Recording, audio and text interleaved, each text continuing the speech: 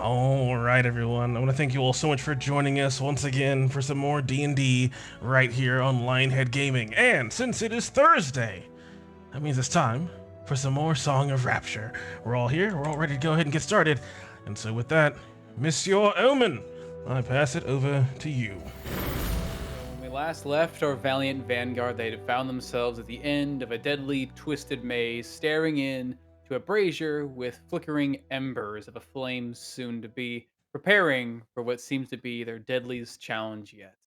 But how they got here is not really my story to tell, so before you embark on this dangerous adventure, would someone like to tell us what happened on the last episode of Song of Rapture? Hmm? What's that? Oh, okay. Previously. That's right, ladies and gentlemen. Last time on the old Song of Rapture, we, the heroes, were facing against a treacherous dungeon planked on by the Dark-Eyed Fae. What would be in store for our heroes? You will never believe it, because when you come in here, you will see amazing things like walls crashing down on our heroes, and people going, "What will we do? What will happen to our heroes like Quildor?" As Quildor found himself surrounded by little stone men with crazy hair. All of a sudden, there was a bit of a beat, there was a bit of a dance, and Quildor was dancing around like a crazy person. Luckily, our heroes were able to go around the side, finding a crazy monkey in a cage. No, it was not our friend Tamarka. No, indeed, it was another crazy monkey in a cage. They once again found yet another wall falling down. Luckily, the astute and wise Persephone was able to determine that that was a lie. Soon, our heroes were able to make their way around and find Quildor surrounded on all sides by these creatures that were throwing rocks and throwing hair. It was indeed a treacherous deed. But luckily, Tamar Khan came through with his darts, and there was slicing, there was dicing, there was blasting left and right. And our heroes soon were able to vanquish these rock hairy creatures, but not before they summoned a great creature from down below. That's right, a rock monster. He was big and strong, and yet he fell ever so quickly. Soon our heroes were able to wrench it out a hand kept deep within a stone. Soon they found themselves walking up farther within this dungeon of the Black-Eyed Fae, trying to figure out his trickerous ways, and they found themselves an area with eyes staring. What would happen? They could not see, they could not find what was hidden until one Tamar Khan started to run around, but luckily Samantha and Persephone were quick on the draw, finding a hidden room within and unveiling the eye that they sought. But soon, eyeless creatures, those of almost as if they were moths within the wind, came upon our heroes. They tried to slay them, they tried to slice and dice and make sure they were vanquished, and yet they could not find a way to slice these creatures. They seemed to just travel right through them, but with true skill and intellect, they were able to find a way. Quildor luckily slicing down too, and the other heroes like Swift Hollow being able to slay them. Then they found out that one's little Luna's creature found a quite hideous creature deep within the viney tomb, farther down by the brazier. Soon they came over and found that this creature was hideous and covered in large tentacles and heads, and she was angry within these creatures, for Luna's little friend stole the golden rose. Perhaps it was emerald, I do not quite remember, but nonetheless, the heroes set a trap and came running around, Persephone dropping the spike roots, and Tamar Khan shooting down a lighted arrow. This creature had no way to discover where these heroes would be, and soon we heard it within the walls, crashing through, rumbling, tumbling, stumbling within the ire of our heroes. Luckily, they were prepared for such a thing. As the creature found its way around the corner, it was blapped, it was smited, it was sliced, it was murdered in one foul swoop, as all of the heroes held their actions to make sure that creature took well over 150 damage. It was a treacherous thing, but luckily our heroes are on the way to discover what the three things need to be within this brazier, what could be in store for them with the meeting of the Black-Eyed Fae, and luckily for you, viewers, you get to find out the conclusion of what happens this evening on the Song of Rapture. Very well done, John. Give yourself some real inspiration for that high energy octane recap of the last session. Yep. As indeed, we find our valiant vanguard resting now after what seemed to be quite a successful, although somewhat terrifying and harrowing ambush of what seemed to be this terrible, twisted-looking creature, similar to ones they'd faced in the past. Now they find themselves trying their best to catch their breath, what seems to be the last breath they might have before they, I guess, venture off to face down this strange, mysterious, dark eyed Fae as we rejoin our vanguard, resting around the final area of this place, a brazier that seems to be glowing with the soft remnant embers of a green flame, just barely enough to catch your eye in this dark room as you guys are in the middle of a short rest. Is there anything you guys want to do during this rest? Anything you want to say? Or you seemingly move on to what seems to be the final chapter? Men nichts. Sort of turns to you, like adjusting one of his horns that seemed to have been cracked from combat. Oh, yes. I'm sort of patching up my wounds over here. Have you ever met such a creature? It seems like you had a past with him. Well, a part of you at least. You know what he's like. We've heard nothing but a simple story. I only know of what my mother has told me. That's what she remembers quite dearly. Quite the opposite, only. I only recall distant memories, something, I suppose, passed down upon me. Someone who at times seems kind and inviting, but is quick to twist and turn and change. Someone who enjoys the humor of the moment. A soul of levity, but one barbed and twisted and thorned by its own selfishness.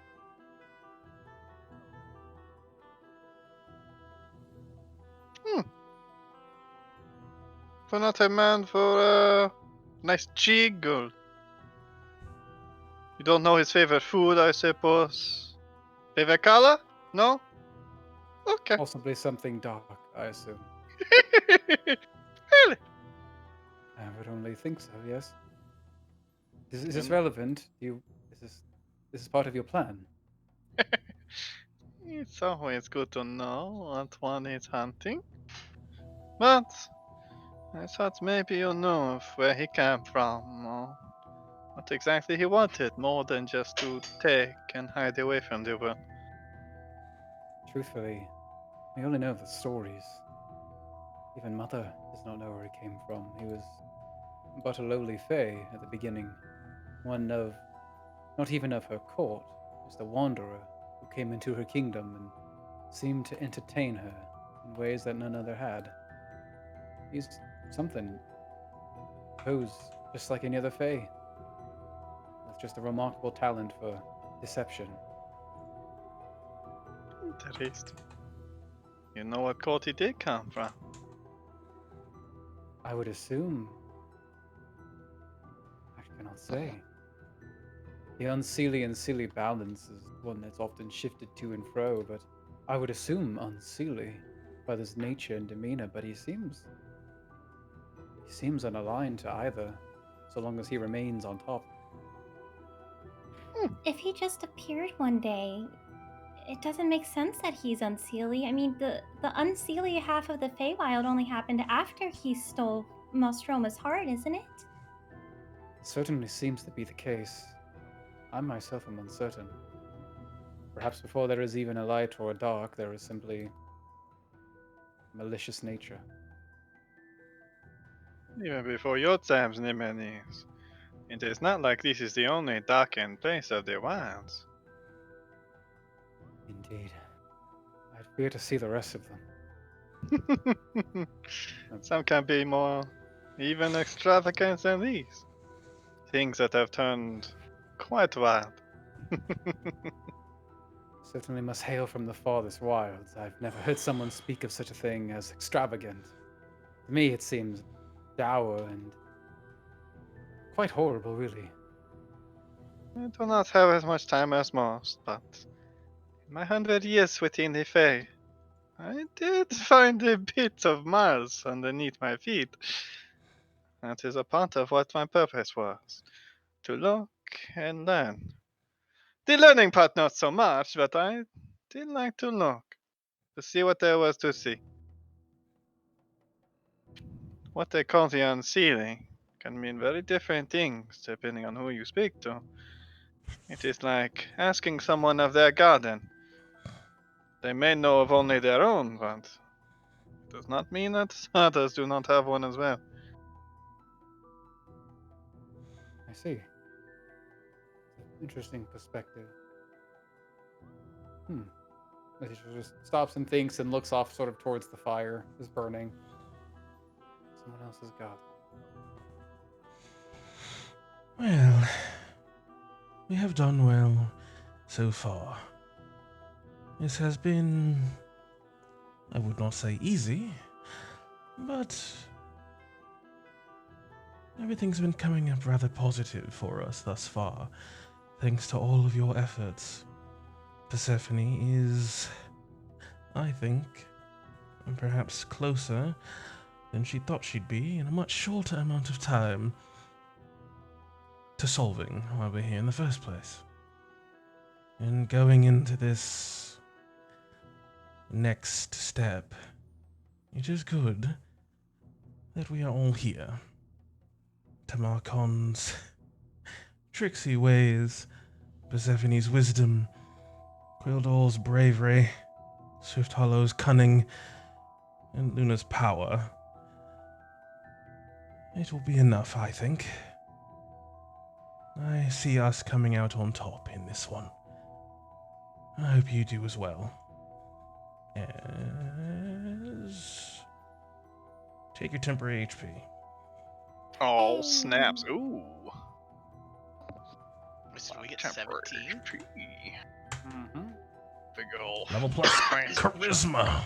Fine, I'll allow it. Yeah. It's only 7 more than I had. Oh, because you get temporary HP from your fighting spirit, don't you? Mm-hmm. You sure it doesn't fall off after a short rest? Now it's long. Oh, Pretty nice. sure it's long. Temporary HP is always long rest, isn't it? Unless it Unless- says it's short rest. Yeah, unless it's specific. Like mine specifically says short or long rest. Is mine short? Mine might be short. Let me give myself a bar. There we go. It doesn't say that it falls off. I mean, obviously it falls off at a long rest, but it just, yeah. It My doesn't say little it falls shit. off at a short rest. Hmm.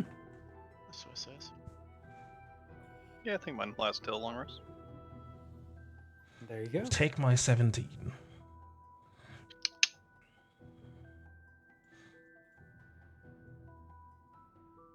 If we're going to be asking for Titania's heart, he's going to want something extravagant, something that's not my brother. Do you think he would want something that's also powerful? Maybe something that could grow? As she looks at Nimides. Suppose something he could. If he'd be willing to replace something so great, it had to be something with similar potential, both imagine in power and in irreplaceability.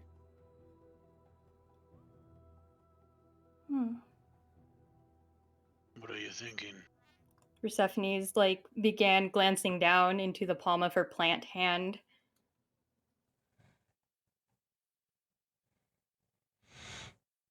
Keep your cards close to your chest, Persephone. We are in his realm.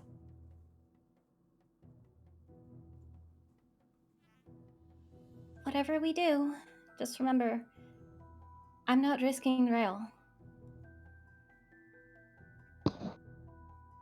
Understood? And if it comes down to it, and we can't get the heart, we leave. Agreed? That You is may- fine by me. So be it. I promised Titania at least we'd come back. Heart or no heart. It'd be more than anybody else had done. Persephone goes back to weaving this really big flower crown, larger than what she has been made in the past, made of the flowers that she's been picking up during their journey here, and now incorporating some of the dried flowers into whatever spots so delicately so they don't break. Stress weaving. Yeah. You mind helping me sort some of these, Luna? I sort of take out the various trinkets that myself and my little Feywild friends scooped up from our various battles.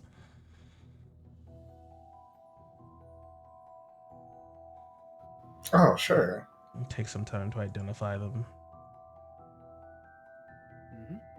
Yes, yeah. As we did very in the last session, the party had acquired some trinkets from those strange stony creatures, those that fell off, and only now that they have actually a moment of time to use some magic to try and figure out what they actually do. You'd find yourself what seems to be a similar shaped object as before, a tiny ring made out of stone that this one seems to have finally had its untapped potential reached, allowing its wearer to sort of access and wield the power of stone itself. They found what seemed to be a pristine yellow colored diamond.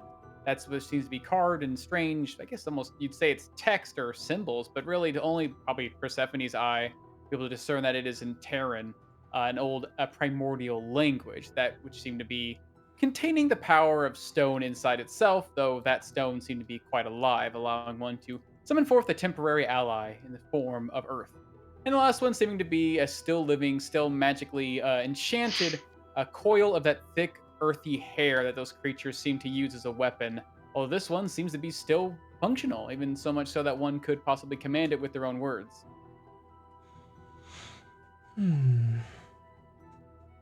Yeah. It's alright. I'll take the ring. Luna, here, take this. Its power is within my ability to control, though it's certainly stressful.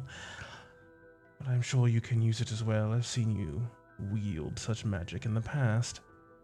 As I give you the Wand of Lightning Bolts.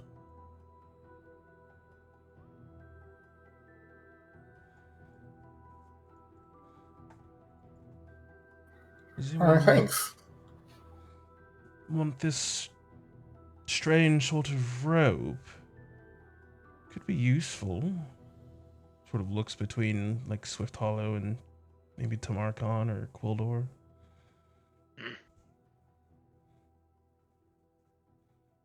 Define things. From some of our stony opponents from earlier, and this gem from inside of the big one. Could be a definite use for this. Unless someone stops her, she puts the elemental gem in her bag of holding. You said you found a ring. Yes, it seems to allow some casting of earth magic, creating stone, shifting it, allowing you to mold into it. Persephone. And protect yourself with it. Persephone walks over and grabs Samantha's hand. Isn't this the one that tried to cover Gregory and turn him into his statue? It certainly seems that way, though this one, I suppose, is more tame or controlled. Let's see if I can maybe enhance its magic at some point. She seems to sort of flex her hand a little bit, trying to straighten it out against this weird sort of stone ring.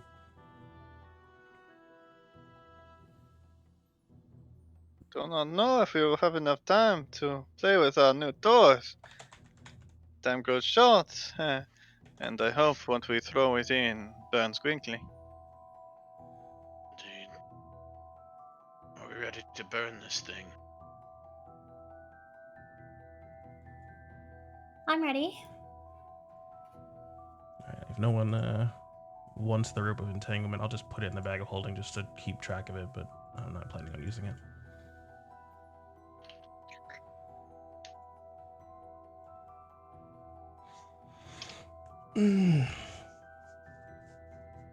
Okay. Fight me. What else to do with that? Time continues to tick. You find yourselves rested, recovered, some of your resources replenished for some of you.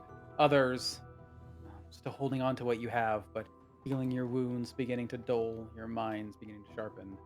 Back into what seems to be relatively good health. Persephone's gonna just tuck her extra long flower chain into her bag of holding. Do you think we need to put stuff in order, or can we just throw them all in?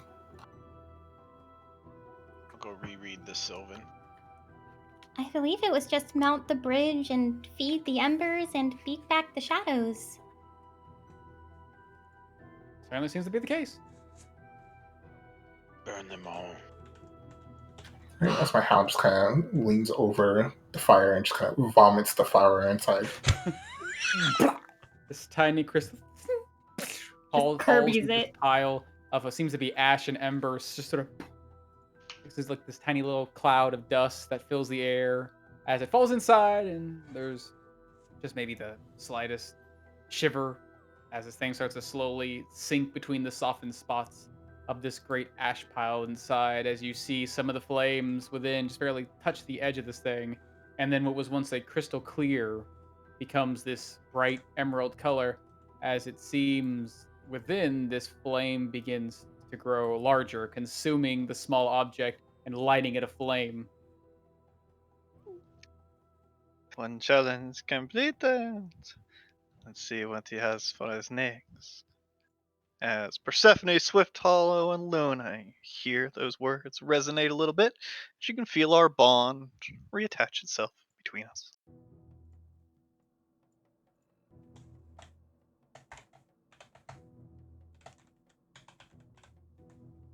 And Persephone's gonna take out the ruby eye. I forgot I had it. And she's going to toss it into the brazier after the rose. Drops it right in. Poof, another cloud of ash before suddenly, even quicker this time, it seems this green flame clings to this ruby. For a moment, it seems to flicker red with the color of the gem, but instead it turns this bright emerald color. Now, like an actually fledgling flame seems to form inside. Still surrounded by ash, but still growing. How else left is the hand?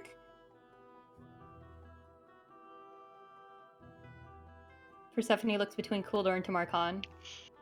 Oh, yeah! As I don't think reach I in, got it. as I reach into my side bag, as I start, as I pull it up out of my bag. Sorry, I forgot I stashed it away. In we go. So I just toss the hand into the fire.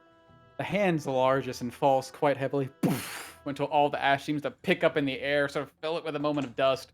But then it's followed by a great and powerful royal of flame, as this thing just finally seems to take hold. A wave of heat rushes over you all, even pressing through Quildar, Persephone, and Tamarkan to actually wash through the entirety of the room, as it seems like the whole thing woof, pushes back all the darkness around you. Any shadow that would hide in any crevice or corner is completely removed until everything seems to be brightly illuminated around you, even reaching down some of the hallways that you guys have left behind. And as this fire roils and shapes itself in front of you, you're perceptive. Quildar, Persephone, and Tamarkan, with your natural Sylvan-based eyes, seeing the tablet become washed in light, the text is no longer there. It's changed to one single line as well. Enter the glorious green, and see true royalty, true power in its face. If you say so, as it's a step and hops into the fucking fire. As you hop up the ground to the brazier, the moment you step inside again, a cloud of ash surrounds you, and you can see the silhouette of Tamarkan immediately get surrounded and engulfed in the green flame. He is a man on fire for a moment, and Tamarkan, you feel yourself get surrounded by the surging magic before you seemingly just disappear. Okay, Oh, sure. He's with dead. Persephone. everyone in the fire. Seems not to gonna be burn the my clothes, is case. it? No, it's fine. Go.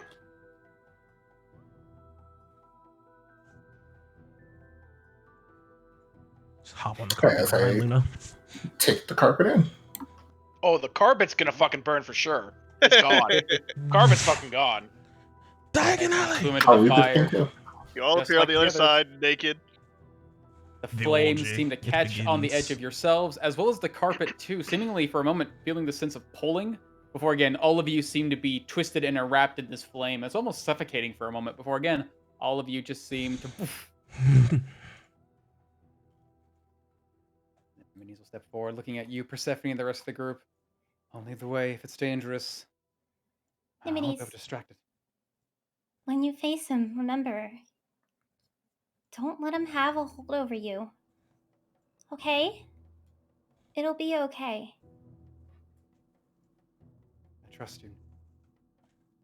I trust you. As you'll jump into the fire, poof, immediately gets consumed. Not even really like surrounded or engulfed. It just seems like the fire just seems to melt him away. The gentlest TPK ever. Nice. Persephone skips into the fire and just like hops in. Into the orb of annihilation. Yep. As How to both kill you- your whole party with their consent.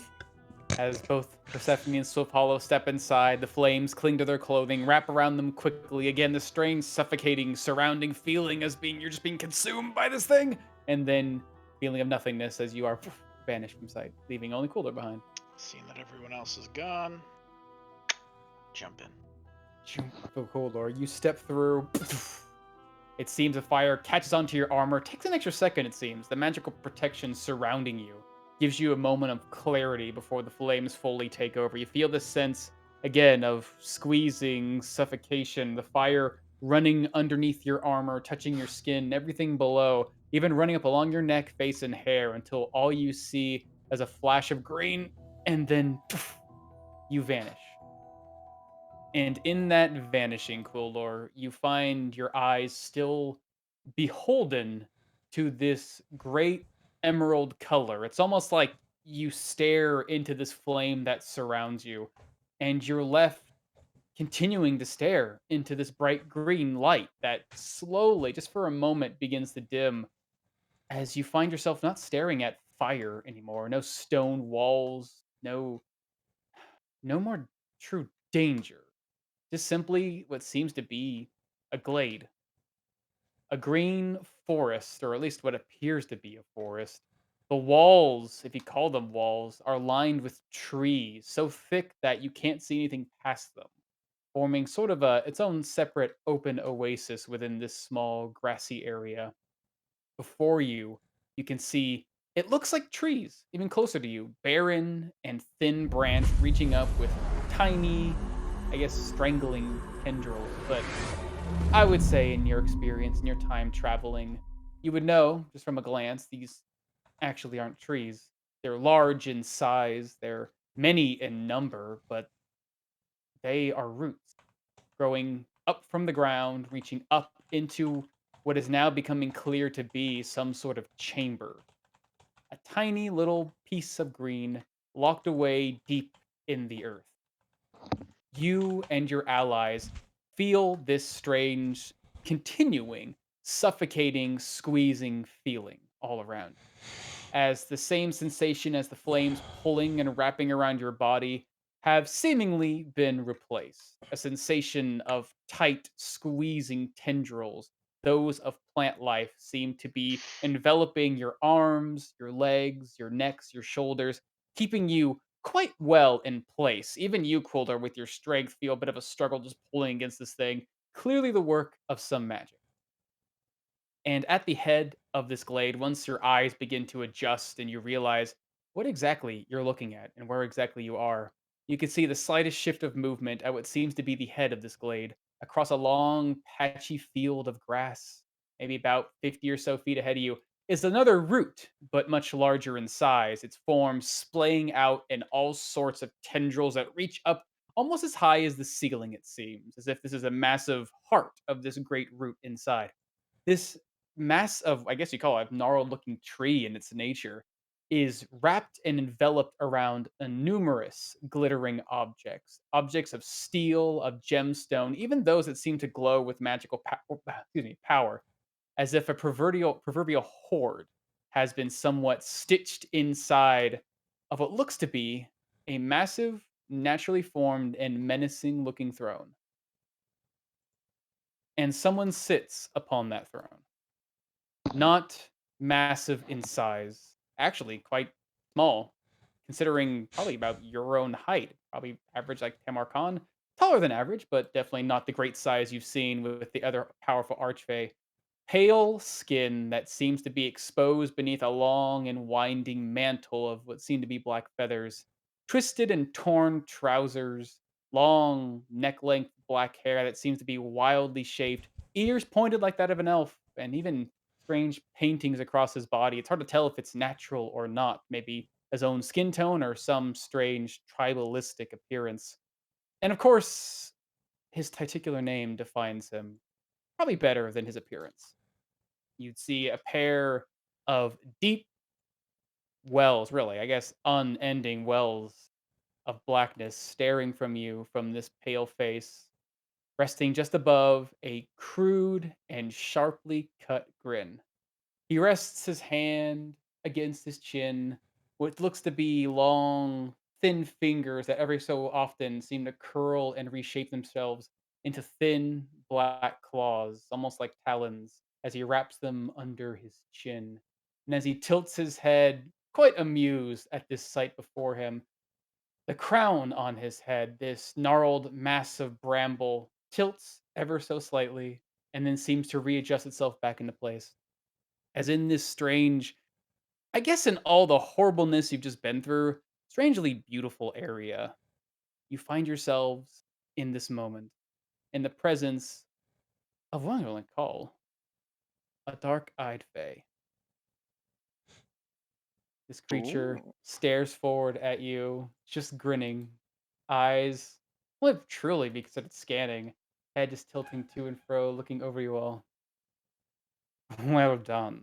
I must say, you stalled a few moments at the end. But 2.5 minutes. Much better than others had attempted. And I must say, very, very entertaining. Thank you. Oh, the thanks are all mine. Putting on quite an extravagant show despite all the challenge I'd thrown at you. Although your own squabbles were likely the gemstone of this wondrous moment. Very well. I suppose introductions are in order, though I believe mine go without saying, although I love saying it so much.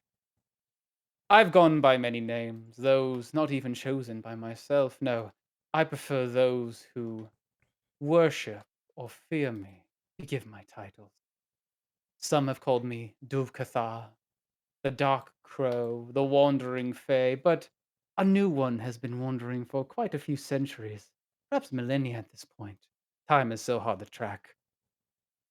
You may call me the Dark-Eyed Fae. What may I call you? Most of you, aliens to this world.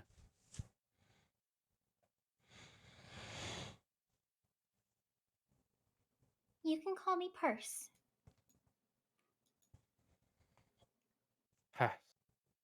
Quill. Must have short names where you're from. Short lives, short names. It all lines up, I suppose. You can call me Lou. Lou.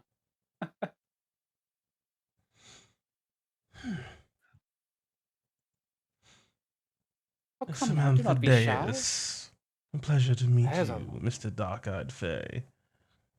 now there is a luxurious sounding name. Hmm. As Samantha, you pull forward, you feel these vines keeping you in place as you Okay, are held still, completely gotcha. bound. Hot. Damn, knows what. Yeah, as I reach into my. I don't wear a shirt. What am I talking about? Yeah, As you I don't wear a reach up to shirt. my neck and I grasp the necklace around my neck. Ah, I come here, I suppose, in the name of my father. As a little bit of magic pours into it, starts to glow. My name is Tama, here from the Immortal Kingdom. And I'm gonna cast me some protection from evil good. Sure enough. As he looks you over, the flash of light seeming to signify your magic, and he just smiles. Tamar, Immortal Kingdom. That rings a bell. Hmm, Ah, one of the princes from the far-reaching valley. I heard Uh, that you were acquainted with one of us once. uh, A very long time ago, it seems. for about a moment. He was quite playful. I must say I enjoyed his presence, though he did elude my grasp. Although I did keep I suppose, a keepsake of his entertaining presence. I expected him to meet his end here. Fascinating. Not many dare challenge me and escape with their lives, but some creatures have seemed to prove quite formidable. But I got what I wanted, nonetheless. A calm. Very interesting. And the rest of you, as he looks over at Sotal and then over at Nimides, you, now you're interesting sight. You have a familiar look about you. As Nimides is sort of held in place by these vines, you can see him like trying to pull or push, and even for a moment, you see his form become like a shiver of ice, and then almost like he's about to puff again before suddenly he's forced back into place. No, no, no. You're a guest in my house. There is no escape unless I allow it. Tell me, what is your name? I am Nimines. I am the melancholy lord. Oh, can't say it rings a bell, but there's something I do like about you. Something quite irresistible. I must know something of a previous form. I don't believe we've ever met. Very well. Perhaps I'll recognize it in time. And you, silent one, standing so very still. Come now, speak. You've entertained me so far. You've pressed forth into this dungeon, played my game. To earn my presence, I at least earned your name, do I not? Um,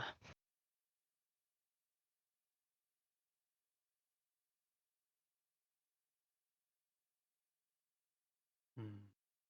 Very well. I grow tired. It seems as if you've accepted the challenge and you've proven yourselves to be at least moderately worthy of bestowing yourselves upon my presence. So, I must ask, why do you seek the dark-eyed Fae? I've heard, well, rumbles amidst the ruins, some words spoken that I suppose reverberate within these walls. A reason I believe you might be here, but truthfully, I'd like to hear it from yourselves. Would you We've mind allowing us to stand on our own 2 feet? Oh, not quite yet. You've proven yourself to be formidable. Very dangerous. I don't allow dangerous animals to walk around my home unattended. But you're free to speak. Use your lips and your mouth and words that you've been so blessed by whatever god or creature created you. see. I would take that as a compliment, Samantha. We're we're here. I guess you could say to play a game for Maelstroma's heart.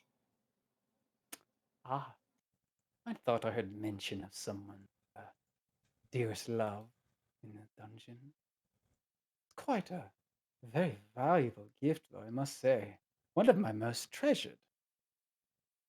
You want to play a game for it? I do love games. But what could I possibly want to trade for something so priceless? Persephone just gives a quick glance at everyone. Let me ask you something real quick. What do you know about the several planes of existence? Oh, I certainly know of them.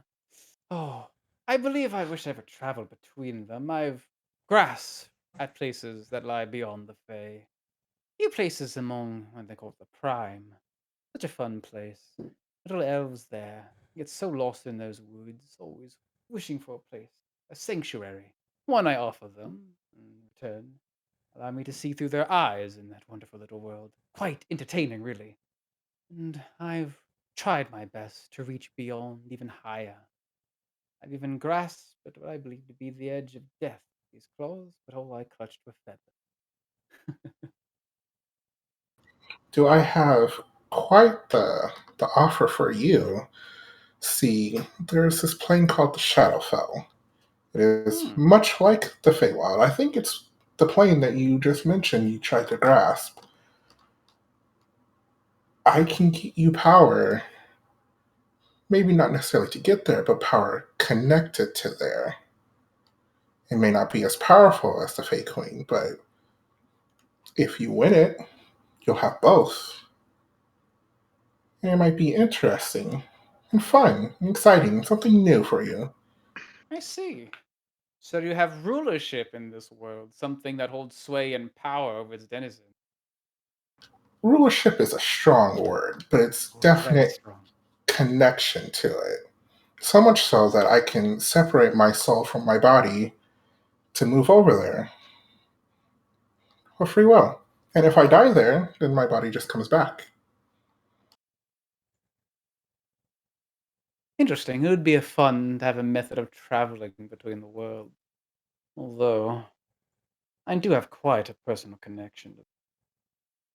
I could take such a trinket from you, but hmm, I'm afraid I'm going to have to say no. But I will consider it. If that's all you have to offer, though. If it's your only offer, I might consider it better. But come now. I'm sure you didn't risk your lives for something as merely simple as a traveling pass.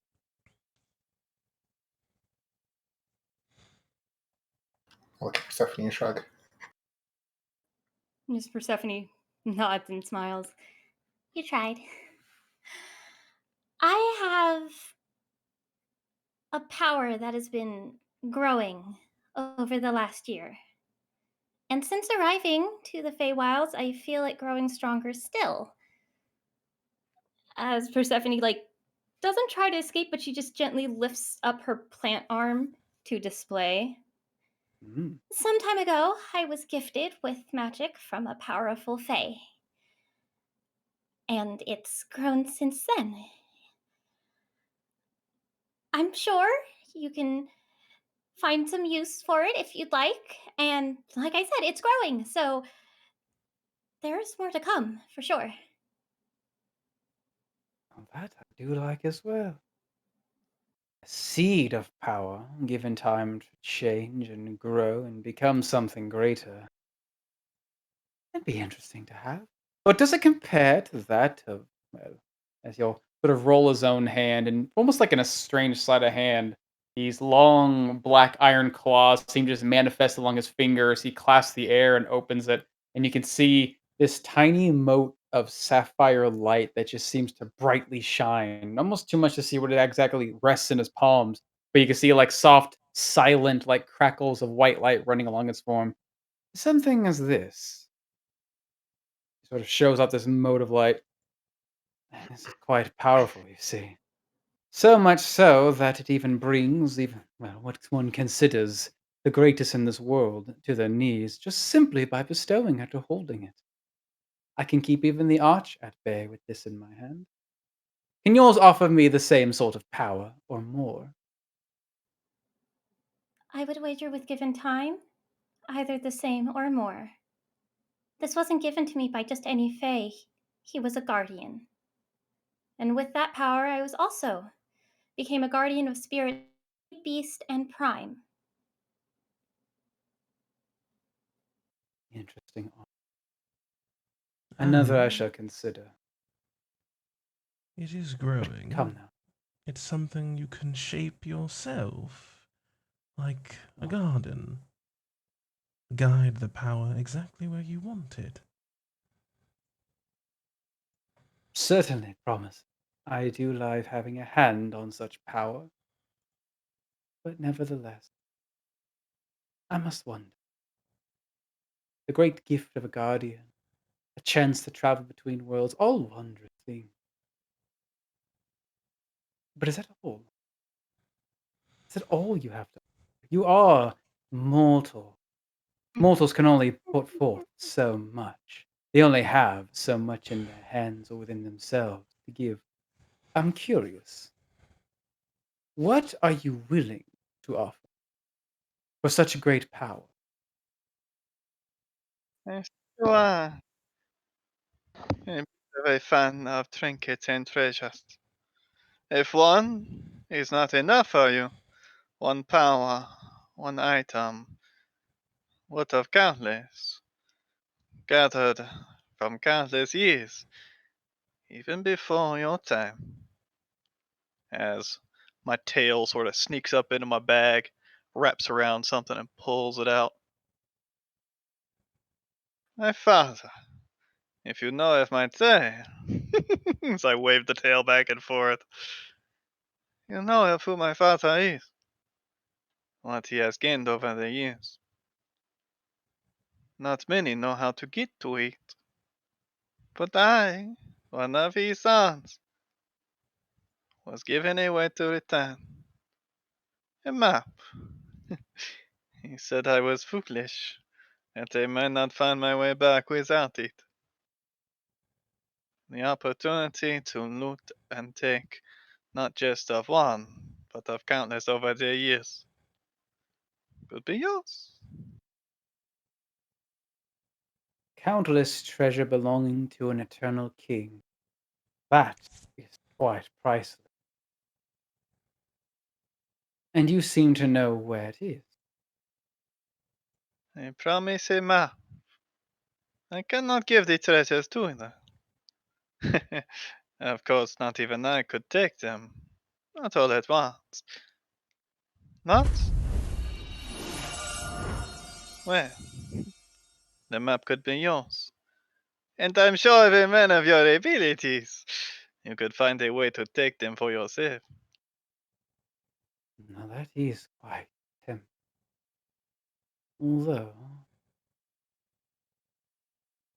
a map, you say? For fairness sake, Tamar is lying his ass off. This is the random map that he won in the gambling tournament. I kind of figured. As roll me a deception check.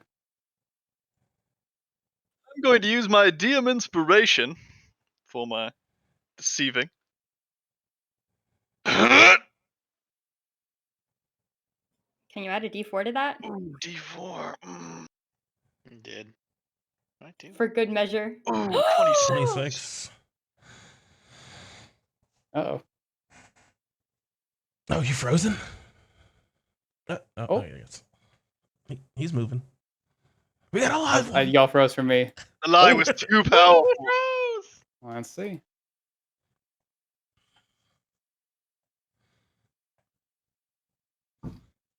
It would all be so simple, wouldn't it? Placed upon a map, but you're kind of proven to be quite simple in nature. Trustworthy, really. That is quite a treasure. Is this what all of you would be willing to offer? Her power, her suppose, her traveling means, his heirloom, for this treasure. If you consider it an even trade, I would be hesitant to sweeten the pot if need be. If unnecessary, rather, is what I would actually say. I'll tell you what I see. Wondrous offer. Wondrous, wondrous offer. Something that's such little creatures, such lowly things as yourselves, can offer in something such regard. It is what I truly, truly adore about it. A seat of power compares nothing to an archfey. But a creature such as yourself, giving what I can only assume to be her greatest treasure away for such a chance, it's just so deliciously, unavoidably acceptable. But the rest of you would benefit as well. No. I suggest, if you wish to play this game, if you wish to bargain, we all must make an even trade. An even trade beyond yourselves. 3 of you have put something up for yourselves, something precious and irreplaceable, it seems. If you wish to even have a chance at this, bestow something of your own. Something you couldn't bear to leave. Something that would change you. Something you would lose.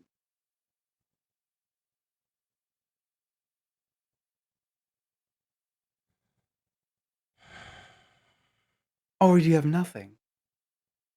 Did you come here with mere trinkets in hand, hope to reach the sun, and expect to receive it for empty pockets? No. No, that's not how this game is played, children. No. If you wish for the world, if you wish for greatness, you must sacrifice something precious to you. You must be willing to lose it in order to gain great power. That is what I've learned. And she'll look over to the rest of you.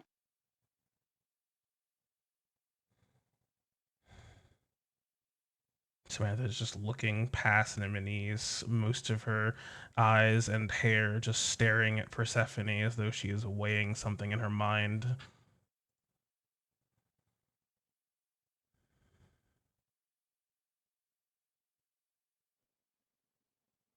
Persephone's insight is high. Mel's is still catching up. So is he saying that he needs more even from Tamar, Persephone, and Luna? Or Saying that he loves your gifts. There's something very personal to you, something that seems to be extracting something innate or otherwise priceless to you. But so is he, having to possibly gamble something priceless to him, and all of you wish to play the game. If you wish to play, you wish to have a chance at this, all of you must sacrifice something precious, or put it on the line. 3 of you have. Looking at Coolor, Swift Hollow, and Samantha. You had me agree to something, Persephone.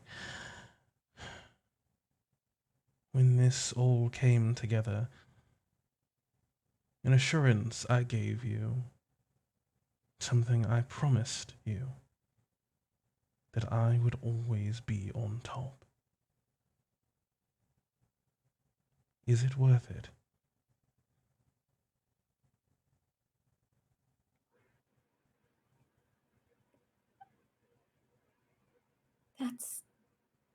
I would say yes, but that's entirely up to you.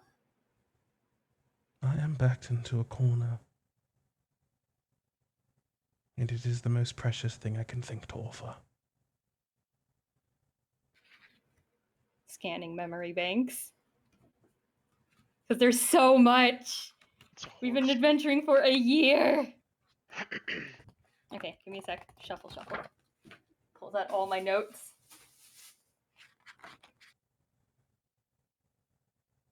I promised no noble. No.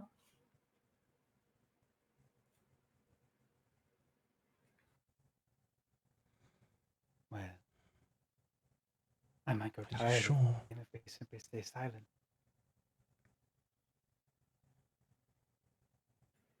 Why do you keep asking me if I'm sure?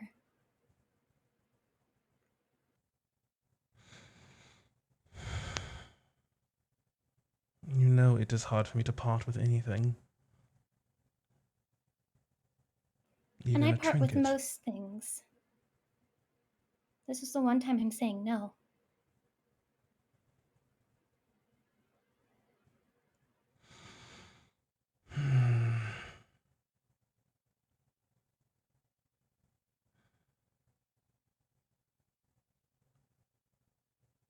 There are concentrated points of magic,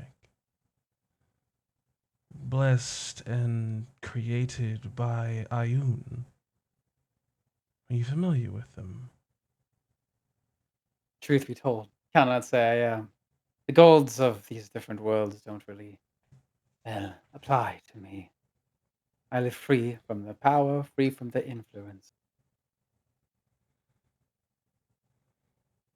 I could offer a bit of that god's power. I carry it with me. Would you consider that a sufficient offer? I'd have to be it. A god's power, truly. Why would you possess it? The valiant vanguard has been on many an adventure to many a strange place, dark-eyed Fae. We are dragon slayers, after all. And you're saying parting with this gift would ruin you. Is it that important? Persephone nods quickly. You have no idea. how hard this is for her right now.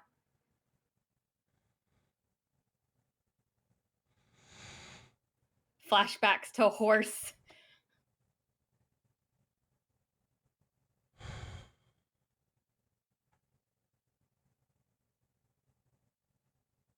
It would be painful.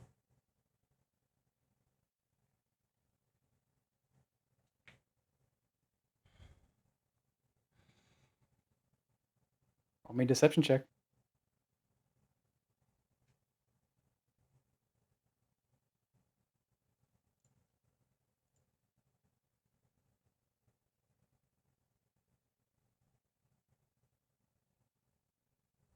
Creatures so very simple, clinging to their most precious of treasures. Suppose, like so many others, you had nothing to offer, except for the clinging jewels you hold on to. I suppose it'll do. Oh. And what of the rest of you?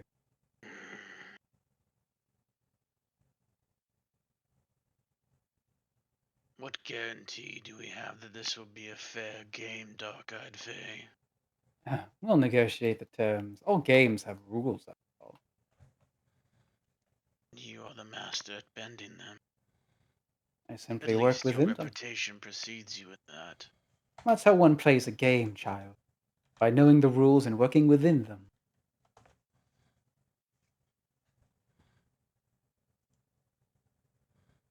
Do you fear this game? It's but a game. You've seen much worse, I assure you. Or is it that you also have nothing to offer?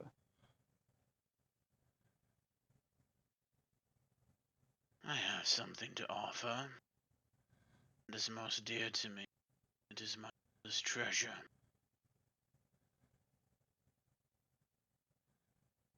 Please tell me it's not a gem. No.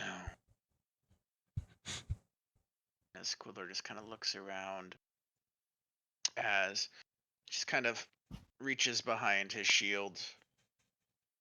You see just kind of this twisting motion as he pulls out this small metallic brass shining shape.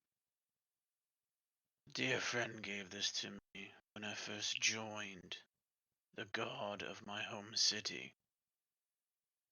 It has been with me every single day for over 300 years. It is my one true connection with what my life once was.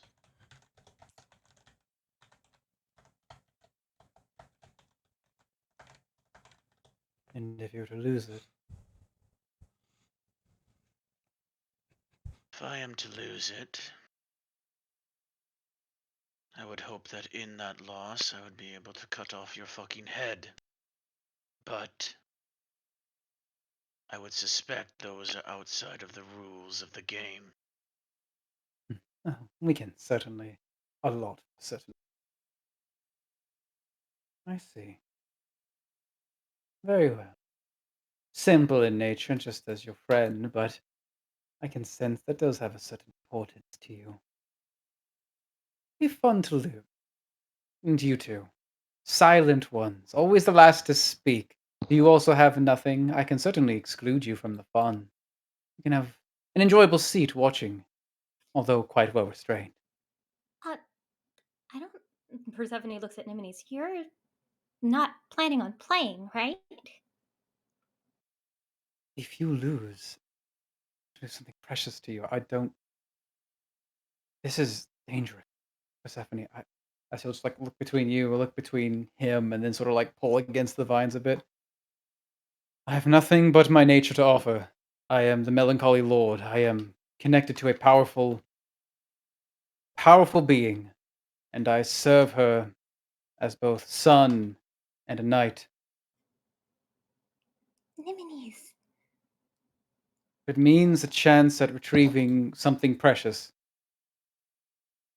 I would find my service fall to you, were I to lose. Oh, a very easy way to get to know you.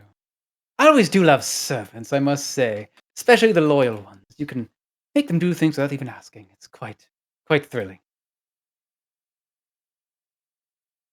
And what of you, silent one?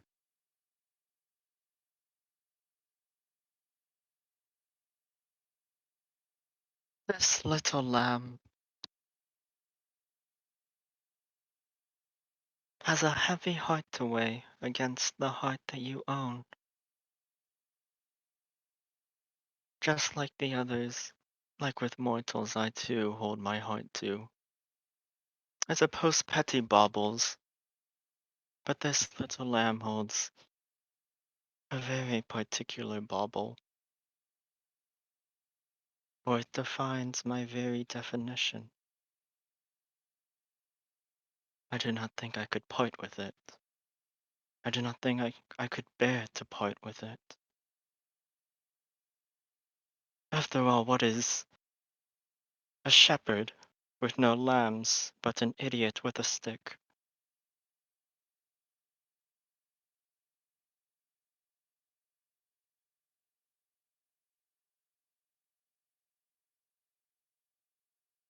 Are you offering an item or Yeah, brain no, melted so how like the poignant pause of her words. I'll offer you this. As she holds up her, as she tries to hold up her hand. fights against you a bit, but your hand does sort of make it forward, just not beyond your space where you're standing.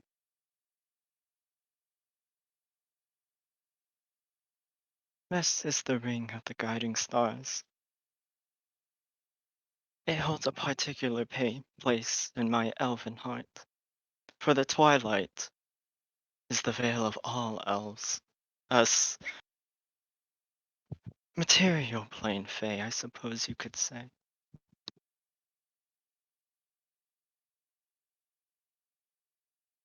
This is the heirloom of what makes this little lamb hop and play.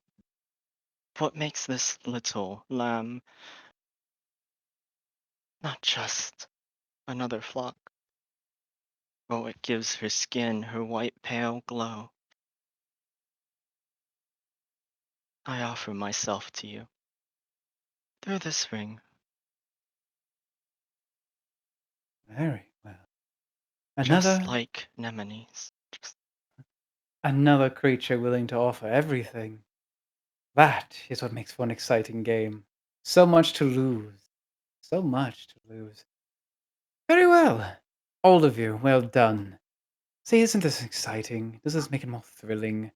Offer a simple trinket, your friends giving up something precious, and you simply play along? No. No, now this is how a game is played. As he sort of sits himself up in his chair, claps his hands together, and you can see immediately all around you the vines retract from you and let you go, finding yourself strangely free from your confines. Very well, a game it shall be. This wondrous heart I hold as he flicks his hand, shuts it, and you see the light simply fade. Versus whatever you have to offer, your greatest of treasures, a map, it seems, trinkets, although some seemingly more important than others, a seed of power that lies in your hand, and it seems the essence that lies within you. Wondrous, as he'll sort of step off on the ground, and as he does, his foot barely touches the grass before his mantle seems to catch the air, and he just seems to very gently glide and walk through the air. A game it is then. Such wondrous prizes, such treasures to be owned and taken. What sort of game shall we play? Something simple. I could bring out a wondrous board and make all of you into pieces, but no, there's too many of them. We could play a simple game, catch, but oh, there's so many of you, it'd be so hard to outrun. The game would be unfair. Ah, I've got one. Quite simple. So many game ideas, so many things we could do. Let's do multiple. Many games, all in one. Simplified to a single game I've loved since I was but a fledgling spirit. We'll play the game of Thief. Have any of you played before? I'm certain that one has. A game of what? Oh, it's called Thief. Quite self explanatory. There's something I want from you. There's something you want from me. The game ends when you take what you want. Clearly, I'll be at a disadvantage, though. You have so many things upon you that I'd wish to take, and I have but one. But perhaps, well, perhaps you might be in for surprise. I am quite formidable and quite hard to pin down.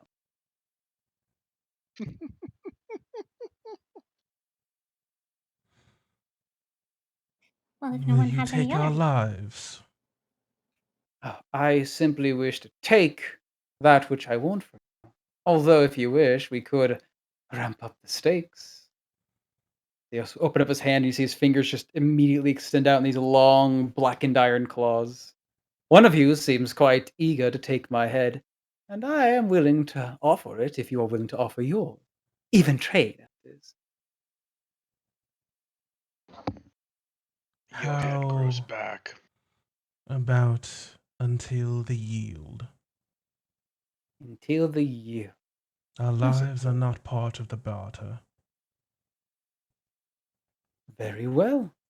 and if you cannot fight, you are presumed to yield. No stabbing someone on the ground. Oh, I promise I will not take the life of anyone in this game of ours. Simply have some fun, although I cannot promise I do not play a little rough. Must we present our offerings? If you wish. I have mine I shall keep in hand and on person. I'm certain you will be able to find it. You'll do the same if you wish, but I assure you, if you try to hide it on you, well, I can tell. Hmm. Mine is a bit more difficult. I do not want you rifling through my things, dark-eyed Fae. Do not want you stealing more than you should, you little thief, as she shoots a coy smile at him. Oh, I'm sorry. I'm only here to steal one thing. Whatever happens along the way, well, you bring it into the game. It's a playing piece now. I suppose the same good for me. You could try to take my crown. It has a habit of coming back onto my head. It's pretty ugly. No, it is fine. If you give me time, I can present mine. And as Luna takes a seat just on the grass and puts out her little silken bag and starts rifling through it. You wish so? If the terms seem agreeable, I need one of you, speaking on all behalves, speaking your names, your nature, to simply strike the deal. As you hold out his hands and along these black claws, you see roiling green emerald flames begin to run. Okay, Persephone. Well, I guess since we're playing as a team, then it would mean that if any of us get the heart from you, that means we win. And Of anything you course. have taken from us is returned? Oh, of course. The game ends when I take everything from you. You win if you take something from me. Again, at a terrible disadvantage here. There's so many of you all here at once, and, well, I'll have to be on my A game, they say, in order to keep on my toes and even be a formidable match for you. And how does it work in the case of these two, as Persephone points to both Nim and Swift Hollow? Oh, it'd be quite obvious how I take them. If they so fail, that is. You don't have to worry about how I do so. I have my way of taking things and making things bend to me. As you see him roll through his hand, and again, sort of a flash of light in his palm, you see this rolling. It almost looks like a ball. You'd say, I guess, with your sharpened eyes for a moment, like a soft pink, I guess, reflection of flesh. As it looks like he's holding a tiny little organ in his hand before he closes his palm and just seems to vanish. But Hollow was offering the ring. Rip.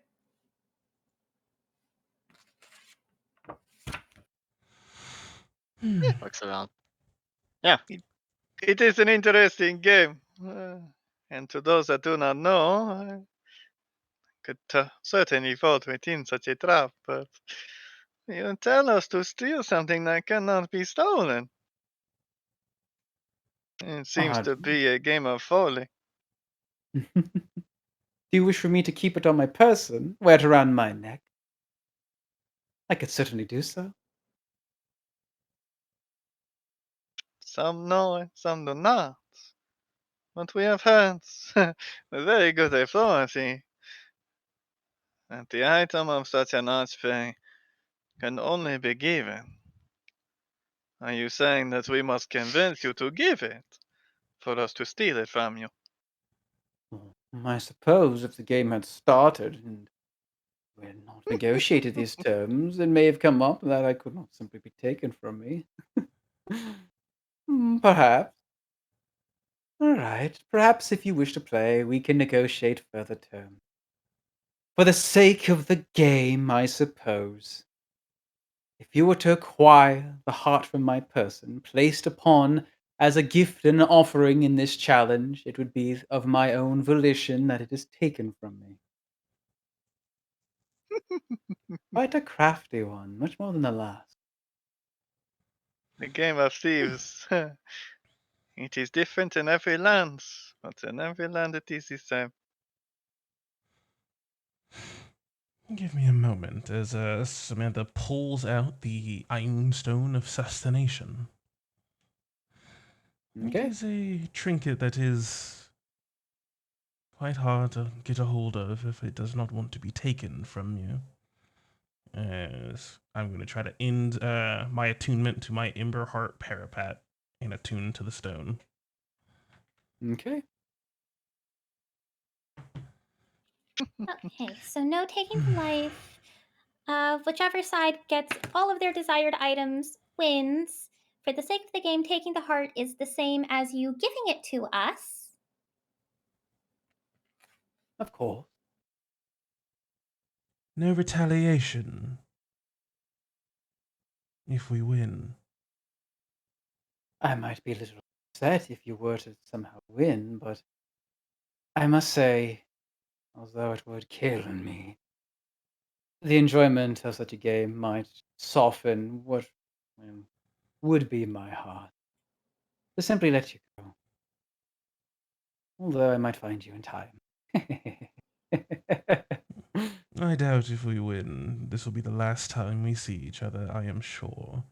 You won't forget the valiant vanguard. No one's bested you before.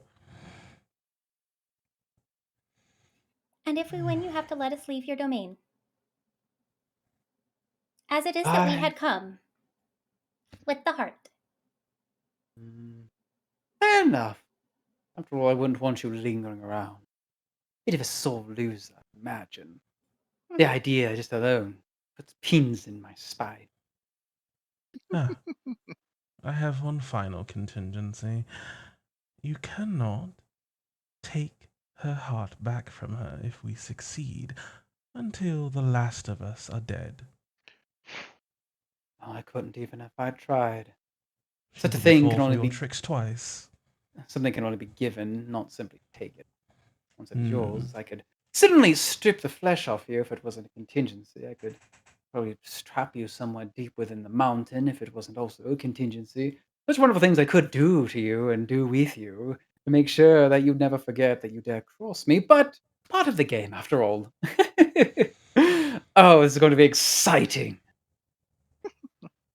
Can feel the blood pumping, huh? Something like that. This is going to be exciting. I'm assuming that you have other bits of friends that will be joining us. More players on the field. That will be only spotting. Not worry, Persephone. I'm sure this will be a good bit of fun. As you can feel our bond rebuilding. As I'm sure it's coming on 10 minutes at the very least. It's getting close. Re up our bond. So, What do you say? suppose for the thing that I'm to hold as I pull out the map from my bag. Let's just see if I can keep it in my grasp as I reach over and grab the bottle. As I start to drink deep of it. And my body begins to grow as the map shrinks more and more into my massive palm until I just close it and it is encased in my fist. While Persephone is walking forward, a strange line is going to go across Luna's forehead as it seems to open up and reveal the strange ethereal-looking shape of an eye. Luna is going to hex this creature with some knowing, just to see what his lowest ability score is. Let's see. If no one else has any more rules to propose, Ooh, you just Persephone's know walking it. forward. That's cool. Certainly does seem to speak a language. Seems like he's quite hardy. You would say overall, its lowest score would probably be its wisdom. Hmm.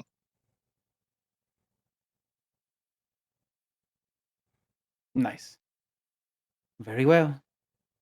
Shall we begin the game then?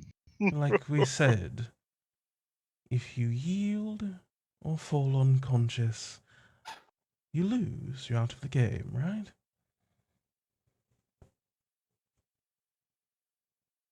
Certainly. Take me out. If I fall, I shall be done in, and you're free to take my treasure. Or Just if as you I'm free to surrender take yours. before Quildor takes your head, of course. Oh, we'll see. so if you're conscious, you're in the game. If you're unconscious, you're out. Or if you surrender before you die.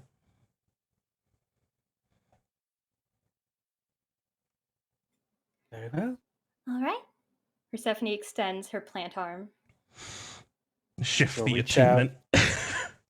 And take upon your hand and squeeze, and that flame seems to wrap up around your arm, just like before. You feel this sudden heat and stinging in your palm, and then suddenly this sort of strangely electrical feeling rush through the air that touches all of you. And suddenly, again, that strange sort of enveloping feeling overtakes each and every one of you as the air becomes filled with a bright and blinding light.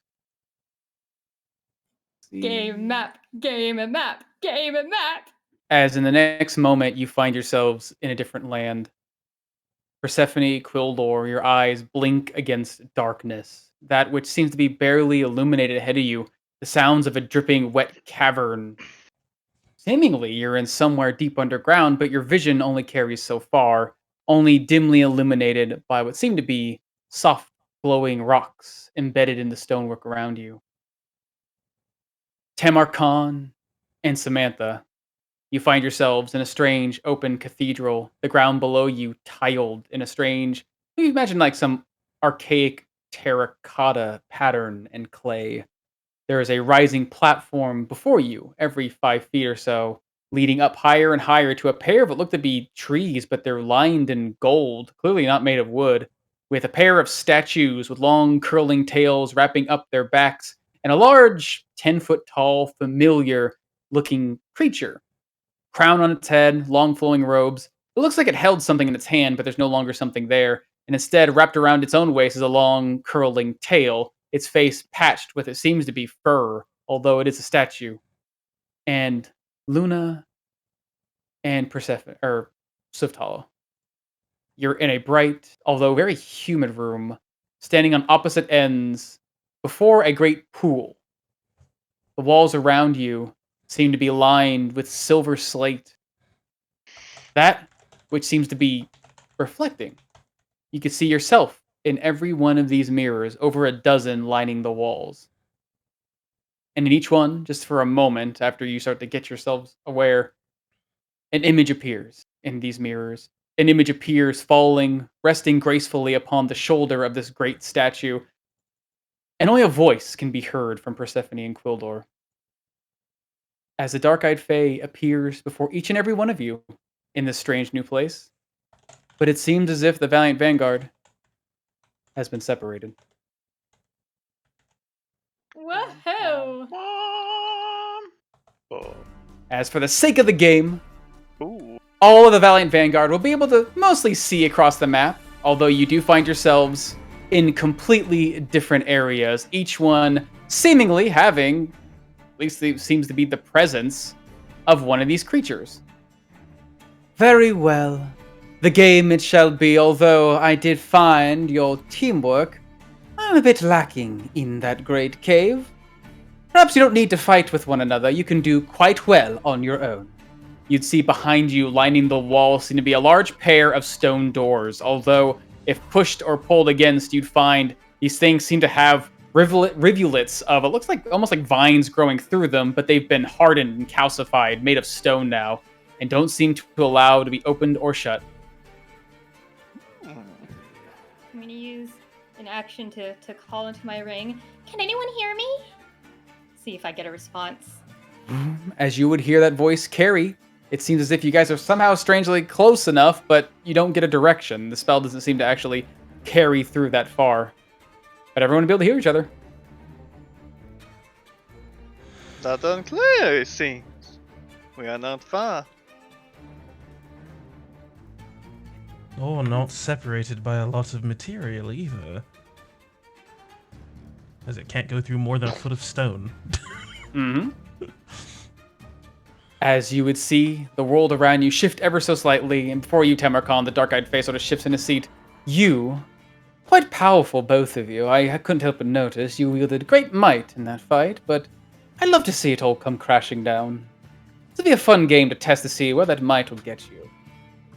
As in the darkness, Kuldor, Persephone, and off your vision, you can see a couple of other creatures sort of shifting in the darkness. You'd see maybe the edge of horns of Nemenes as he sort of rights himself from having found his footing, and a little tiny creature bobbing up and down. It seems to be Luna's hound has been dragged with you. But in the center of this place, you can hear the soft calling voice.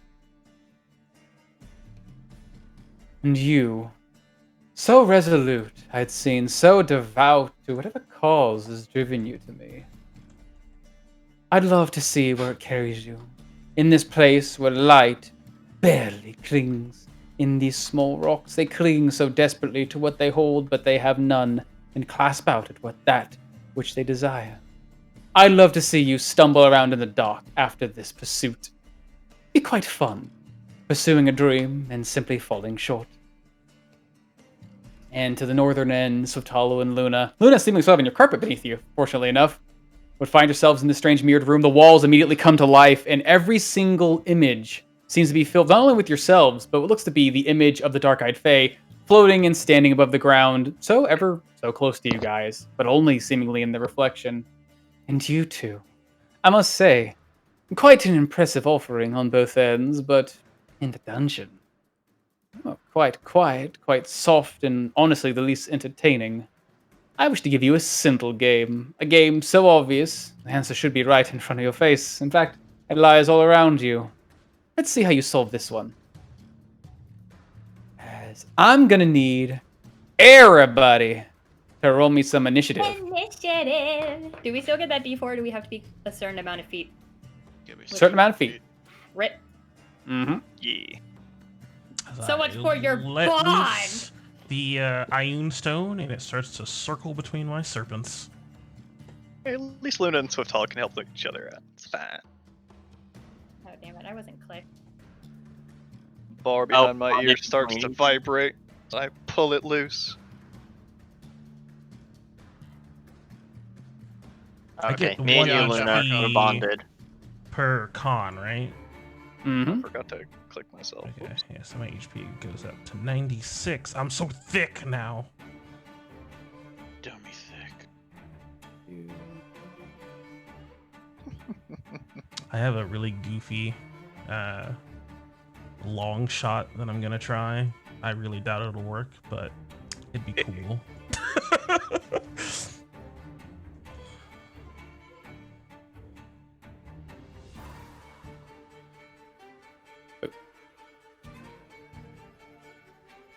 All right. As Tamarkan, you see this fae land gently upon the shoulder of what, now that you're larger and seeing more of this room lit by torches, this creature, this statue, over 10 feet tall, it's much larger than it should be.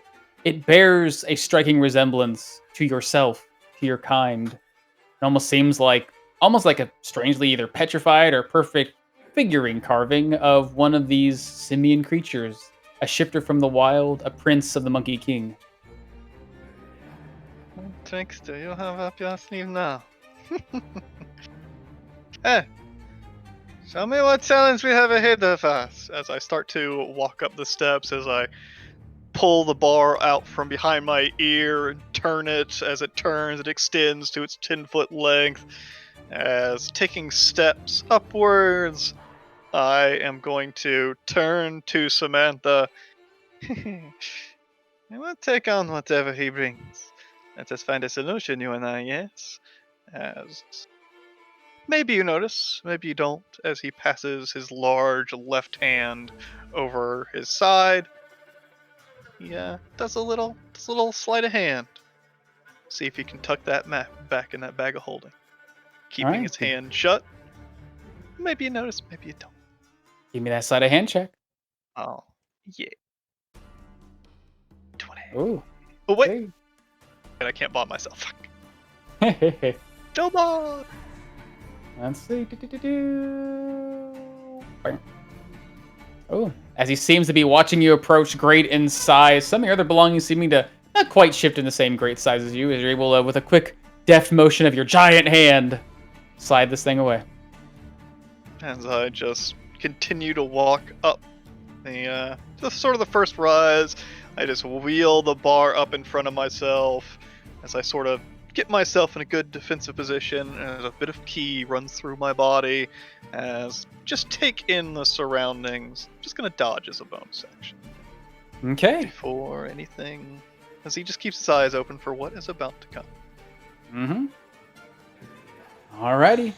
As Quildor, you find yourself in the dark in this great cavern. The ceiling seems to carry further than just your eyes could see, maybe just to the edge of your vision, about 60 feet in height.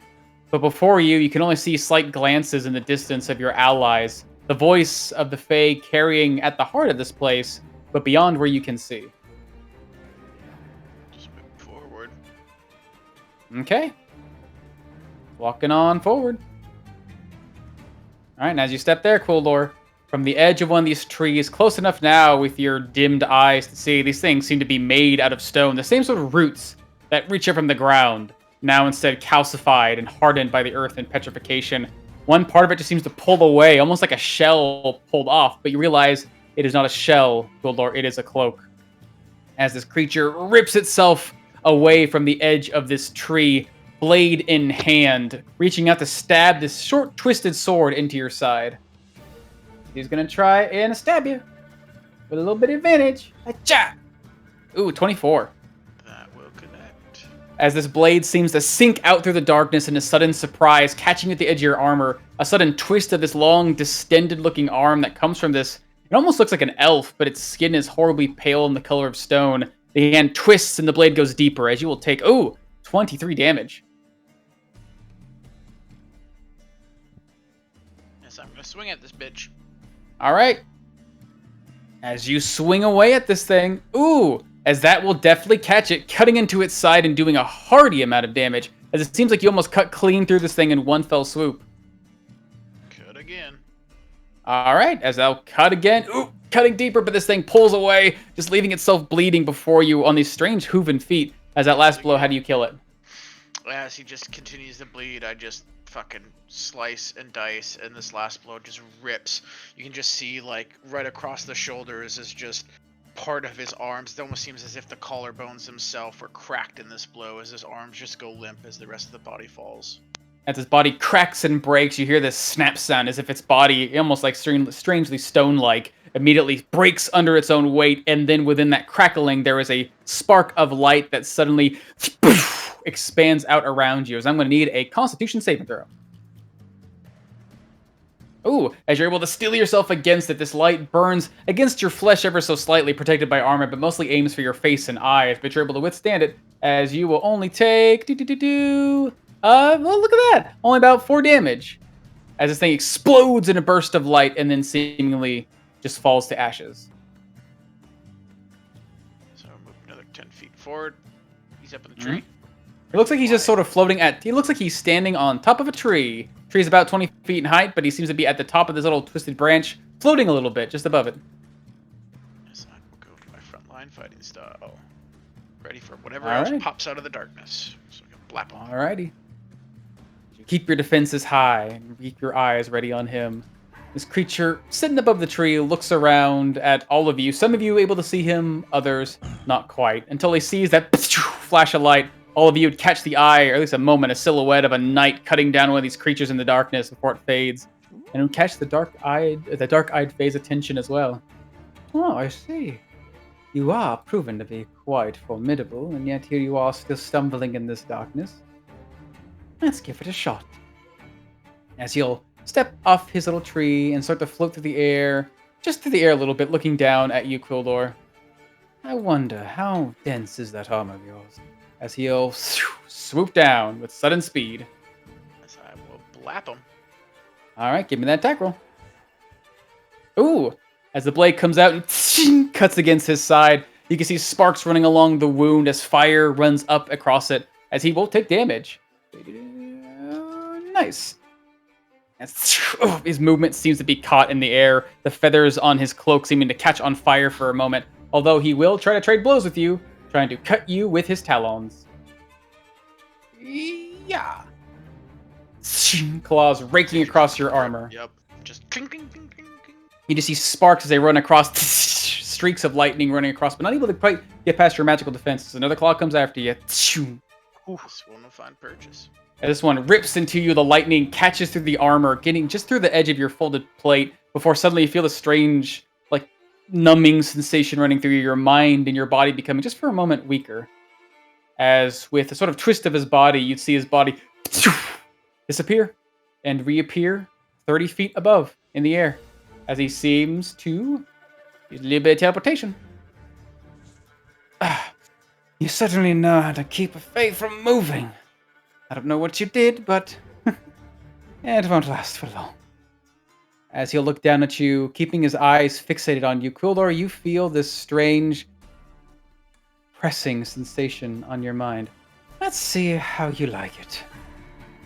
As your mind presses, almost like a weight is pressing upon it, you look up and you can see this thing's darkened eyes fixating upon you, and the world around you for a moment becomes, just for a blink, completely blackened. And this pressing feeling begins to work almost like fingers into your mind, trying to coax and distract as something's trying to charm you. I'm going to need a wisdom saving throw. Okay, well, I will do this at Oh, advantage, boy. and I won't roll above a 6. Ooh. Oh, it finally happened! Oh Nice. my god! As Looking for Quildor, a you feel the 27. thing trying to reach into your mind and dull your senses, make your arms and legs heavier, but you've steeled yourself against this and finally are able to brush it off, and whatever advances you feel trying to press upon you again fail. Oh, interesting. This one is quite resilient. Let's try it again. As he'll sort of ready himself, claws above you. That's all he can do. As Luna, you find yourself in this strange mirrored place all around you, the walls reflecting on silver plates, images of the dark-eyed fae, but wherever these things seem to stand, in places within these reflections, they don't seem to stand within, I guess, your vicinity. We're just going to just kind of float with the carpet and just a little bit closer to Swift Hollow. Just going like straight forward. So how high would it be over the water? You're just going straight forward. You're like floating just above it. I'd say like maybe a couple feet or so. Like the stairs lead down. Like I'd say the water, the ground here you're on is like flesh with the water currently, or flesh with water here. So yeah, like 3 feet high. All right, and just looking around at all these dark-eyed fays, assuming that one of them is real. Not quite understanding how reflections and light work, since I'm mostly in the shadows. Luna is actually going to move her hand up towards one of the torches, snap her finger, and attempt to snuff it out. Ooh. As with all the powers invested in Omen, one of the lights seems to just fade, leaving only one burning torch remaining. Yeah.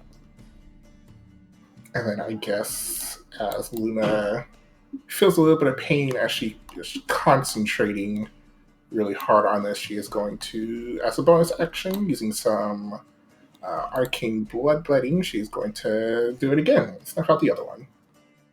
All right. As with another burst of magic, the final torch goes out, and you can see in this dim, shadowed room very clever, all of the images upon the walls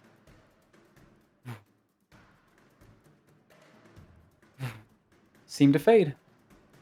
Except for one. Not even upon the walls.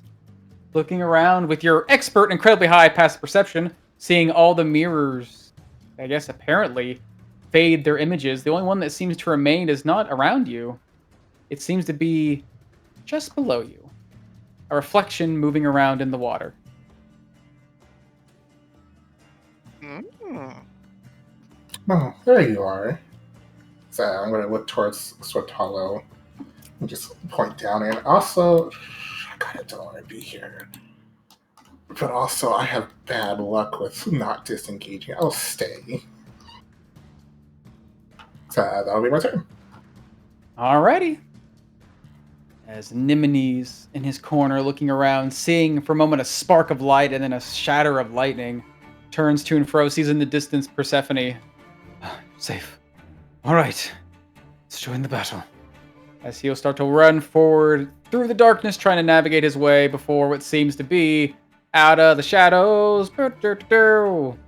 One of these creatures appears, blade in hand, trying to cut into this guy. Advantage. Oof. But Nimini's senses are too sharp. The spark of light revealed there was danger inside and goes right above his head. And as he turns to retaliate, I guess we try to stab at him. Let's see. Nimini's. Oh, damn it. Be gone, you. As he'll take his rapier in hand, the blade appearing, as he'll stab out twice at this guy. Yeah. Ooh. Going off into the darkness, this creature ducks and weaves after one attack. And the second one catching him in the side with strange deafness, doing a bit of damage to him, but not enough to take him down. As can you see? I can see just enough.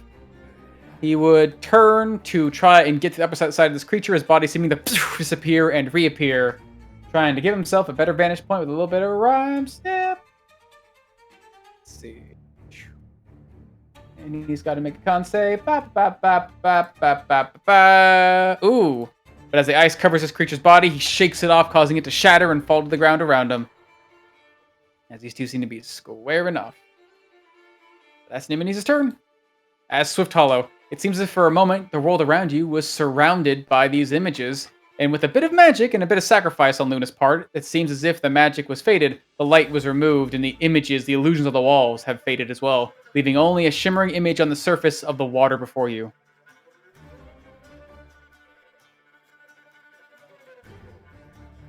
So, oh gosh, I still don't know why swing is packing lost.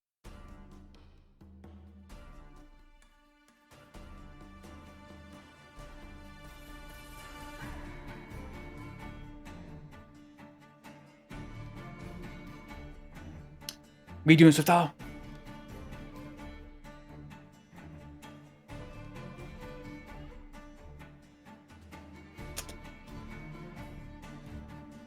Come on, Peter! I believe in you! Peter, no. Yeah, see, my latency normal help, but now I'm getting packet loss. Why? Uh-oh. Yeah, I know. Why can't I get anything right? So we see him in the water? Seems like it. Reflections all around the world, but it seems like Luna took away the light of the room, leaving you guys in complete dim light. Or at least what would be darkness. But it seems that the reflections have all vanished because there's no more light. And at its center, floating upon the surface, a reflection unnoticed until now, is the only reflection left in the room. That of, it seems to be the dark-eyed fae. Oh gosh, I only got half of that. So he's in the water or he's up in the air? It seems like he's in the Being water. reflected by the water. Huh. Alright, so I'll use her bonus action to aim.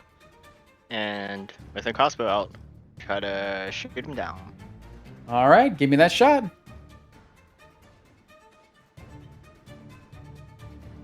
Hang on. Okay.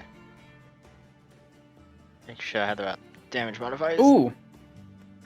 Let's see, is that clean? That's clean damage. As this thing's quite quick on the surface, the moment you're almost trying to shoot an image on the water, but as you just find the right point where it's starting to shift up towards the surface closer to Luna, the bolt goes flying through and catches it right in the chest, and you can see a spray of black and red that seem to fill the water before this thing becomes from a flat image to a whole creature as he takes the damage. Again, 35. Wonderful.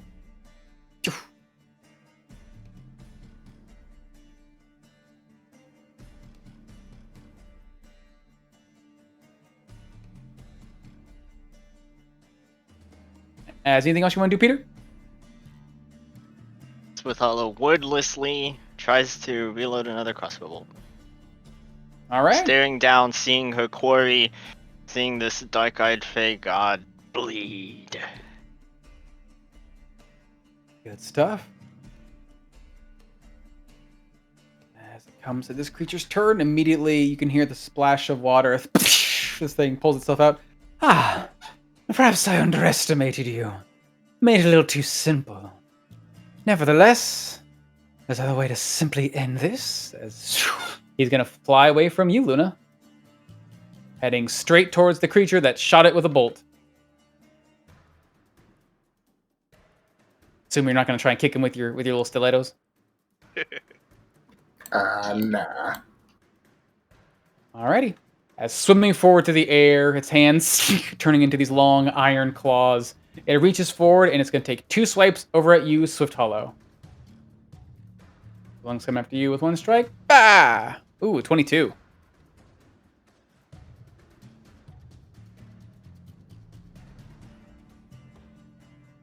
Swithalo will uncannily dodge just at the last moment. Some of her clothing probably getting scratched, but no worse for wear. Alright. Carving into your side, be able to pull away. Second claw does come reaching out towards your side, though, trying to reach out and clasp onto you. Ooh, but not quite quick enough. As in last moment, it pulls away and then sort of keeps one clawing direction and then turns back to, look at Luna. Oh, come now. Let's see how well you do.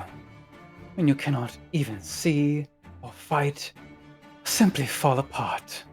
As its eyes fill with that darkness that seem again to reach out into you, Luna, this time your mind, as I'm going to need a wisdom saving throw. Hey. Ooh, but keeping Don't turn yourself on quite me. strong. Your eyes pinch shut as you feel this immense feeling of pain try to take over you, but you're able to ward it off, although it seems the pain still resides, although much more mild.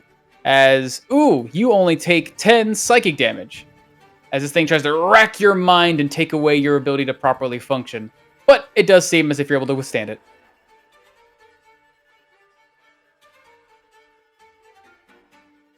As that comes to his turn, Samantha. You find yourself in the strange room, Tamarkan, taking the cautious approach up towards these statues where it seems like the dark-eyed Fae seems to be lingering so casually. Just gonna slowly come up the side of the stairs and join Tamar. You know, you said you have little knowledge of the upper planes, but you have knowledge of us. My power, my force. But you and I are not so different, dark-eyed Fae. We can both bewitch the mind. I hope you have not underestimated me, as thinking on trying to pull a little trick, Samantha is just going to concentrate for a few moments before empowering herself, her eyes glowing yellow, brighter and brighter, as she focuses them all towards this dark-eyed Fae up on the statue, concentrating all of her intent on him. Listen to my voice. Yield, as she will cast command on him. All right. Was that a wisdom save? Indeed it is. All right, post that spell card.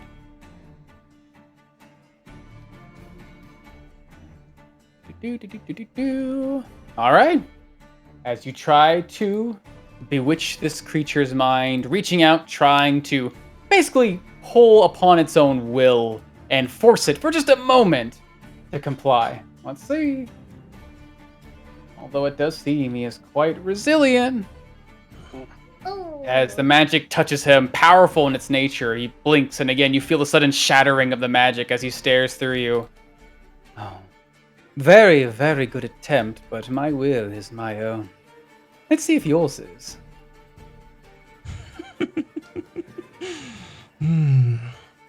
Perhaps we'll have to do it the old-fashioned way then. Samantha sort of shifts her posture just a little bit and spreads her hair out, readies her defenses, and her scales toughen along the surface of her exposed skin, readying herself, poised to defend herself as she is going to use a bonus action to Aspect of the Serpent. Baby! Gaining 2 AC. Should be a good bit of fun.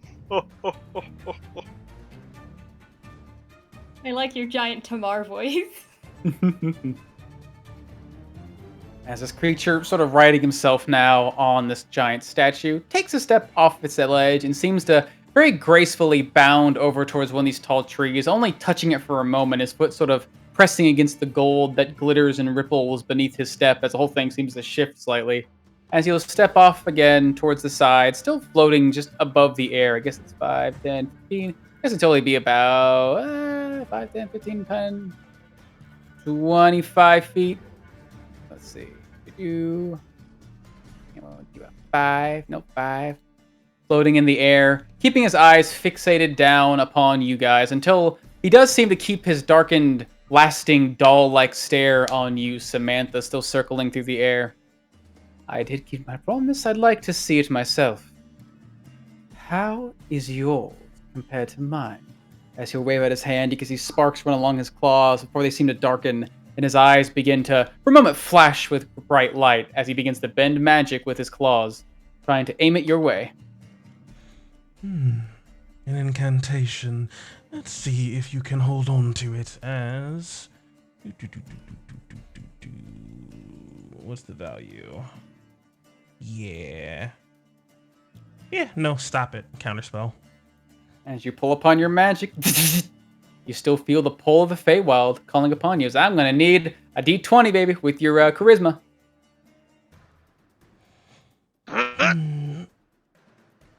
Damn this realm. As Samantha kind of just feels the flex of her magic being pulled at her, and she is going to go ahead and dig deep and grab a hold of it the best she can as I'll burn my inspiration. To make this with advantage. Oh, as you're able to hold on to your magic, and you feel the magic surges forward, trying to grab a hold of the magic and consume it. See it wrap around his hand. He gives it the sour look. Ah, fine. Cast it aside, and you see the sparks seem to disappear. You have your own tricks, it seems. Very well. I'll keep that in mind. As to sort of float back over here, sort of get a good vantage point before floating with the rest of his speed about back there where he was. Giving the soft tree a gentle kick. Very well. As Persephone comes down to you. At the edge of my vision, I can see a little bridge and a path that's very clear before me. I read too many stories like this one. And she's just going to skip to the space in front of her and poof, teleport over here. As you land on the bridge, chink, you hear this soft clinking sound, almost like water, but it's a bit more metallic in a sense, maybe more earthen. As below you is this flowing river, quiet until moments ago, softly, dimly glowing, as it looks like it would be a river of water, but instead it's thousands of countless crystal shards all moving at once. Oh, that is so cool. Okay. But no, I should focus. And walk off the bridge. As you step off, you feel the sudden presence pull on you. This strange shadow pulling off one of these trees just as it did to an ally you could not see. As streaking out from the shadows is this creature pulling itself out with sword in hand, trying to stab into you. Blade coming out. Boop. 19? Yeah, that just gets me. Gets past your armor, twists of the blade, dives it deeper as you'll take 23 piercing damage. Good thing I have that 17 temp. Good stuff. Yeah, thanks, Samantha.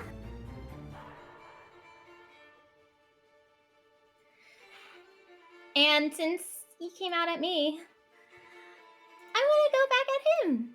And the best part about darkness, you can appreciate the light a little bit more as A fiery spirit is going to start twisting and twirling towards him as I'm going to cast a flaming sphere to launch itself after this darkling. All right. Fire. So like right here. Where'd you want it? It's going to start there and it's just going to charge. My dancer is just going to twirl and charge with blade in hand and try to slice across this creature. This Fey dancer comes crashing towards this creature. How much light does it emit? 20 feet radius. Damn, And mama. then- yeah, 20-foot radius, bright light, and then an additional 20 dim. All right. As this thing Let's comes go, streaking forward, you would see the light from this thing casting it aside, gets close to this creature. It immediately tries to pull its cloak over its face to stop this bright, burning light from getting close. As even you, Persephone, would see as this light casts across the ground, you can hear that clattering sound of the crystals becomes a bit louder. And suddenly, strangely enough, the river itself, these countless crystals glowing or moving through it, seem to start just glowing in tandem, lighting up the entire section over here. Oh gosh, I don't This know. creature's what got to that- make a save. Yeah, I think he does. Hang on, I have another roll. Maybe that will give the save. Yes, dex save. There you go. All right, as you see him raise up his cloak towards this light, immediately seems to catch him off guard as he's got to make a save with disadvantage. Let's see. Ah! Ooh, still quite able to keep himself defensive, though, as he's able to pull all the way last second, only taking a fledgling amount of damage. But you do see in as the light of this fire seems to cascade over these crystals, they begin to suddenly start glowing brighter and brighter, seemingly deterring these things. Deterring the crystals or deterring the dark creature? The dark creature. Oh, you don't like light. Oh, that's unfortunate. I'm just going to take a little step back because I know my fire is hot. And that's going to be it for me. All right. As lost little hound in the middle of this strange stone forest of crystals, finding yourself next to this tiny, dimly glowing crystal, but your vision carrying far enough with this newfound light to start shedding across this battlefield, seeing some creatures pulling out of the darkness. What do you do, little hound? What can you do? He cries. Where's my mommy? He is going to separate it from Luna, but seeing Persephone accosted by this creature, he is just going to fly up over here, or at least attempt to. Seem to make it quite safely. And just kind of somewhat interpose himself in front of Persephone, but then take the dodge action. All right. Keeping her safe while keeping his defenses high. Good. Oh, you're here too?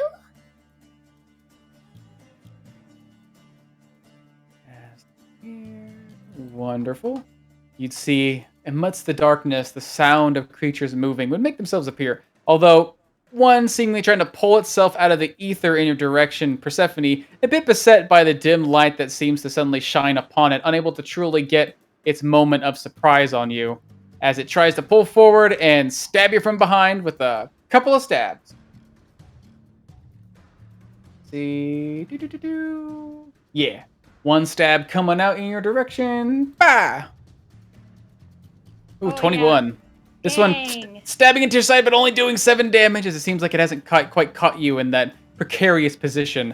Although you do see it pull out another blade, and for a moment, this blade at its side becomes enwrapped, almost like it's covered in this dark black smoke. But the moment he stretches out towards you and you see it starting to expand like smoke from a bottle, it touches the edge of this light next to these crystals and just evaporates.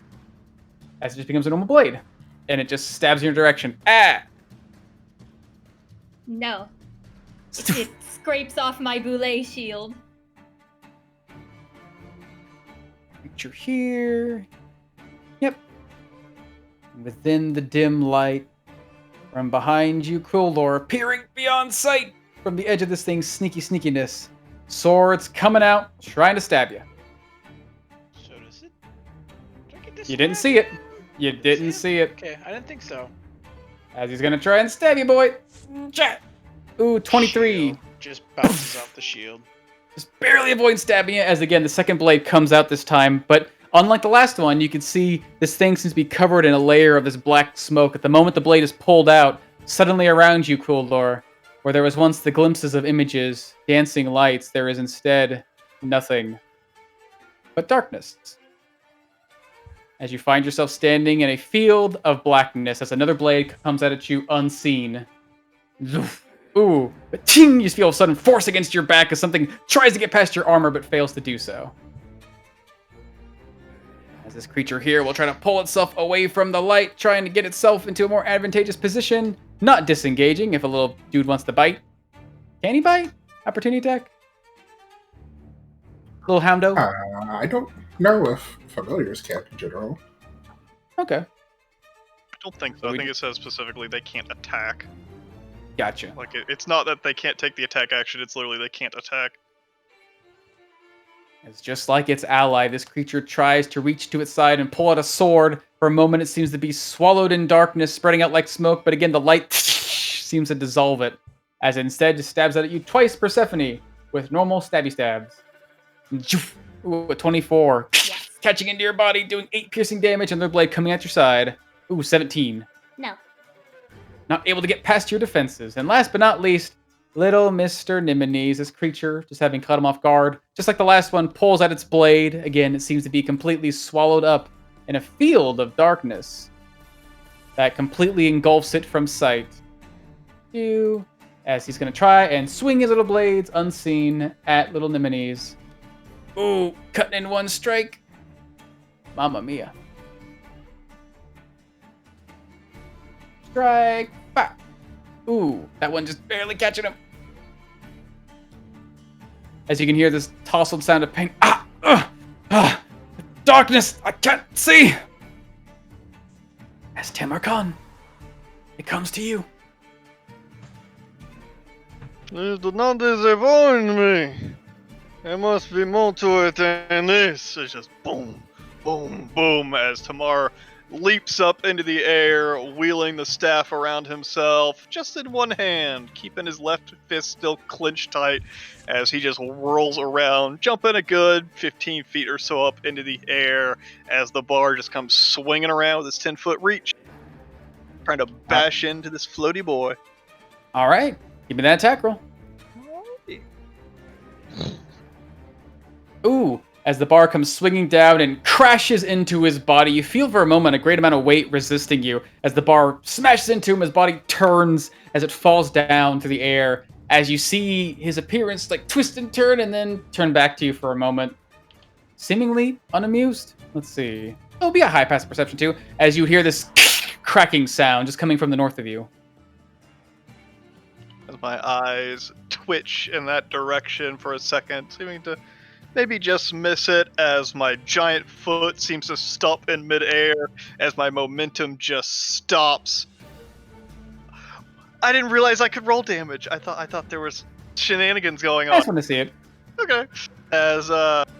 As my foot stops in midair, as I seem to launch myself upwards, as doing my little double jump thing, jumping straight upwards, basically shortening the distance between me and the visage of this thing, as my giant leg just swings upwards, doing a little backward somersault and just trying to land my leg basically in between his legs, but maybe I'll just catch him in the side here.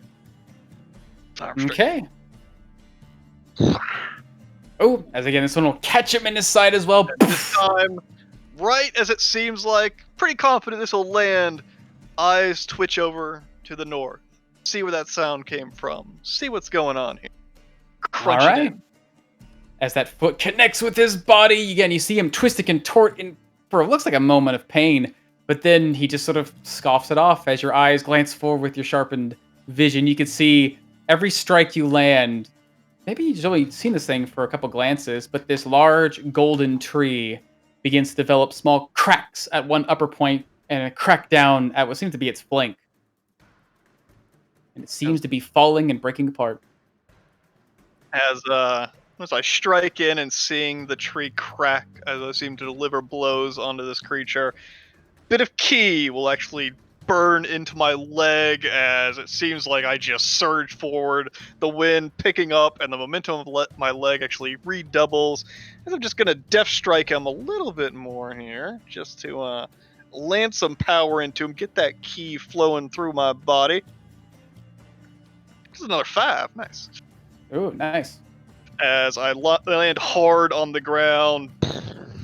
Yeah. Gonna have to use my reaction to a little slow fall since I jumped real high up there. You As I certainly land sort of hard as the wind around me is continuing to soften my blow as my entire body just turns and spins. And like a baseball bat, I just bring the bar into the side of this tree as hard as I fucking can. did. All right, give me that attack roll. Ooh, as that does seem to resonate. Boom! This thing seems quite hardy, quite resilient against your toughened bar, but this thing is quite resilient itself. A hard steel bar that has broken stone and wood alike. As you see the wood suddenly, it looks like it would have dented this large metal mound of gold. But as it does, sort of pushes in and pulls out, seemingly freeing itself, you do see above you the dark-eyed Fae twitch in pain. So there is the trick. One's life given to riches. But nothing will stand in the way of the bar of races. I would be impressed by your cleverness if it wasn't so painful. As I bring the bar up in front of myself, defensive position, a little defensiveness there. As that's my turn, baby. All right, there- Nasty sort of twitch it. Oh, Any signs of reverberation or anything from the other tree? does it seem to be? Hmm. As a creature in pain, immediately you can see, almost by instinct, Tamarkan suddenly pushes itself through the air with a bit of newfound and unprecedented movement. As suddenly he flies across the way, sort of landing for a moment on the, it looks like the lip of this one, going down, you can go, yeah. Landing on the edge of this statue for a moment. So stepping down upon this thing and then pushing himself off behind it as he puts to catch his breath now on the ground. Oh, definitely didn't like that. As Quillor, now beset by a creature at your flank and floating above you, 30 feet, is this Dark-Eyed Fae who tried to use his magic on you. I swing out at the creature that I perceive behind. All right, give me that attack roll. Ooh, as that'll connect. Even in the darkness, you can sense his 24 position. Connects. Oh, yeah. As you cut into this thing, you see a flash of fire giving its form illumination for just a moment. But it seems like you struck it quite heartily. I'll swing again. All right. This time catching again to this creature's side. Doing a good amount of damage. This thing seems to be barely clinging to life in that moment. And I'll swing again. This time swing through the air where this thing's haggard body seems to be standing, but then once you swing through the air, the flash of fire runs again, and you see nothing as this thing managed to fall down to the ground for a moment, just barely managing to duck. So, my frontline fighting style again. Okay, is that your turn?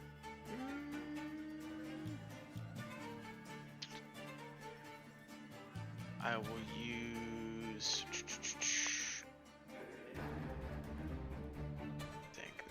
Nah, because that'd be an action, because it's probably in my bag. No, that'll be my turn. Okay. As above you, this creature sort of putting its hand at its side and touching at its wound. Oh, quite a nasty blow. Oh, perhaps I'll leave you to your own little friend here. I'll play with the others. Oh, that's not right. It's a lot of damage. 1d6. There we are. There we go. As this creature still in the air, looking around, eeny, meeny, miny. Oh, there you are. As you sort of pull forward and then seeming to disappear and reappear on the ground next to Niminis. Or, he doesn't appear on the ground, he's just 10 feet in the air. As he seems to be beset by this creature's seemingly unseen, darkened presence, you see him disappear, and no longer does a Fae reside, only two massive bubbles of darkness. As going after this poor boy. set of claws. That should be advantage. Doesn't matter. Ooh, was that a crit? Oh, that was a crit. Ooh, that was a crit. Shouldn't be disadvantage. As he's attacking out at him. Let's see. That's 2d8, 48, 2d8 plus 2d8. Mamma mia! As in a big flash of light, unseen within the darkness, this creature takes a hearty amount of damage. Oh god. Let's see. Plus. As you see, just out from the edge of this circle, you see sparks of lightning seem to fly in the air as you hear Nimini's call out in pain. Ah! As another strike comes out of the side. Ooh, still doing a good amount of damage. I'll take you soon. Don't you worry. Just sit still, my friend. As this creature, unable to see, but unable to be seen, still torments it with its eyes. As this guy's got to give me a wisdom saving throw. Let's see if his magic can save him. Boop. Ooh. As with a sudden stare, moment of silence, Dark-Eyed Fae goes to torment this creature. Boop. As Nimini's falls down to the ground. Oh, shit. Silent. And there we are. Now, to take what's mine. As that's his turn. Luna. Fuck, I had a plan, but now I don't know if I'm doing it. But I'm gonna do it anyways. As Yay. Luna sees I have evasion. that- You can fireball me. I don't have fireball anymore. Oh. I have evasion. You can dexterity save me. Oh, that wasn't my plan, but seeing that Swift Hollow is by this creature and knowing that Swift Hollow works pretty well with other allies next to the creature that she is besetting, and knowing that Luna is not that type of person, she is going to beckon for her familiar. Sorry, Persephone. Good luck. I believe in you. As I just resummon my familiar over to me. When I needed him most, he disappeared. Put yourself in an iceberg, it'd be fun. As now that the familiar is right next to the Dark Knight fight, hopefully Swiftall can get some good hits in. But Hey. to also aid in that, Luna is going to, her nose is starting to drip just a little bit of blood as she will once again use some more arcane bloodletting. As this strange green spear will come from this familiar's mouth and attempt to stab into the Dark-Eyed Fae, as I'm going to attempt some contagion. Ooh. That's a big wall of text. Mamma mia. Make it back. I make a melee spell attack. I'm glad that they made the spell better. Ooh. Hey. As this thing, caught off guard by the appearance of this tiny creature, I thought I got rid of you. As a spear comes stabbing out to his side, just seemingly to barely graze him, but it's enough to land as suddenly his flesh becomes sickly green, his eyes become heavy bagged, as it seems like he is indeed sickened. So for the next couple rounds, he will be poisoned, and if it takes hold, he will deal with some blinding sickness. Ooh. Let's see. In each turn, make constant save. Nice. Good stuff. That's all my turn. All right.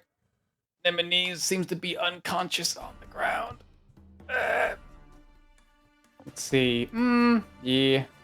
Stuff happens and you can't see it. Sotolo. This creature seems to be sickened before you, beset by this strange little mouth-spearing ghost that always seems to be full of surprises.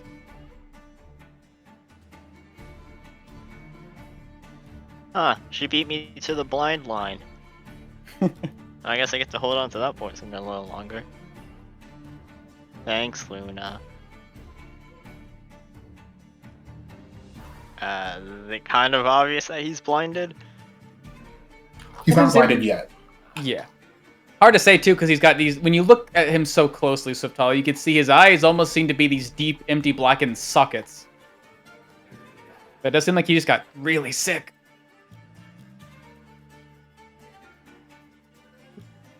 Yeah, so with all slash out on him. All right, give me that attack. Stowing the bow and drawing her dual blades, she'll slice out at him. Slice. 23. Ooh. No, 21. As this thing, although sickened, tries to move out of your grasp, but it seems like you are just quick enough to catch it off guard and land a hearty blow on it. Ah. 2 blades carve into its side as it pulls back from you, trying to reflexively put its claws in between you and it. Ah. Tricks of your own, I see. Oh. As he gets sliced with that glancing blow, Smithal is able to capitalize on him, reeling from his wound as she slips away.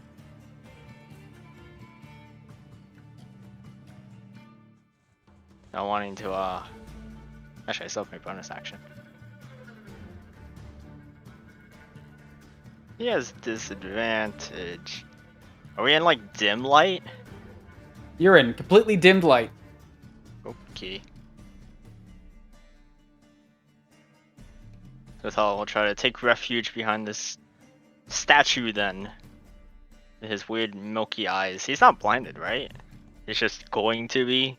This seems pretty sick. It seems like this poison's working its way towards its eye sockets. Okie doke. As Smithal will try to hide. Alright, give me that stealth. Bonus action hide. Wah! Okay. As this creature turns its head, fine then. Perhaps I misunderestimated you in particular. As he'll turn and just take his claws and rake him to the air next to him, although somewhat sluggishly, just trying to cut away at the hound. My child, no. Actually, now go ahead. Go ahead. As he'll swing through the air. Ooh, a 28. Oof, duh. Hot mama. That will hit. As he cuts through him, he'll try to pull away, floating his way back towards you, Luna. Iron talons drawn, trying to cut into you, but again, its movement's somewhat sluggish, somewhat weakened, leaving it into a bit of a weakened state, but still quite formidable. Swoosh. Ooh. Assuming a 14 does not. Yeah, it does not. As it swims through the air, again, his eyes look up at you for a moment, and you can see a strange feeling in your mind as this thing tries to take you with a strange, overtaking gaze, but it seems as if it stops itself for a moment. Now you are too strong. Much for you. As he'll turn over back to the hound he just left behind. Let's see how you fare. As I'm gonna need the hound to give me a wisdom save.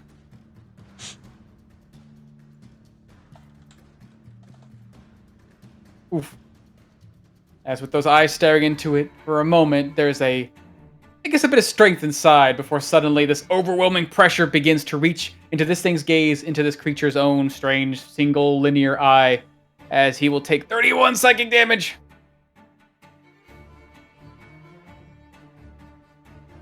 I see. It goes poof. The strange, mind-bending magic causing its form to disapparate. That's one down. Oh, one less pest to deal with. As he put his hand on his side. He's got to make a Constitution saving throw. Yes. Ooh, interesting. It's natural. He's got to try and resist it. Ugh. Ooh. As you see him put his hand on his side.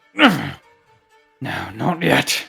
As he'll clench his teeth and you see the festering wound trying to spread further seems to get retracted back into place. Nice. That's his turn. Seems Samantha like he succeeds with effort. seems like he has to force himself to keep strong. Literally pulling the poison back into the spot. Stay there. Don't go any further. As sort of conversing with Tamar and realizing that potentially this tree is his weak point or how we hurt him, Samantha is just going to bring herself a little bit low and speed across the battlefield, trying to pass in front of Tamar, closing the distance to this strange golden tree with dents and cracks in it.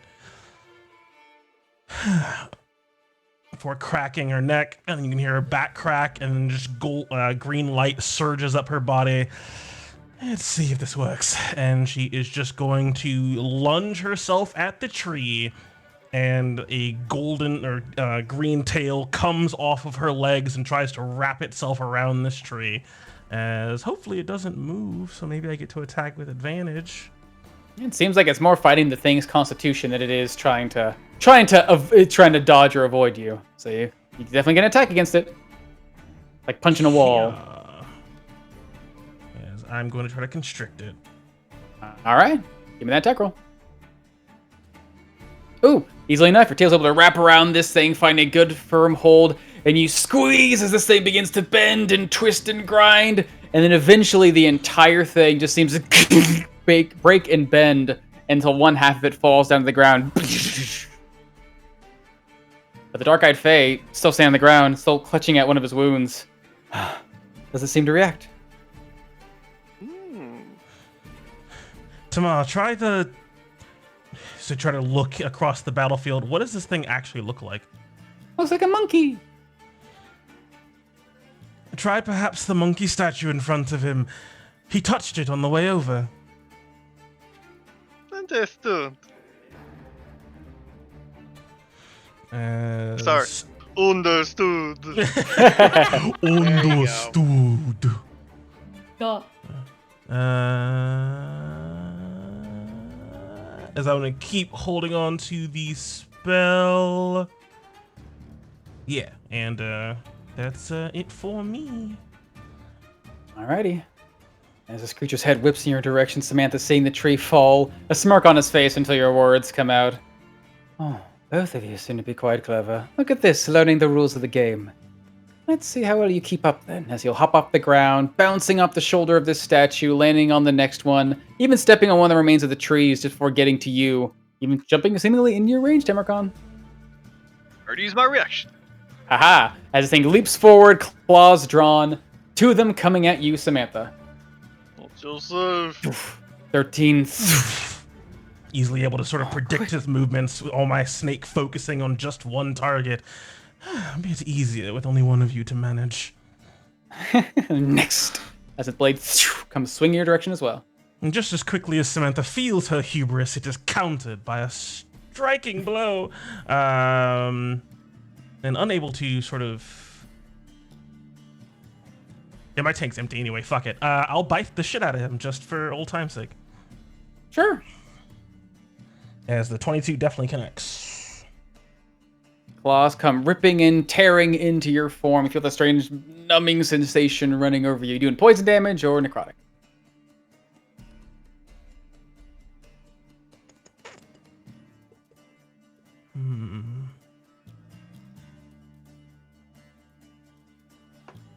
Do I want him to not act or act shittier? Let's go Reaction with... is used. Yeah, I know. Sorry. Poison. All right.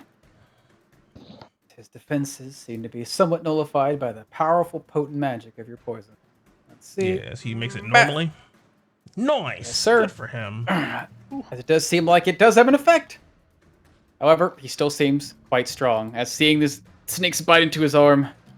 Quite brave you are. How far that bravery carry you? As his eyes look up into yours, your many eyes focus into his, and for a moment, the world around you becomes completely blackened, the sounds of combat around you becoming dulled, except their strange silhouetted image of this terrifying-looking creature, almost seemingly overwhelmingly so. As I'm gonna need a wisdom saving throw, seemingly what would be with disadvantage, but instead made normal by your own innate magic.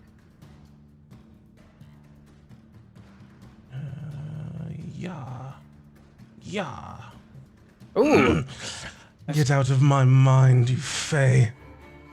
As just able to keep yourself in hold of yourself in check, you feel that terror reaching up inside of you, but you're able to steel yourself against it. You've come prepared for this fight. You're not allowed to end so easily. And I take 20. Did he take 10? Yep. Okay. And the green tail. Crack? Yeah, where'd the When I crack get go? struck by the snakes? Did I hear something? See something? It seemed like on top of, just next to you, Temercon, the little statue on the ground seemed to grow a small couple marks in its neck, as if someone stuck a needle there. The last one he touches, Tama. As he went through Seems to show 1, his 2, aim. 3. He seems to show his hand. and con save with advantage as the green tail coming off of the edge of my my legs twitches for a moment before re-solidifying in response to taking the damage, thanks to me having advantage on con saves for concentration checks. Good stuff. In that moment, you'll see him pull away, seeing your mind is steeled, and instead, his last of his movement to land up in the edge of this tree, sort of perching like a bird. Oh, hardy, all of you, quite hardy. Oh, this will take a bit more effort. As Persephone, surrounded by these creatures that once had darkness on their blades, but it seems as if the light has caused it to be shifted away. What happened? Why can't I see What do you do? her anymore? Is the crystal river still flowing, or did it freeze? Oh, it's still flowing. It just seems to be now, every time these things touch each other, this light begins to spread and glow among it. I'm gonna try to grab some crystals from the river. Just stick my hand in, see if I can pull one out.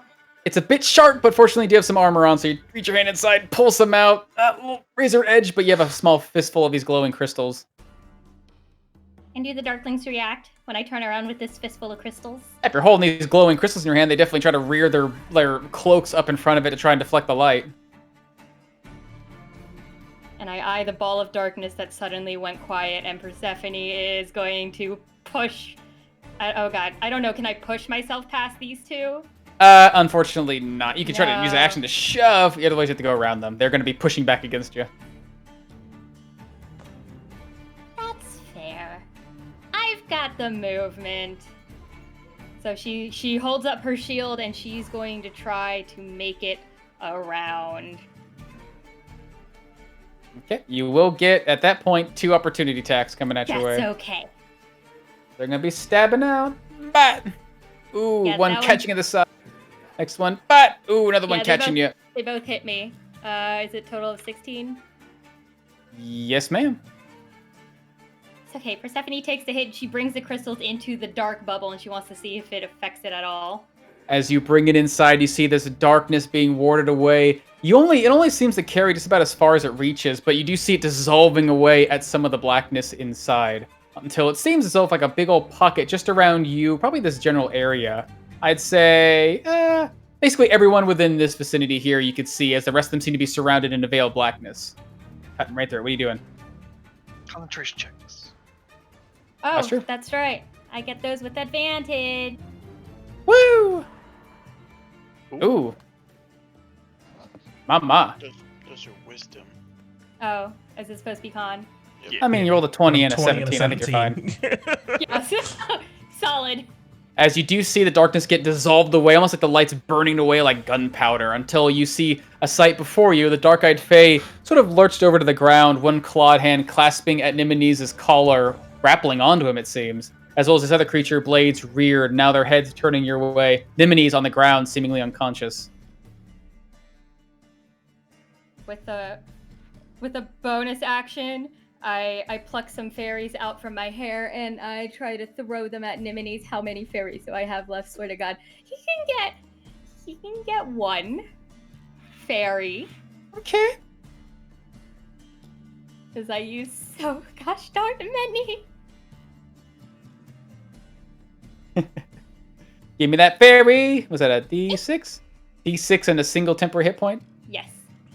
As there's just enough magic that swims into his body, seemingly being consumed and almost cracking away, before suddenly it swims inside, his eyes light up again as he... Get off of me! As he tries to interpose himself against the dark-eyed Fae, but he does seem to still be quite grappled. Guardian of Prime, Beast, and Fae. That includes him. And with my action, I am going to throw a produce flame attack at the dark-eyed Fae. All right. Not with advantage, though. As it goes flying through the air, you see behind him this basically bolt of flame flying over underneath it. Oh, feeble attempt. But you do see this tiny ball of light that apparently does shed light as you carry it. Flies to the air and seems to carve a small tunneled hole through the darkness behind him. I'm going to step a little closer, right behind Nimini, since I can tell my thing is shedding light around me, the crystals in my hand. And that's going to be my turn, because I bet if I try to put one on Nimini's, that's an action or something, so. Certainly is. That's my turn. All right. He's also on the ground grapple. Well, since you saved me the trouble, it seems, as he'll grapple onto Nimini's body a little closer. Oh. Yeah, he's an asshole. As you see him hold on to this creature, seeing him spring back to life. One moment, dear, I'm not done with him yet. As claws try to sink down, as he's going to try and make an attack. This last little reaction. I believe in you, Nimini's. Ooh! As the claws come streaking down towards him, a hand drops the rapier and catches onto the claw, barely keeping it from reaching at his chest. Holy shit. As okay. These creatures once again begin to act. They're deterred by you, Persephone, unable to really... You see them try to take a step forward, but as you hold those glowing crystals in your hand, they reel back, and instead, well, look for the next creature that seems less glowy. You mean mighty mo? Yeah, they would. These creatures are going to make their way as fast as they can, rushing into the darkness. They can help their ally. Dash, dash, dash, dash, dash. That's all they can do. As Tamarkand. Large and in charge in this room full of golden statues that seem to be breaking and cracking beneath your hands.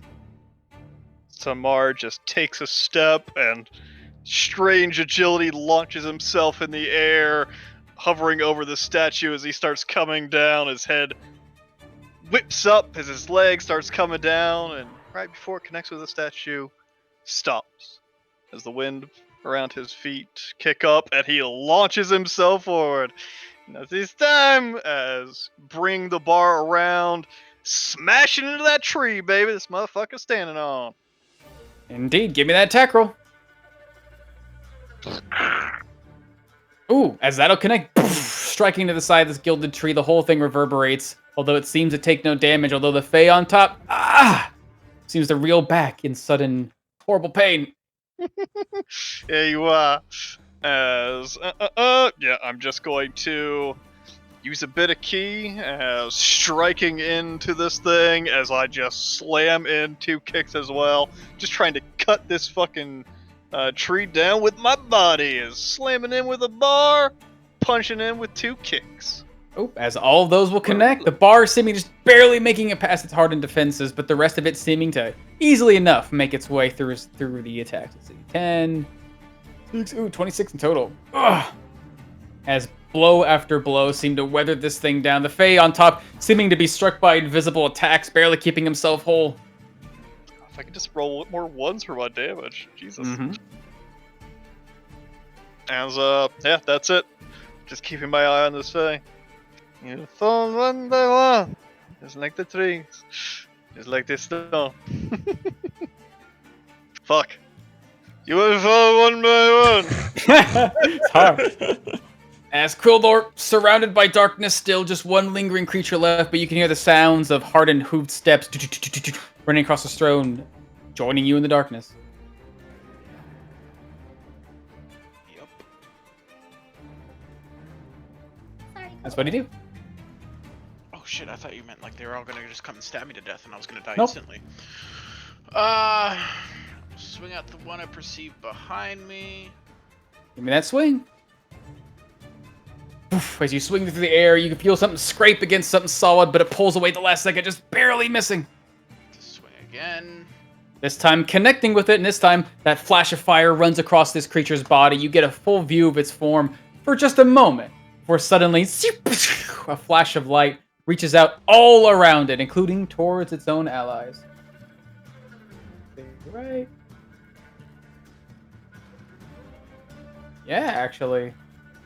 I think it's 10 feet. Big old flash. Give me a Constitution saving throw. Nice. As you're able to withstand this, as this guy got to take the shot. How good are you? Ooh, pretty tough apparently. As this flash of light comes brimming around itself, exploding powerfully, doing only 9 divided by 2. Again, another 4 damage against you, Cooler, just singeing your skin, but not blinding you. As this thing falls dead, and the field of darkness around its body finally drops, revealing the other two creatures around you. That guy. Hey! You swing around, cut into this creature's body. Takes already amount of damage. But still standing.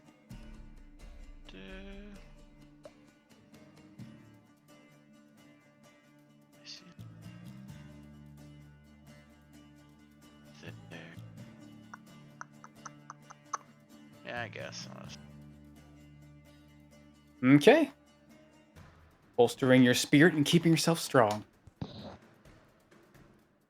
Their turn? Yep. Alright. As for you, Persephone, seeing Nimini is holding this claw back. Oh dear, dear, dear, dear, dear. Fighting until the very end. I want to see you fall in the dark, and yet here you are bringing light. Oh, very enjoyable, but also quite annoying. Very well, let's make quick work of this, shall we? As he'll just rake his claws down towards Nimini's one more time. That. Ooh, this time, dropping to the ground, leaving him unconscious once more, and this time seemingly just dropping him. Well, that takes care of him. But you, as he'll just sort of flutter up over this unconscious phase body, making his way a little bit towards you. I think you might be the most problematic one among them all. Quite driven. Reminds me of someone. It's going to be a shame to have to destroy and take the hand. As a hand comes reaching out towards you, a wild claw coming your direction. Zoof. Ooh, how do you dodge this thing? I just lean with a grin. Oh, cheeky, aren't you? Very well, very well. Let's see how you do. How strong that bravery is in the dark. As again, the eyes seem to flash before you. Darkness seems to suddenly surround you. For a moment, even the light in your hand seems to fade until only the dark-eyed Fae remains. His darkened, silhouetted form becoming the only thing you can see. As I'm gonna need a wisdom saving throw. Normal or advantage? Seems like it is not trying to take your mind. It seems it's trying to pull away at your bravery.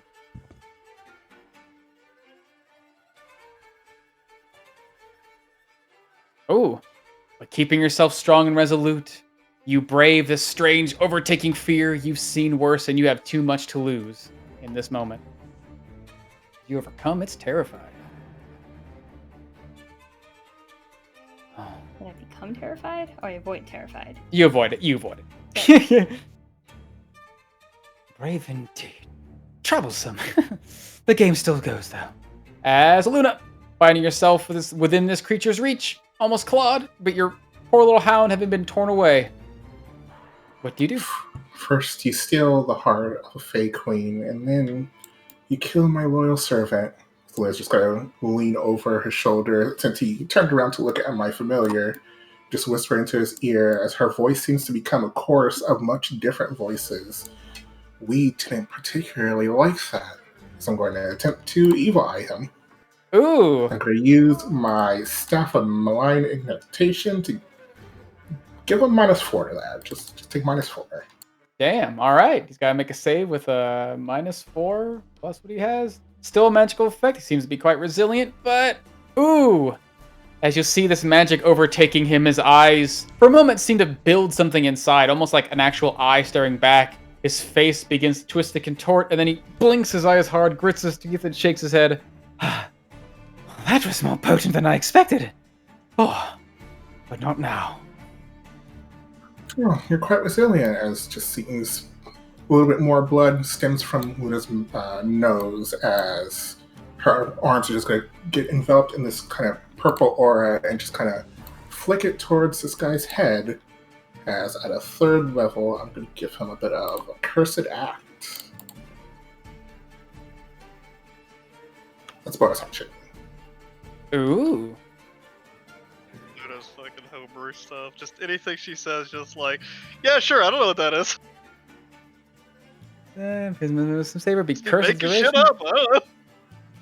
Curse for the duration. Ooh, okay. Yeah. Time to make that save. Don't worry, I've got 47 of these things. That's good. Ooh. Pretty sure Although her he seemed to blood be blooding just resilient makes to it it. cast as a bonus action. And it seems like although this magic tries to take hold, he shakes his head. basically the words you speak immediately become shattered before his ears, as he is able to remain in control of himself, uncursed, unfeared, untouched by your magic. Darn. Zombie return. Alrighty. As Nimini's on the ground, still unconscious, seemingly not dead, just torn away at, but still stable. As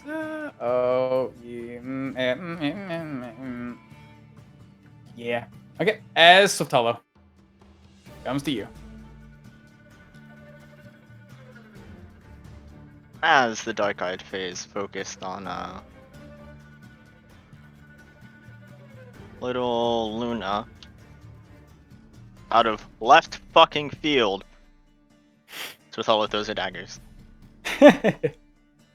27. Ooh. Fortunately for that 27, as those blades come flying through the air and catch into his flank, as he'll take a hearty amount of damage. He almost pushed to the side for a second as those blades sink into his side. Aren't you just so unattentive?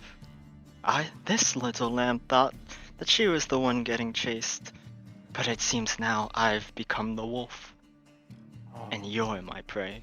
As she moves forward and grabs her daggers out of the sky. As with her bonus action, she takes out this pouch lined with a green dragon. As she spills some of it into her hand and just blows it into his face. A toxic green cloud. Nice. As a bonus action, green scale. Whoops, that has sneak attack, but that's just part of the damage modifier. DC 14, con save. Alrighty. I take 23 poison damage, have fun successful. Like a green dragon, taking some of this to your hand and blowing out a sudden plume of green, scaly poison right into this thing's face. Non-magical, so he has to make it normally, but let's see. Ooh! Taking the full brunt of it, but seemingly resilient himself, but able to resist most of its potency. He'll take that. Starts coughing up in the air, green smoke coming out of his mouth. Oh, full of surprises, this one.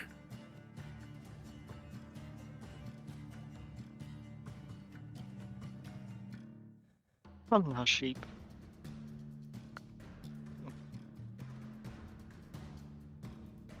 Is that your turn? I didn't technically make a... Oh, mobile. How do you work again? I have to make a melee attack, right? You did. I mean, well, yeah. You threw your blades, so you didn't make a mobile attack. So, I guess they'll try to attack you. You try to move away. Nah. Okay. That's what Same said. foot. All right. Let's see. Yeah. Okay. As you pull away, you can see in this creature's frustration. It seems I've underestimated you. Hidden your true talents amidst this place. Amidst my dungeon. No, I feel I need to pull out the whole stops.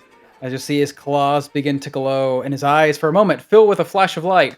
That which you can see for a moment in the eyes of the Dark-Eyed Fae before you, Softalo, Luna, before you, Tamarcon, Samantha, before you, Persephone, and I guess Quilder, because Nimini's is unconscious.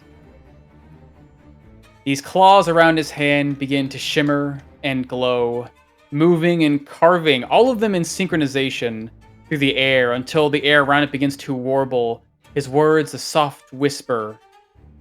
And then it seems he vanishes for just a moment.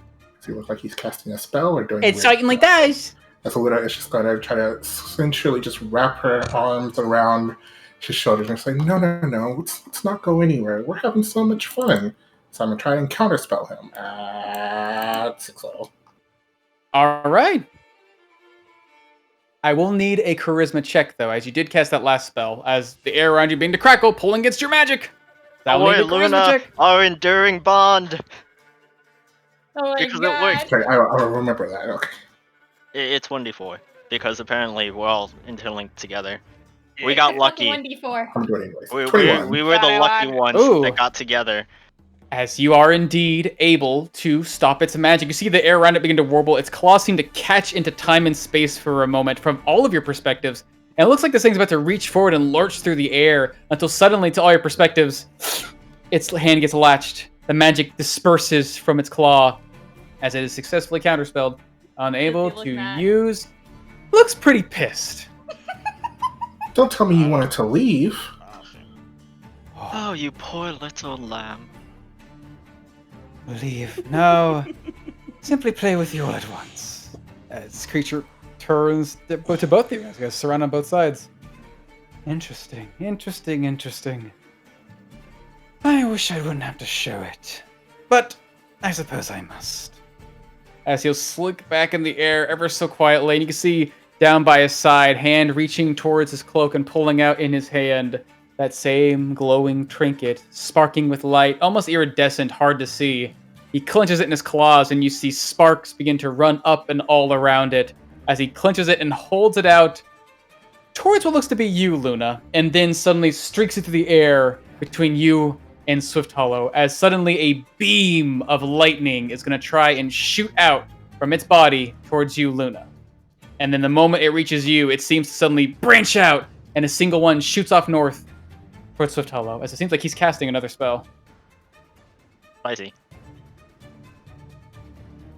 What's that kind of So spell? Hollow Follow distraction dances and tries to counter spell dance him.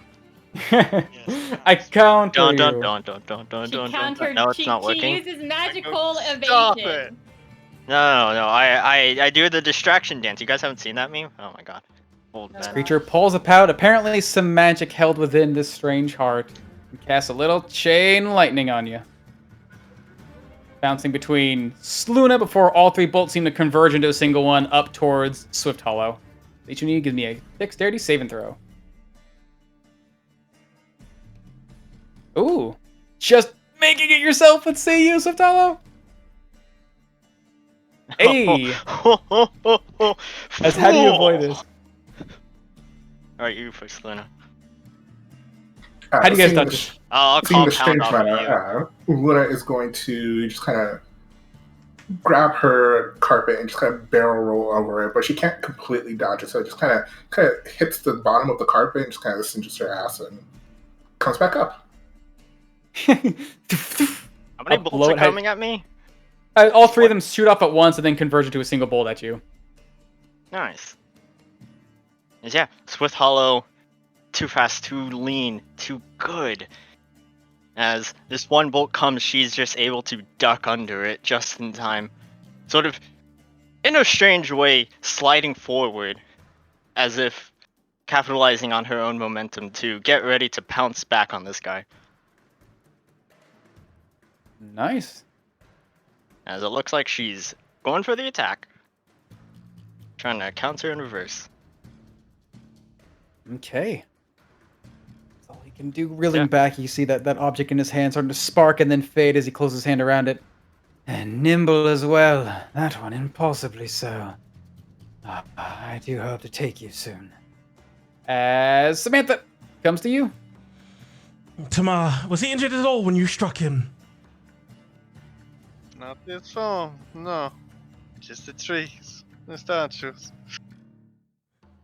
I am sick of him moving around. Duck down Not a little this bit, would phone, you? no. Sorry, what was that? As Samantha starts running towards you, I said, "Duck down a bit, would you?" Duck down a little bit. As I am going to try to run in a straight line and then try to clamber up Tamar's back. Just trying to run Okay. up his back and jump. grapple me. I'm gonna ask for an acrobatics check. Assuming Tamarkon's willing. Yeah, I'm gonna try to treat him like a ramp if possible. Yeah, give me an acrobatics check. He's got a messed up spine. He's a monkey. He got scoliosis. Yeah. Oof. Oh, Oof. yeah, you try to climb up his back. Tamarkan's also in the middle of fighting and moving around. Even though he's large, he's still quite fast. Hard to find a foothold, as far as giving him enough time to leave himself open, even in the ducking motion, as you're able to get on basically just behind him, but not quite able to make a good foothold on top of him. You could try to jump or climb him, but just by moving, no. Yeah, because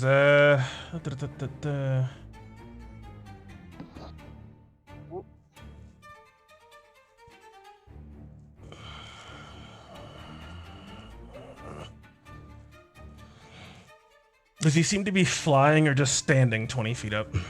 He's standing on top of the tree, it looks like. Yeah, seeing not able to get a good foothold on Tamar and jump at this thing. Samantha will just back up with the last 5 feet of her movement, 3 bolts coming out of her hair and surging towards him, trying to knock him out of the tree. Okay. Let's give me those shots. As the first one will definitely connect, as it seems to push him backwards into the air, but also just seems to do no damage. The other two flying over shoulders. Seems like the tree below you gets a small crack inside of it.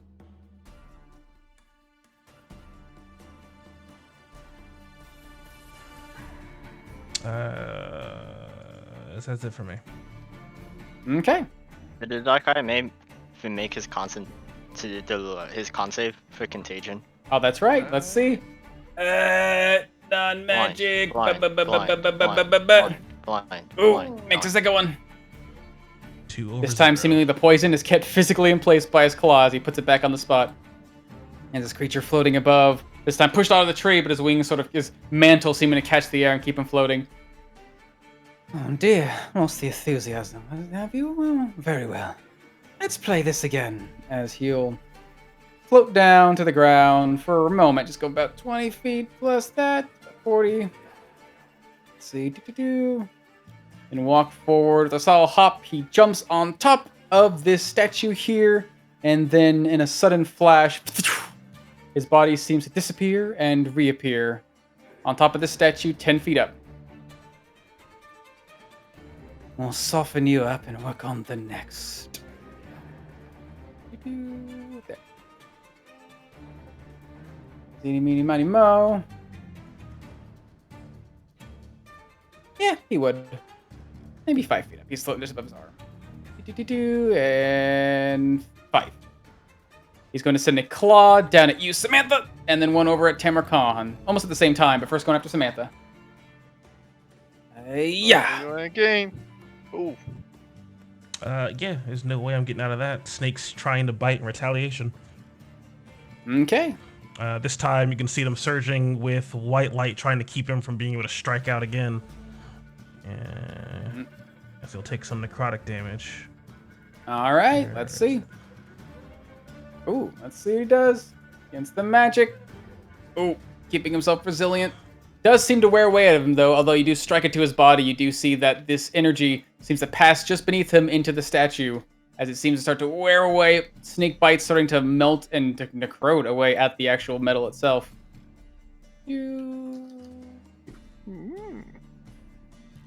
That claw will connect, dealing 16 damage to you. Yes. The next claw will come swinging out at Mr. Tamarkan.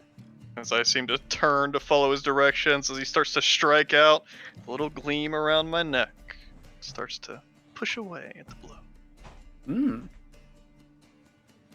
Claw comes at disadvantage, trying to stop him, but ooh, 20. Hey, just barely. Not quite in my defensive spot. Use a bit of my focus to strike down this tree, but still enough, just barely able to back away my large form and getting the bar in between my skin and his cutting claw. Because I just barely avoid it. As he catches you with his claw on your bar, sort of locking eyes with you. And what about you, Khan? How formidable are you?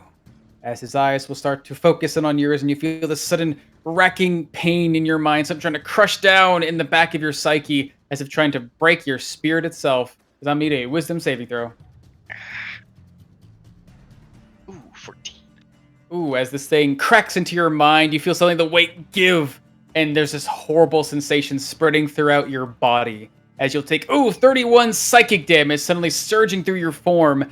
And for having failed by 5 or more, your spirit even being challenged greater, you find your actions somewhat disoriented, your mind somewhat dizzied, as you'll have disadvantage on attack rolls and ability checks until the start of this Dark-Eyed phase next turn.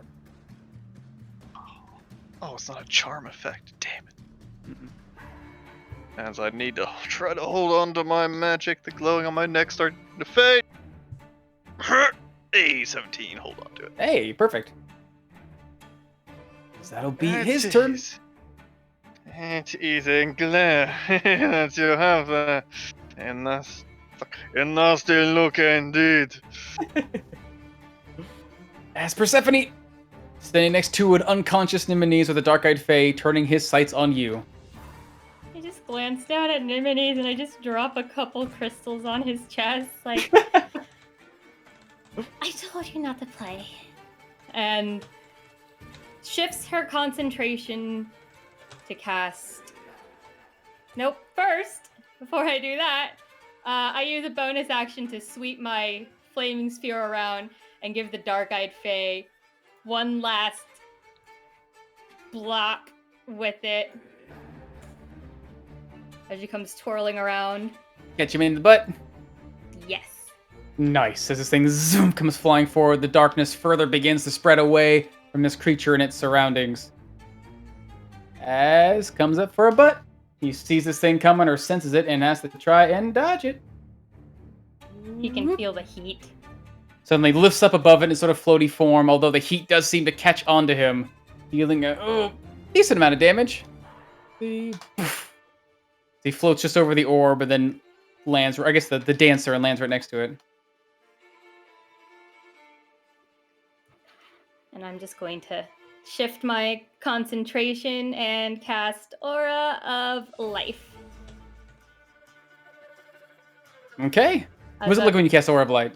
What it looks like is very similar to the etchings on my amulet, that same swirly, florally scripture begins to flourish out from beneath me, etching into the ground until the edge of this aura itself, having little flowers glow and rise as if it's a flower blooming, turning into a little fairy and rising up into the air and just clinging on to where life needs it most. Nice. All right, and how much of this bubble has actually been like dissolved? Basically, at this point, like an entire like section like this, as well as a tunnel leading up to this spot. And when I drop the, okay, and when the flaming sphere goes away, does the do the crystals still hold their light, or do they begin to fade? Seems like it. As it seems to fade, the light that remains in these things seems to reside within the crystals as they continue to glow, clinging to the light inside. Oh, that's perfect. Quildor, the river is glowing. Grab some of the crystals. It deters the hooded men. Let's see. Bonus action. And I just smile at the dark-eyed Fae. Okay, give it your best shot. That's it for me. Very well. As this creature lurches up behind you, you can see it tries to hold this darkness on its back, but it's more like a flowing smoke cloud behind it, unable to benefit from it, so instead it just starts to stab out at you wildly with its swords, trying to catch you at the flank. Bat! 9. No. Next one. Ooh, 21. Persephone takes the hit. Is it? Just 5. She's still like in it. Okay, just 5. Just 5. There's like a cloak of darkness behind him, but your light has literally eaten the rest of it away. You can't really hide in it. And then she giggles, and with my reaction, Ring of Vanishing, disappear. Oh. Oh, I guess, you know what? No, because I still have an aura, so that doesn't make sense. No. You can Maybe have a invisibly visible an aura. Yes. No, aura can't be invisible. It's mostly the thing of like my aura's flavor is I have this like flowing thing you can see around me, then you turn invisible. Sure, it'd be invisible. So your magic or your ring courses through your spell as well. Yeah, a poof. As you go poof. Ninja.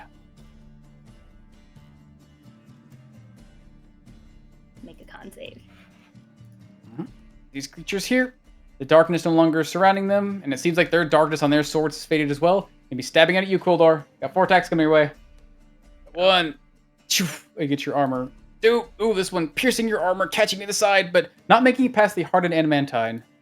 3. Ooh, this one slipping past in the same slot, getting a 5 damage. And last one, 19, scraping against your armor.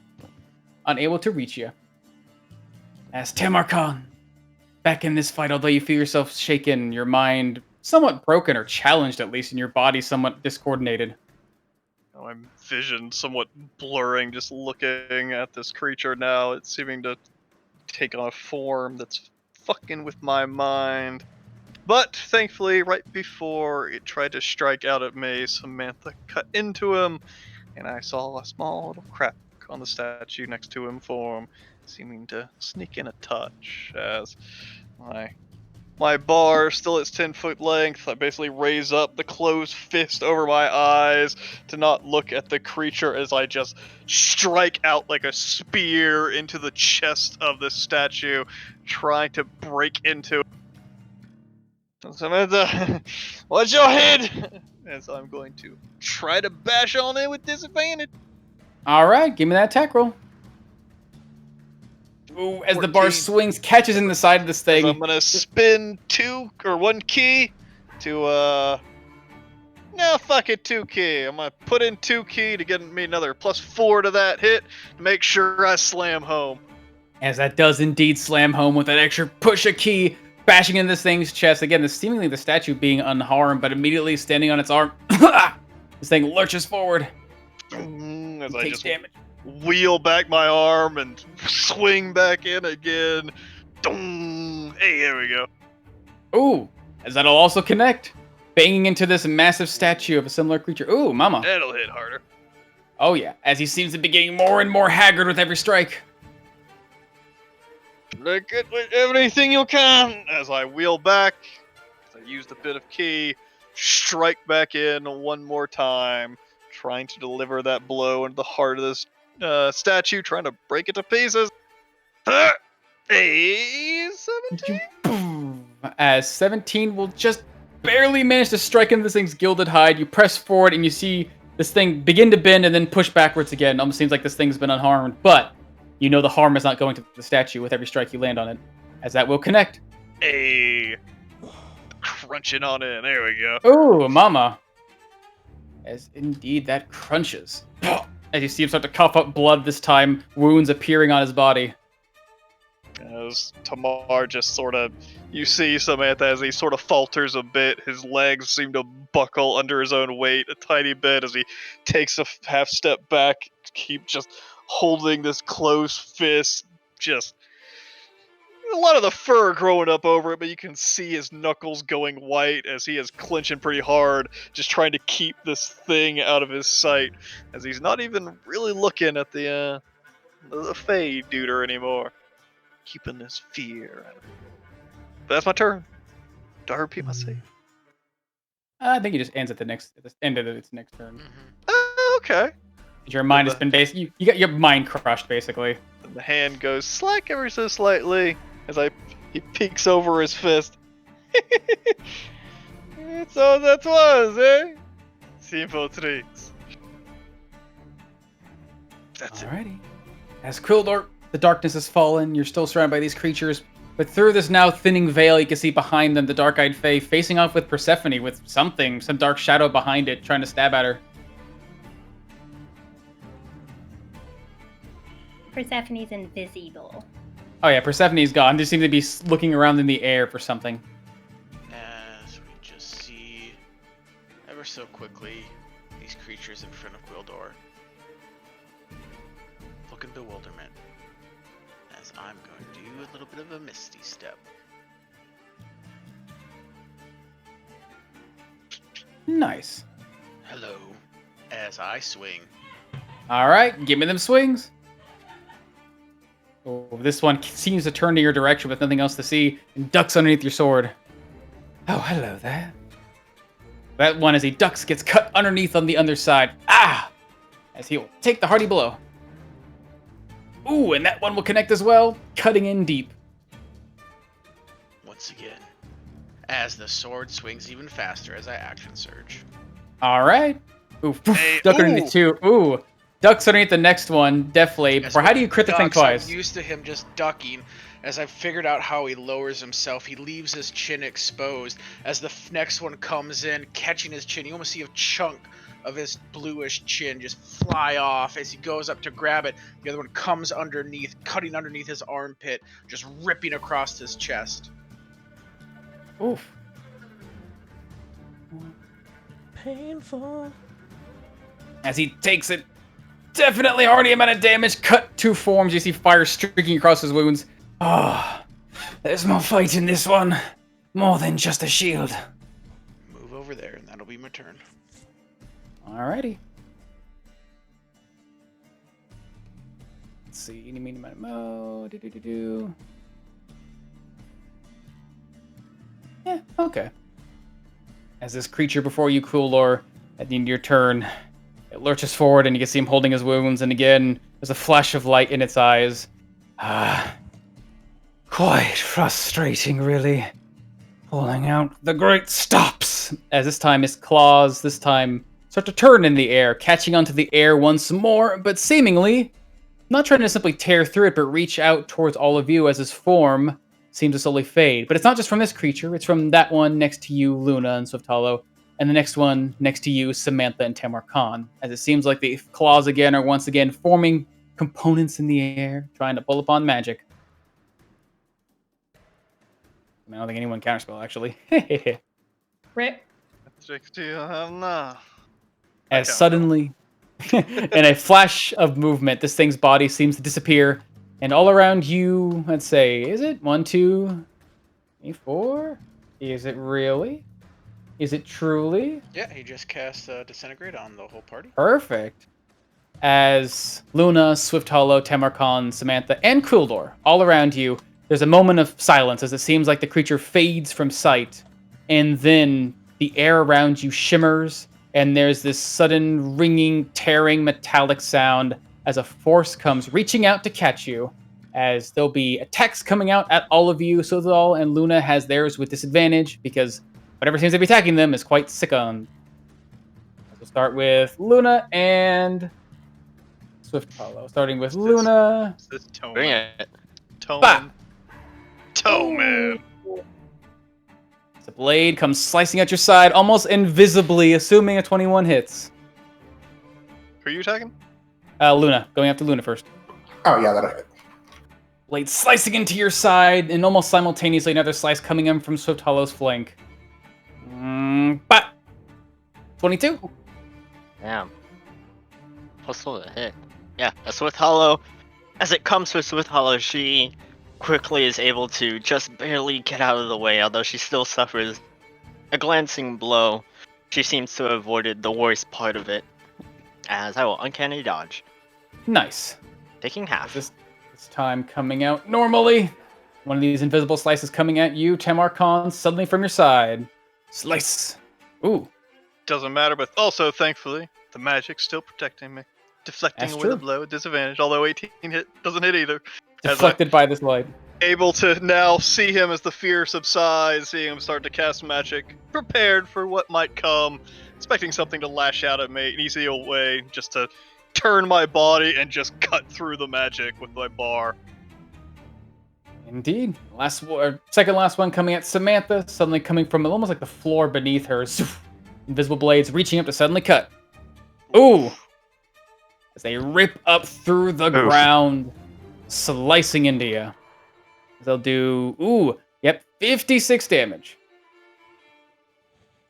Caught unawares. Is this the same incantation and sequence as we saw earlier? Looks kind of similar. Not quite the same. Okay. As last one, swinging down from directly behind you, Quildor. Trying to get a slice in. Zap! Ooh! How do you defend against this? He just tries to slice at me. Come now, you have to be more clever than that. As it just kind of, just see the hair on the side of Quildor's head just kind of move and shimmer as the wind just right by. Alrighty. Comes to his turn. It seems as if magic had been channeled It would seem to be all of these creatures all at once. Let's see. As on its turn, you see it still haggard and tired, looking around, seeing the creature on the ground, looking up at you. Creatures behind him. Outnumbered, but still standing on your feet. Quite formidable. You would have made such a lovely serpent.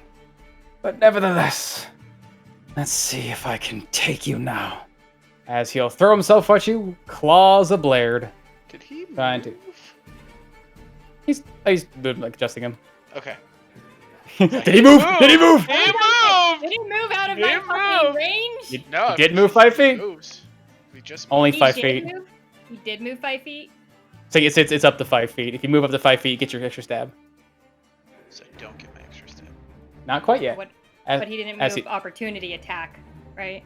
He's just again adjusting in his space. Just me pulling with his token so I can move to see health. Okay, As so- Claw. I mean, but also he teleports. Everybody aggressively clicks their attack button. Re-attack him! Re-attack him! Opportunity! Get him! Get him! Get him! As 3 claws this time are coming at you, Quildor, and almost a frantic series of attacks. 1, ooh, 21, scraping against your Breaks across shield. the Another one coming swing. Ooh, seems like his attacks are getting weaker and weaker. And final one rushing forward, trying to catch at your chest. Ooh. Come along now, Dark-Eyed Fae. I would say you're getting tired. Oh, these games are not yet over. As he'll pull himself back. Let's see. As his form disappears and reappears up into the air about 30 feet. Just need a moment's breath. That's all. As he'll start to fly backwards, trying to get a better vantage point on the area. As Luna! Wait, he moved out of my space. He moved out of my space. I'm He aware teleported out of your space. He teleported and Oh, flew. fuck. He teleported. Mm-hmm. Unfortunately. Aggressively clicks attack. Also, That's Steel One funny. strikes. Steel One strikes He's a says that teleport he boy. teleports. Anyways, so you couldn't Mhm. strike out at him. Yep. As Luna comes to you, just taking a hearty blow to your side, sudden apparent cutting force striking at you out of nowhere. This creature's still haggard before you. What do you do? Luna, holding her new injury, feeling so disrespected for some reason that she can't understand, is going to look back at this dark-eyed fae, and once again, her eyes are going to turn this sort of strange green color as I'm going to continue to try and evil eye him. No disrespect. Okay. No debuffing this time, though. I used all of them. Okay. Try and resist that. Let's see. Magical effect. Ooh. Keeping himself firm against it. Probably not the best idea, but one last bug Bonus biting, action. and that's the last one I could use. Pretty sure I used some during this dungeon. As I will, at a second level, try once again to give him a cursed act. Oh. Right there. As he's got to make another wisdom save against your magic level. Boop. Ooh. Rolling Oof, hot down. tonight. You may have gotten me with your magic, but I still have my strength to me. My mind is still my own. That will be my turn. Total kill. Hurry up and kill him, please. As Nimini's rests on the ground, still unconscious. He gets 1 Sleep. HP. He's in my aura. Oh, that's right. Starts his turn, right? Or ends his Yep, turn. start of his turn. As his the Anyone light that falls, starts in my aura. as his eyes open up on the ground, and then immediately, after a moment of hesitation, pulls himself onto his feet. What happened? How was I? Oh, damn it. And so turn to this creature next to him. Let's see. Do-do-do-do. Actually, no. He'll look up at this creature floating up in the sky. Your game ends now. Come. As he'll hold it in his hand, you see the swirl of magic come from his palm and begin to rise up from the ground. It's just like a small snowflake in the air that hits the ground beneath the dark-eyed fae, and then suddenly seems to lurch its way up into the sky, several shards shooting straight up and then falling down in this sudden swirling vortex. Yeah. Something good. As the air around him seems to be filled with this chilling air that frosts and condenses before suddenly these pieces of ice. No. Hold on. Is that right? Yeah. Pieces of ice seem to fall down, crashing into its body. It seems sticking to some of the dark-eyed face form as he looks to and fro. What on earth are you doing to me? Before it starts to collect and start to pull him seemingly down into the air. As he's going to cast him a little bit of... Jesus Christ, you're so fucking big. Oh, God. One sec. Wow. Oh, God, big Jeez. boy. Oh, But whoa. there we are. Impossibly so. Throwing this thing... Actually, no. Fuck it. He'll just do that. Yeah, Throwing it down get into those the left. air. So he will cast a little bit of a sleet storm. Hey! Forcing all the creatures inside, even the ones seemingly flying up into the air as this thing seems to push itself into the air and fall down. Suddenly, start crashing down. Let's see, 20 feet, 20 feet. Yeah, he can get him if he goes 20 feet in the air. Perfect. This guy's gonna make a dex save. Magical effect, let's see. Ooh, as it clings to his body, but doesn't want to pull down his wings. His wing cloak starts keeping him higher and higher in the air. With these allies down here. Gotta make some dex saves. Bop, and ooh, one of them slips and falls immediately. As it falls and hits the ground hard, prone, unable to get up right in time. Next one manages to keep its footing. And immediately, once this area seems to be filled with this fog, he pulls it back. And it seems to retreat back into his hand. Panic.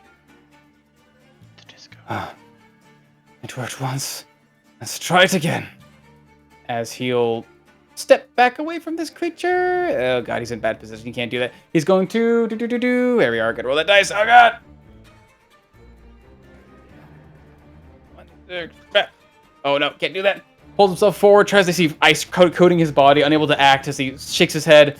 I gotta keep myself moving so fast. As he'll turn his blade and just try to stab into this thing, trying to keep it at bay from itself. And he's gonna stab out at it with his little rapier that he picks off the ground. Can't do much else. Let's see. Cha. Ooh, just making it past its defenses and stabbing into its body, harding it quite heartily. That's all he can manage to do with his little baby hit points. Sotalo. Comes on to you.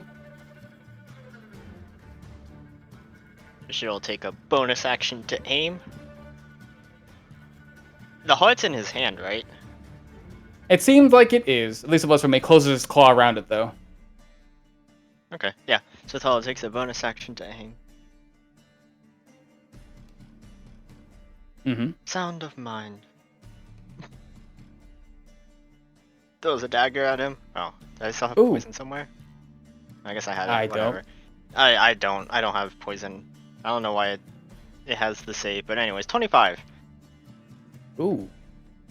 As that will connect, dagger flying off in his direction. He tries to pull back away from you guys, and then you can see the dagger stabs into his arm as he'll take 24. Nice. Wait, go As he looks- party.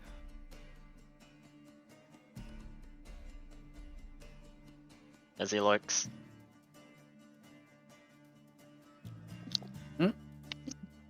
Oh, is he being poisoned? Sorry, I didn't know if he actually had the poison on or not.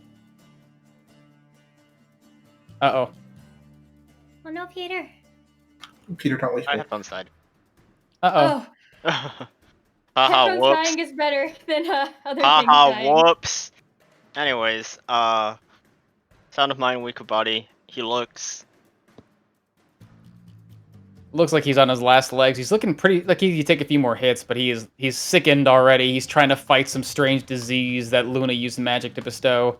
Right now, he seems to be basically keeping himself barely floating above the water.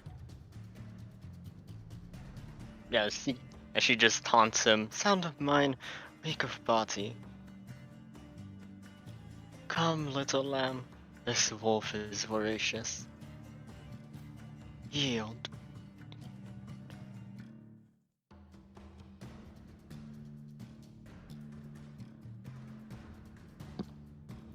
As roll me a persuasion check.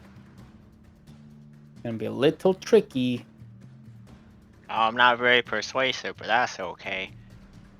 D4? Oh yeah, D4. You right.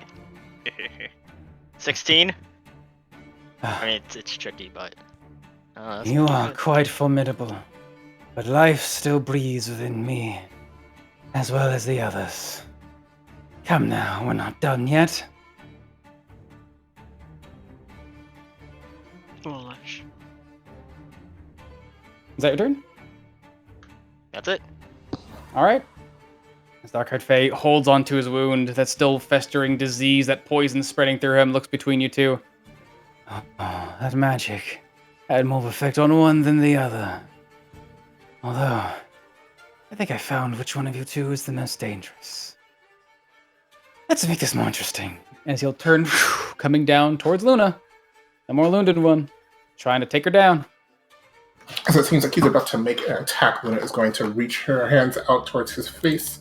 She tries to distract him with a bit of magic, trying to make him instead just dash with some intrusive thoughts. Ooh. Make that wisdom save. Let's see.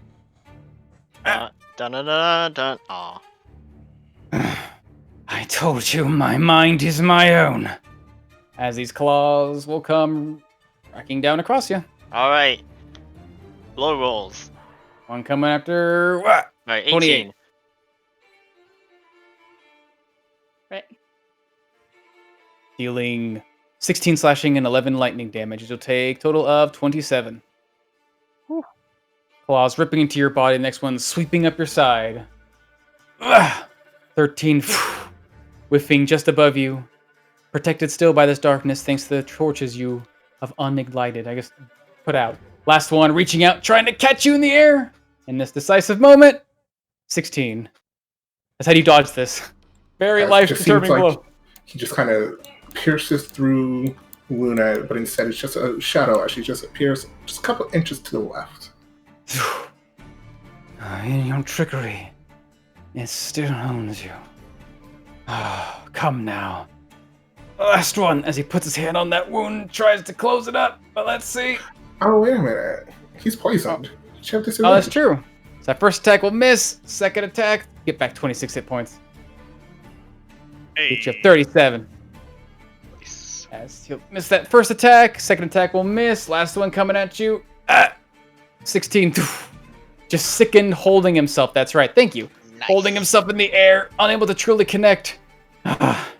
Come now, Let's end this. He puts his hand on his side and clenches that wound, trying to just force that poison out of his body. Let's see. As he clenches his claws down and rips them away from himself, he can see that strange magical ichor coating his claws, now pulled from his body. Because I'm assuming he's no longer poisoned anymore. They're making his third successful save. That's much better. Still more work to be done, however. As Samantha comes to you, range attacks coming from the floor, strange attacks coming from the floor, statues being struck, blood pouring from you. What do you do?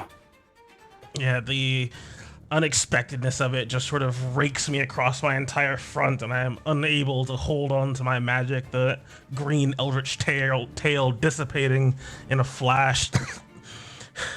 And I think, all things considered, I'm going to go with what I think would be the better RP rather than the optimal thing. Tamar Cotton, I need you to block for me. As Samantha just seems to sort of be trying to get a hold of herself and get her senses together, and there is just this strange sort of green eldritch, almost, it looks like kind of like a small crown or a tiara that just seems to sort of appear for just a quick moment over her head and then just as quickly vanish, as you can feel just this strange compulsion or call for aid, Tamar, channeled over to you, as she is going to almost unwittingly call upon her queen's command and expend a maneuver die. Oh.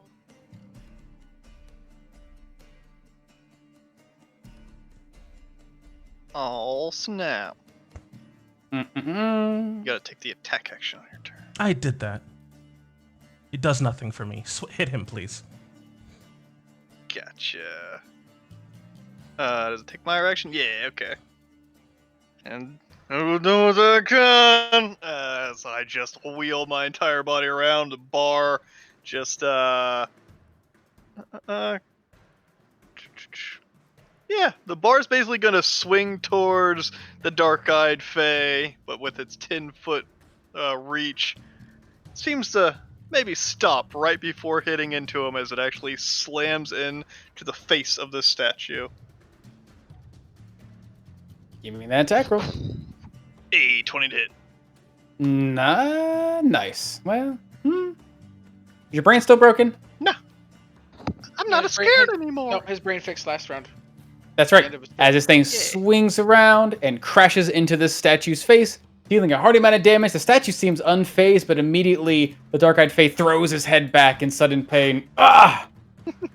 As it seems like the bar stops like a couple inches short, but he still gets shocked by the pain. And it's a mouse, Samantha. And this will be over.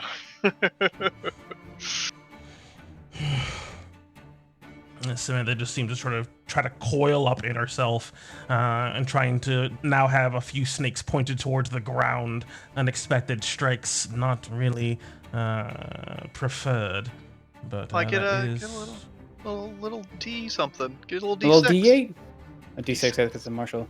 I could get to add a D6 to my damage. There you go. Roll it. Roll a D6. D6. What you get, you know? What? Ah, there it is. Ah, friendship. Just a tiny little green spark coming off the back end of their attack. Poof. As that's it for me. Alrighty. This creature reeling back from the attack. Both of you so dangerous. You've put up quite a good fight. But there's still much fight left to be had. Oh, your allies. They're not faring too well, you see. Barely on their feet. Clinging to life, hoping that you will succeed in this effort. Tell you what. If you're willing to yield, I'll let you live. You'll simply keep your toys, maybe only one of them. If you're willing to sacrifice your treasures and your lives to me, your friends will be safe. But you, I'm sure they'll appreciate the sacrifice.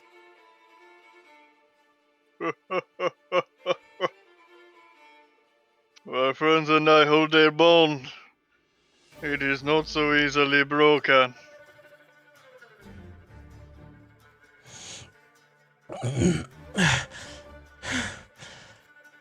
You don't sacrifice your queen. Not unless you want to lose. I suppose that's an answer. Let's do this the old try way. As he swings his claws through the air and just tries to swipe it all the way across both Samantha and Tamarkan once more in one fluid strike, going Samantha first and then Tamarkan. Let's see. One Samantha. Oof. 17. Thankfully, just being able to see this attack coming, Samantha is going to be able to sidestep it just enough, and yeah, guess what? We're chomping him again. Mm-hmm. We got one more use of the vicious crown. Forward. 21 damage this time. What kind of damage? Trying to keep Tamarkan in the fight. Necrotic, no attack against him. Stop it. All right. Advantage. Chomp, chomp, chomp, chomp. Grits his teeth, taking only half the damage. Actually, taking only none of the damage, as the statue beneath him seems to get more marks along its neck. Let's see. There we are. Beautiful. As the whole metal starts to seemingly melt almost by this strange ethereal magic. As the next one comes at you, Tamarkan with a little disadvantage. 13. Yeah. Easily enough. It seems like, can I get a little insight on him when he was trying to give us a bar? It looked like he was getting a little desperate. You can roll a little insight check, see? Oh. Little advantage on that. Little bond. No, he's lying. It seems more so focused on your trust than his words. He's all pretty wounded, but you are facing only seemingly one of him. It sounds like there's more. And you really don't have besides that magical connection, a way to know how your allies are doing. No one's sent another message through the magical rings. Seems like no one's had the chance to do. Hard to tell. As he will, let's see. As he strikes out at me sort of feebly, though, as I just block away the blow. Huh? What is it? What? Oh, as he swings away, unless you're doing something, his form will start to dissipate, as he will try to poof. Yeah, just as he strikes out and I deflect away the blow and he starts to retreat away from me. How about this? How about a game?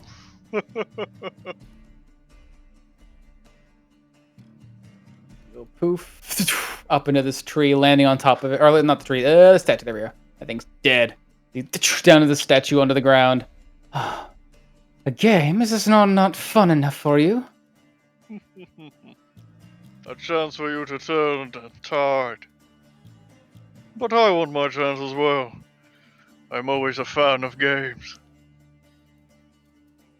Now, perhaps I'll hear you out, though you must be quick.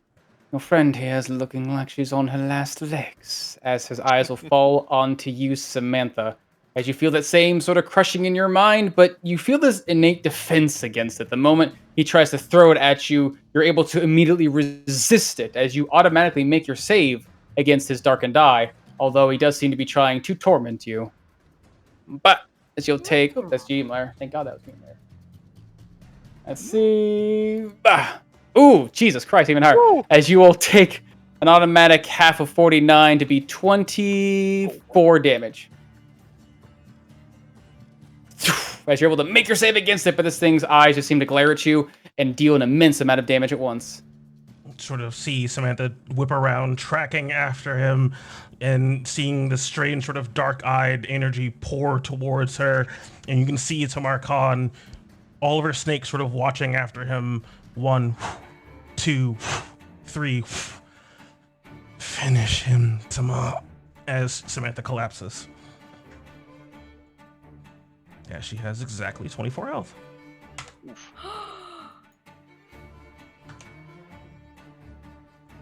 As Persephone, we come to you. With Queldor and Niminis both up and around me, and I think I'm still invisible until the start or my end.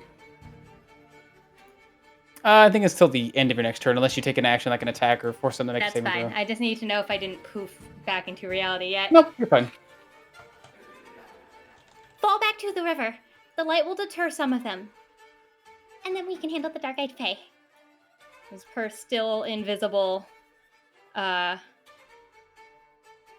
She'll pat Niminis on the shoulder so he knows that she's there. And I'm going to get you out of here.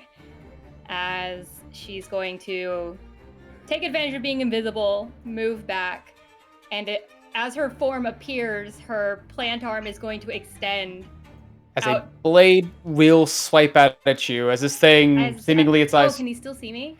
It seems as if these things live in darkness. Seem to function quite well in it. So even if something cannot be seen, they can still sense it with a bit of a blinded sight. As it will try to cut you with a little sword. That's okay. I didn't know that about this creature. Swing. And it doesn't hit. It misses. As Persephone comes back into view, her plant arm extending, as I'm going to botanic reach for Niminis and try to grab him and yank him back 20 feet to get him away from this creature. Right in front of you. There you are. You're right. I'm fine.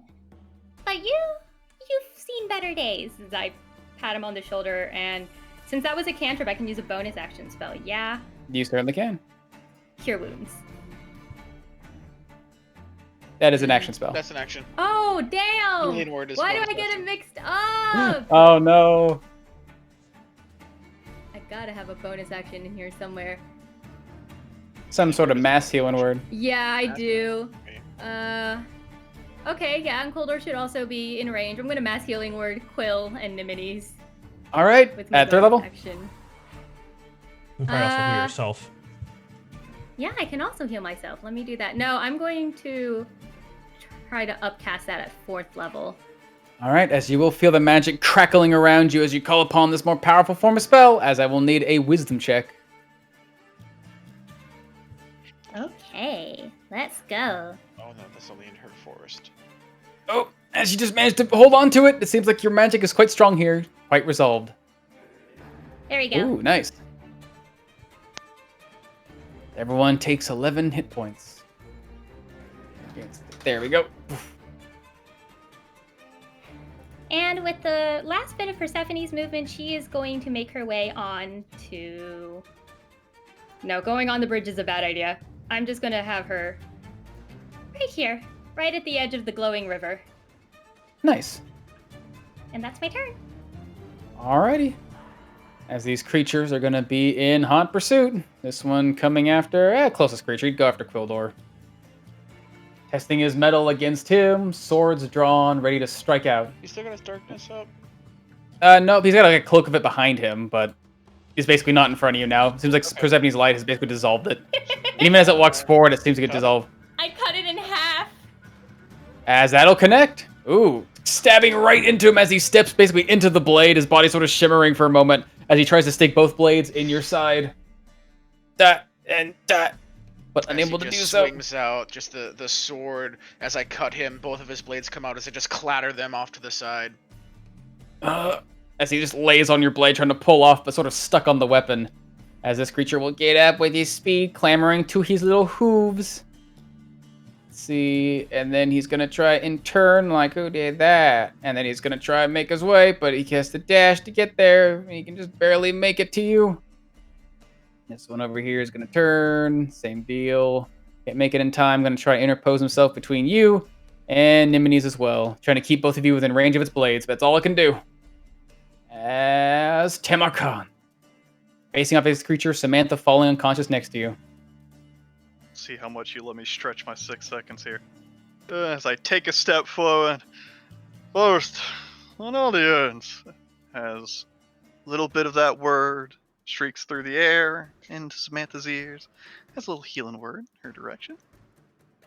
4 healing, 4 physical damage. So I put her back down again.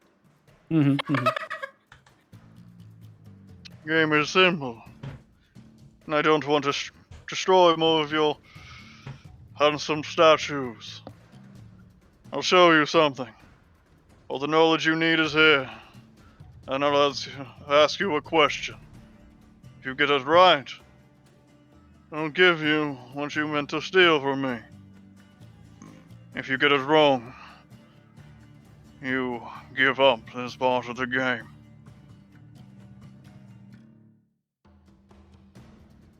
This part of the game? You mean the one you're in now? You don't enjoy my treasure room?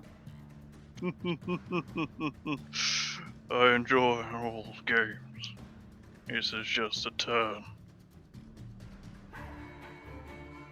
Roll me either a persuasion or a deception check. Oh, I'm a deceiver. I'm good at deceiving. Ooh. Let's see. Very well, simple game. Few moments, though. Ask quickly. My blades are poised to strike once more. They move quite quick. It will only take a moment. As let me turn off my push to talk, because I need both my hands. As Tamar sheathes his staff behind his ear, opens up both his hands, revealing that one of them is empty. I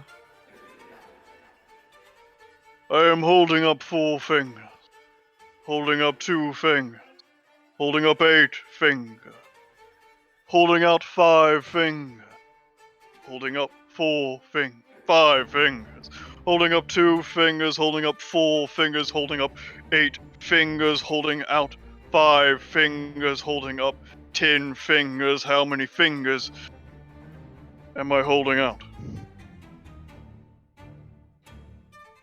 Holding out. Let's see. How are you? Ooh, interesting. It's quite simple.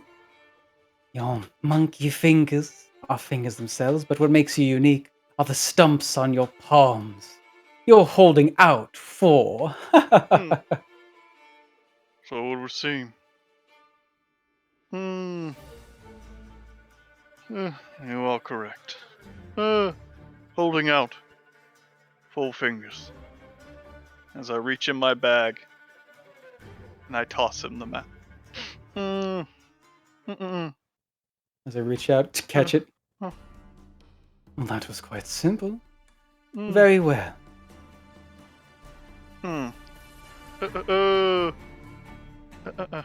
Should have went with the cheaty option. As that's my turn. Alrighty. As Quildor comes to you. And all the grunts, my friend. Do you want to turn Let us all join together, hold hands, and let out a collective. Give me an attack. Ooh! Hey. As how do you kill this guy? Go at this guy. Oh yeah, I did a lot of damage, didn't I? Fuck. You certainly did. Shit, damn it. As his body will ignite. Yeah, I just fucking stab him. As stabbing into his body suddenly. Ooh, this time barely to keep your eyes pinched against them. As you do feel a surge, damn, same damage every time, of light run across you. You take 4 as these guys got to make their own saves. But, ooh, and but, ooh, as this thing gets flashed in the face, immediately the remaining light causes its body to singe as it get any of the con save. Getting close on this one as this creature takes.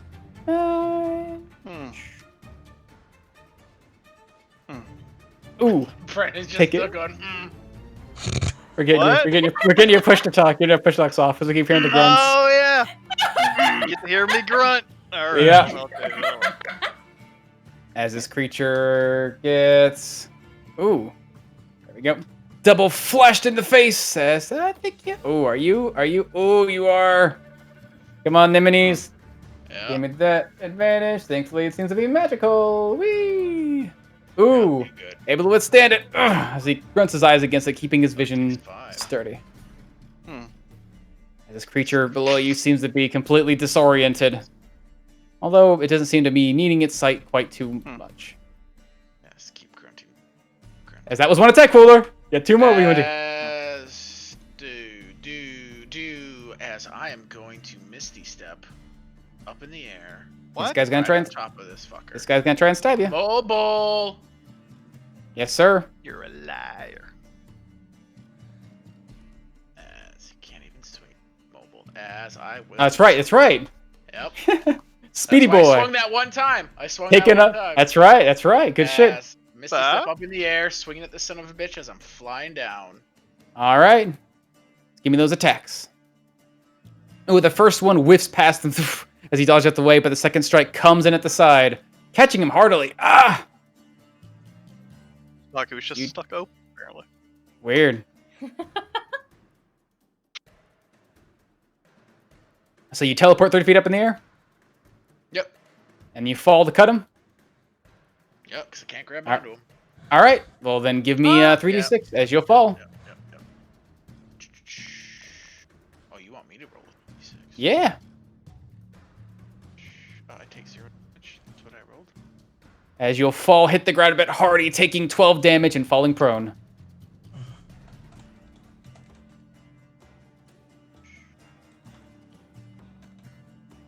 That's my turn. Alrighty. There's a dark fey above you, holding onto his wound. Tricky, but still falling apart one by one. You know your allies are feeling the same. Pinned to the wall. A couple of them have even fallen. If you wish, we could end this now. Simply offer what your treasures have and serve yourself to me. And I will spare them. Their treasures will be theirs, their lives will still be theirs. And nothing will befall them foully. In all my mortal years, the The first person to the peace table is often the weakest of the parties. Well then, this will be very, very satisfying. As he'll just sort of drop into the air, let his wings carry him down to the earth below. As claws are coming down out at you, Mr. Quildor. 2 claws, 1 on each shoulder. Going out with a little advantage. Claw comes left side. Catches in the armor. Second claw. Ooh. Tearing inside. Doing 19 as he pinches to the ground, looking down at you. And now, let's break through that armor into that mind of yours. As his eyes flash again, you feel that resolve in your mind. You've stood up against this before, but this time it's just trying to crush and break. As he's going to try and torment you, you automatically make your save, but you'll take half the damage. Ooh, rolling hot tonight, as you'll take 21 psychic damage.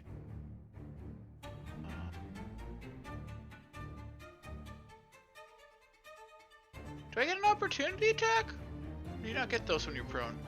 You can get them when he approaches. You only get that when they approach when you got your frontline fighting on. I think it's just with my sword. Let's see your ability. I just read it on the sword. Oh, so then you can try to stab him as he gets close.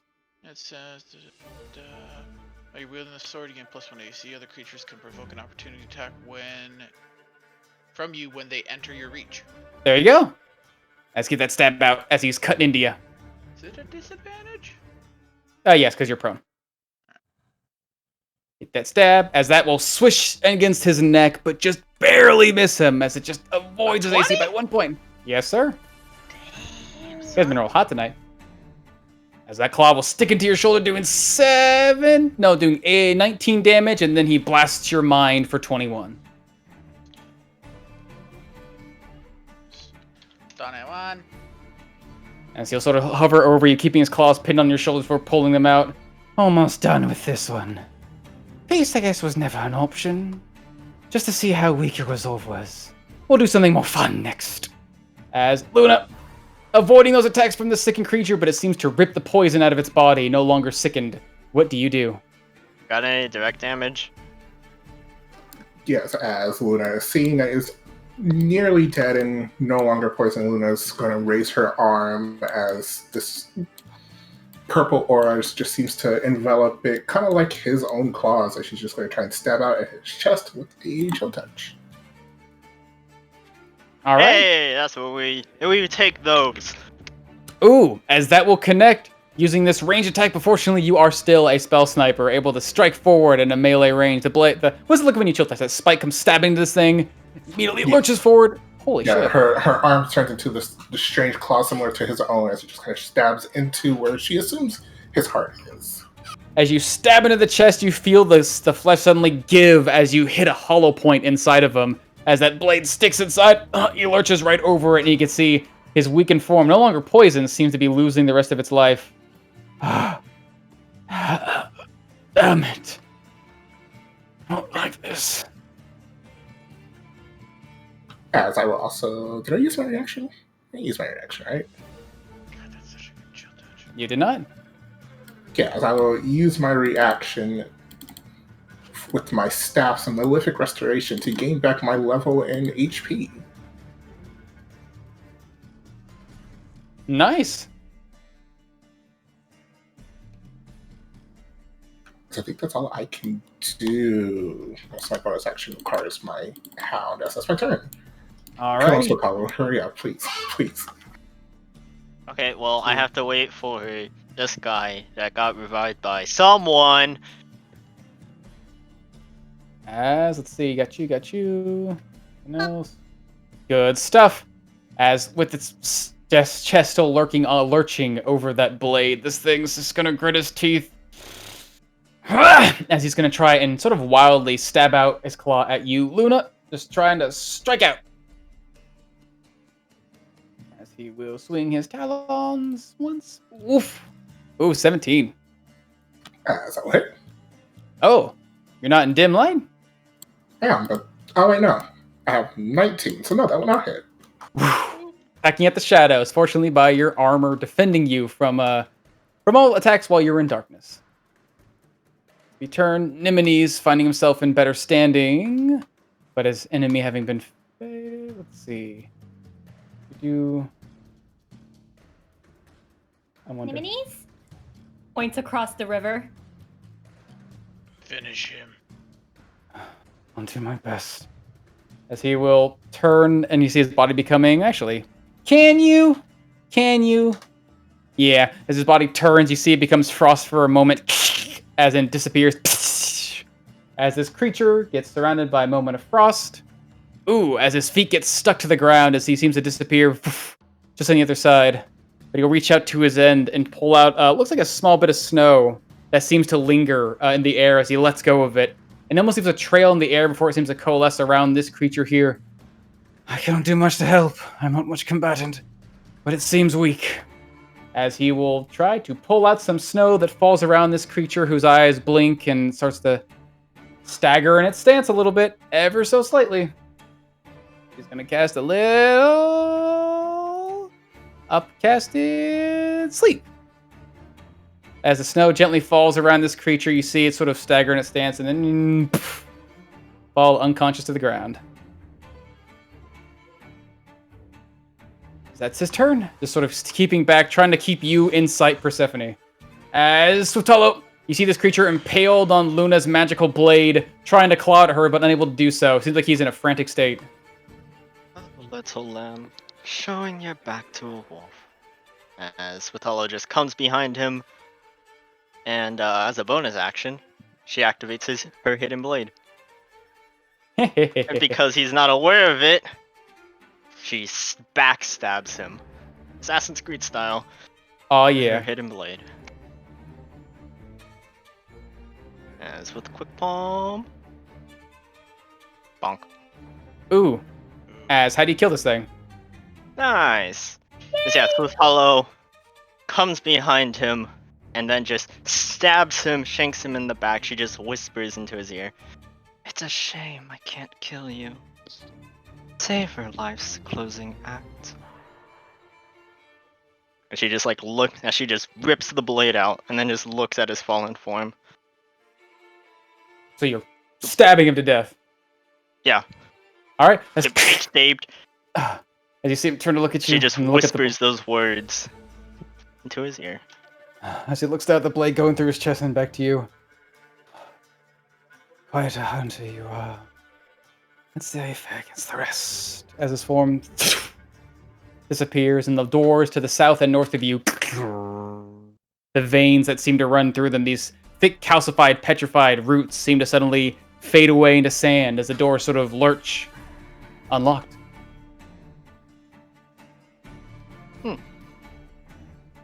Swiftallo was just standing there with her hidden blade. Well, the others. Well, she looks to Luna. Is that your turn? So this door opens up. Both of them seem to unlock. This one leads to Dark Delirium. It also just seems to be unlocked. Which one, Luna? How exactly should I know? I don't know. North? Swiftallo walks north. All right, Goes to the going door. through the door, pushing through. You feel the door resist you for a moment before you simply walk through it. Walking through a moment of darkness that suddenly sort of sweeps beneath your feet, and you, from the southern side, Tamarkan and Samantha hear, as the door seems to open and shut as Swiftallo suddenly appears in the room. Ah, found you. Well, that is not good.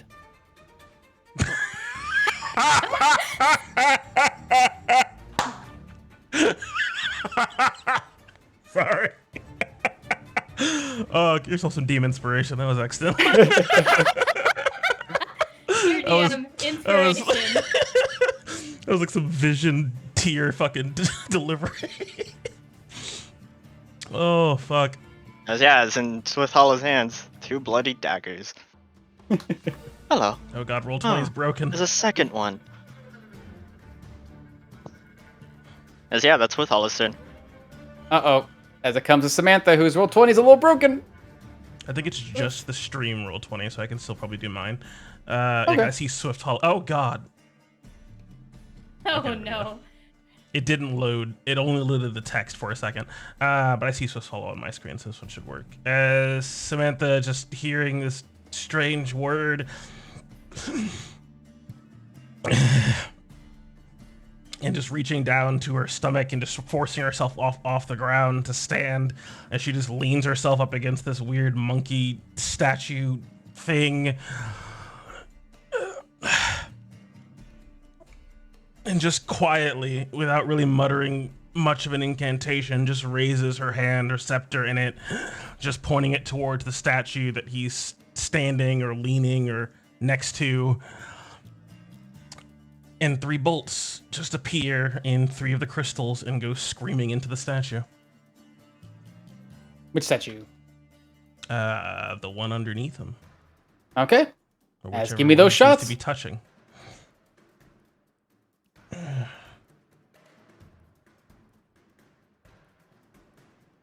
Ooh, as all 3 of those will poof, poof, poof, catch into him as his body seems to lurch in pain. Ah, come now. Oh, let's make this so friendly. Add 15 more damage to that, because it doesn't seem to be having my charisma on there for some reason. Okay. Oof, I think seems to be worse for wear after those strikes. Ah. You see Samantha just sort of lazily look towards him, not really saying much of anything, her eyes sort of dull. As that's her turn. As it comes to this creature's turn, for a moment holding onto this map, smiling, and then suddenly seeing, walking through the doorway, a person who should definitely not be there, and then being sidelined by 3 blasts to the statue he stands on, almost pushing him off as he sort of flutters in the air above. This is looking quite dire. Nevertheless, the game still continues. Tell you what, one last chance. If you stand before me with great strength in your stride, fortitude in your step, I will let all of you walk out here alive with all of your things. We can forget this ever happened. Or else, well, I can't guarantee you'll like what I do to one of your friends. What do you say? You entered into a wager with Samantha Deus. You promised us our lives, and you promised us no retaliation. What do you hope to offer, Dark-Eyed Fae? Oh, just a simple chance to forget any of this ever happened. You truly need such a frivolous trinket from a long-forgotten lady. You've all done quite well in this game and had your fun. You can take your honor from that. Isn't that enough?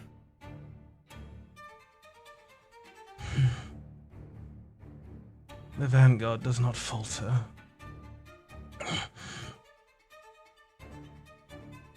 Very well. As he'll put his claws to his chest.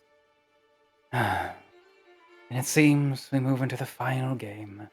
As his chest seems to press into himself, and you can see his form starting to crack ever so slightly until feathers start to pull and off of his cloak, out of his skin, until he just seems to disappear in what seems to be a plume of these feathers. As behind you, Swiftfellow, the door pulses again and opens forth.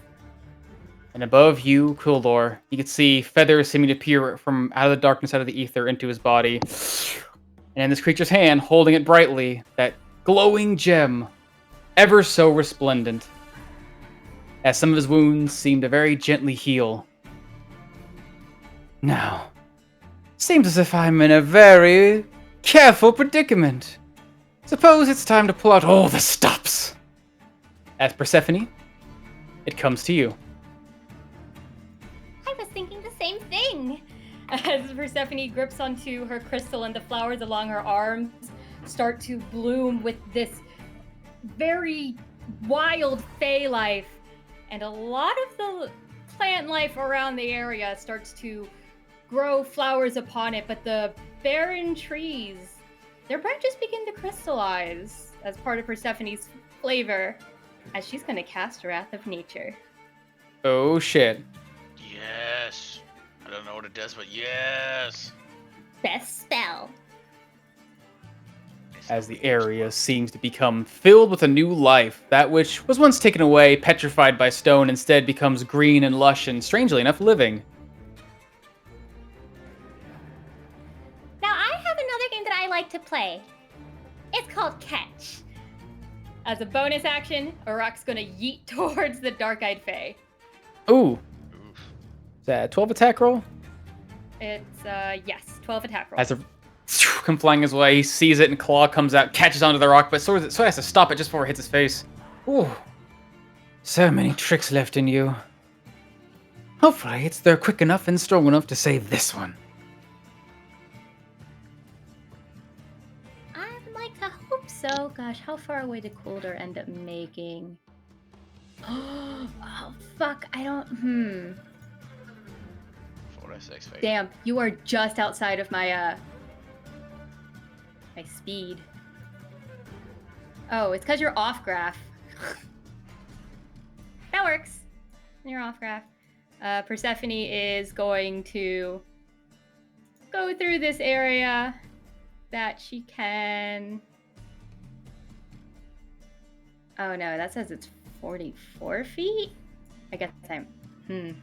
You'd be just 5-ish feet behind, like here or here.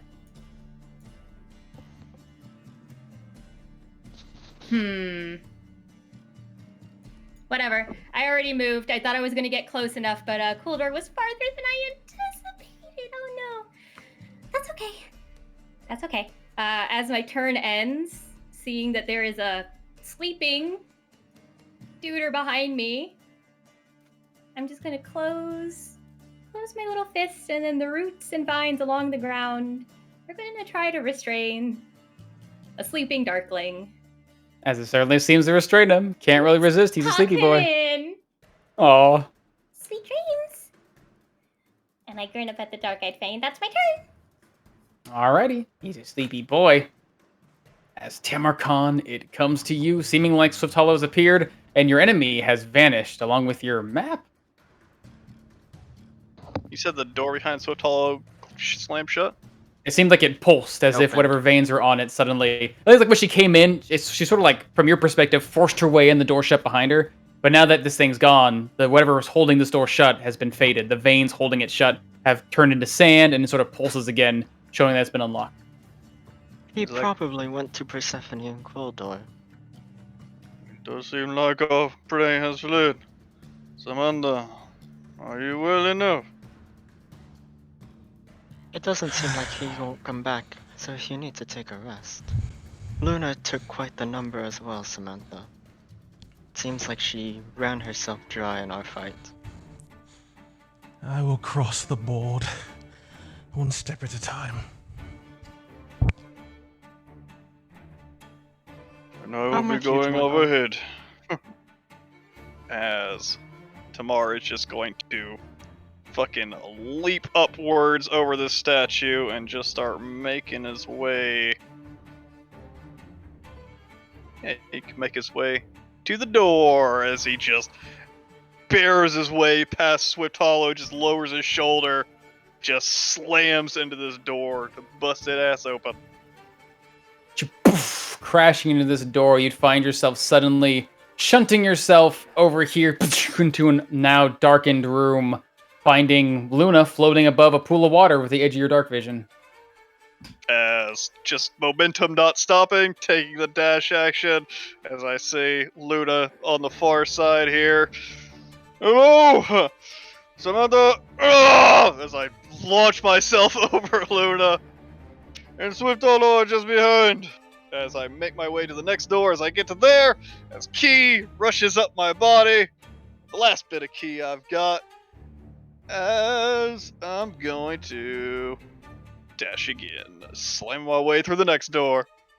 Alright, dashing on through, you feel yourself suddenly bashing through the end of the door, feeling it shut tightly behind you as you do. To a darkened cave with soft crystal lights illuminating certain spots around.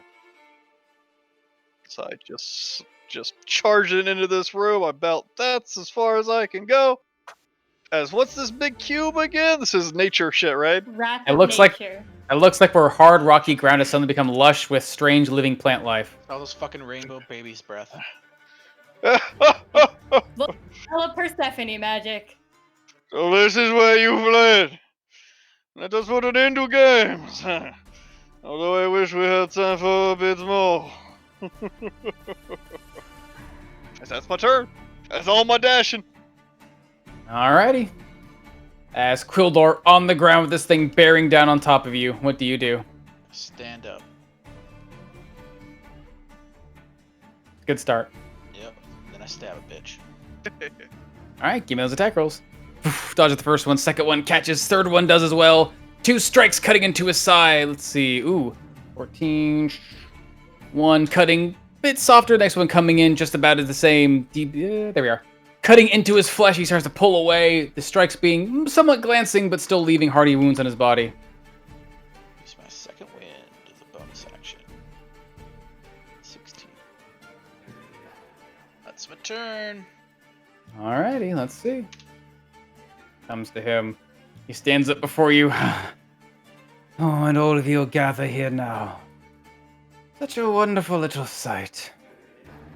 Oh, as long as I have this, though, I still have another chance. As he'll clutch at this thing glowing in his hand, this bright blue, sparking thing, where suddenly his body seems to twist and contort the air around him, rumbling and thundering for a moment before suddenly seeming to burst out in a sudden, basically, explosion. There he is. As suddenly his body will sort of disappear.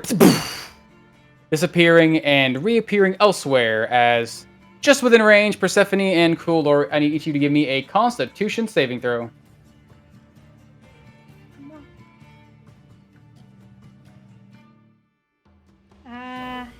I'm gonna use my inspo for this one. Okay. Oh no. I think Persephone. I think our bond. We're just out of range of our bond. No. As with a sudden burst, his body seems to explode before both of you. As suddenly a rush of thunderous energy rushes across you, as each of you would take 27 thunder damage. As he is Not today, rocketed. Satan. Hey, as you'll take 13 thunder damage as he is rocketed away. Let's see. That's it, run, coward. Let's see. Yeah, that's right. Run like the small child Perfect. that you are. As he will teleport high up into the air, ceiling just on the edge of your vision, seeming to be about 60 feet or so. Heh heh heh. How tall are the trees are 20 feet tall? 60 feet. Mhm. 60 No, feet the tall. trees are 20 feet, the ceiling is 60. Mm-hmm. This will not be the end. Come now, as he clutches onto this thing, you hear a soft crackling sound as more lightning begins to course over his hand. The game is not over. My pieces are still in place. I can still win this. I can still win this. As Luna comes onto you. Luna was about to charge north until she saw Tarakan just come and hop over her and go south. Assuming that the other two will follow suit, Luna is going to move down to this door and try to go through. Yes, ma'am. Just going right through, getting to the edge, and suddenly pushing through like you did before. Door shuts behind you immediately, but you find yourself on the southern or the western end of this great cavern.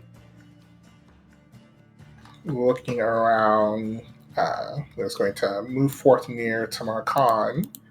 As she gets close enough, she can kind of see him up in the sky, and she's going to once again pull out her staff, point it at the dark-eyed Fade, and shoot another chill touch at him.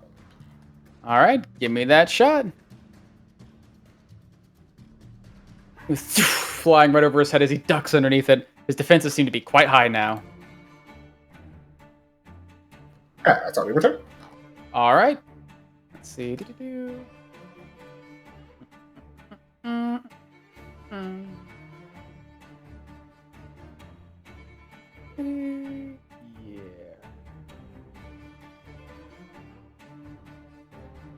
Yeah. as it comes to Nemenes, who sits back watching all of this unfold. Oh, Nemenes, what have you done to me? Yes, cast Meteor Swarm.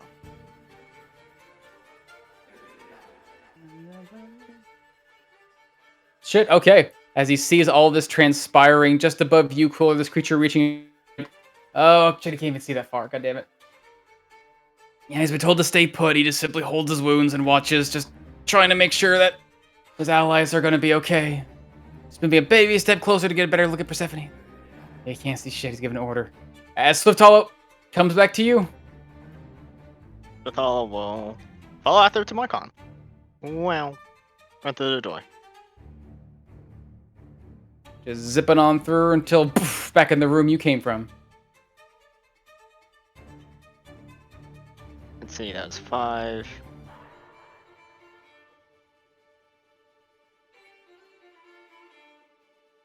Bonus action dash, yeah. All right. Whee. Test of stamina and endurance.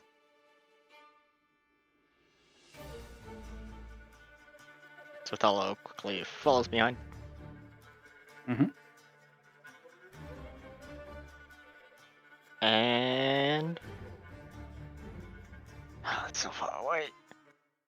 I think my dagger is just barely on in range.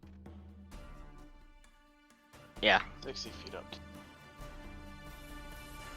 Oh, good thing I have a crossbow.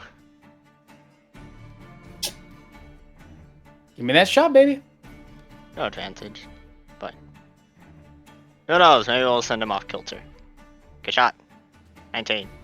Bolt flying ever so close, but just barely avoided.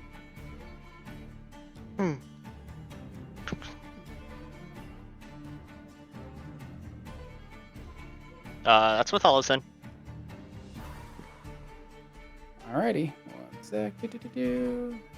Come on. Walk. What is it?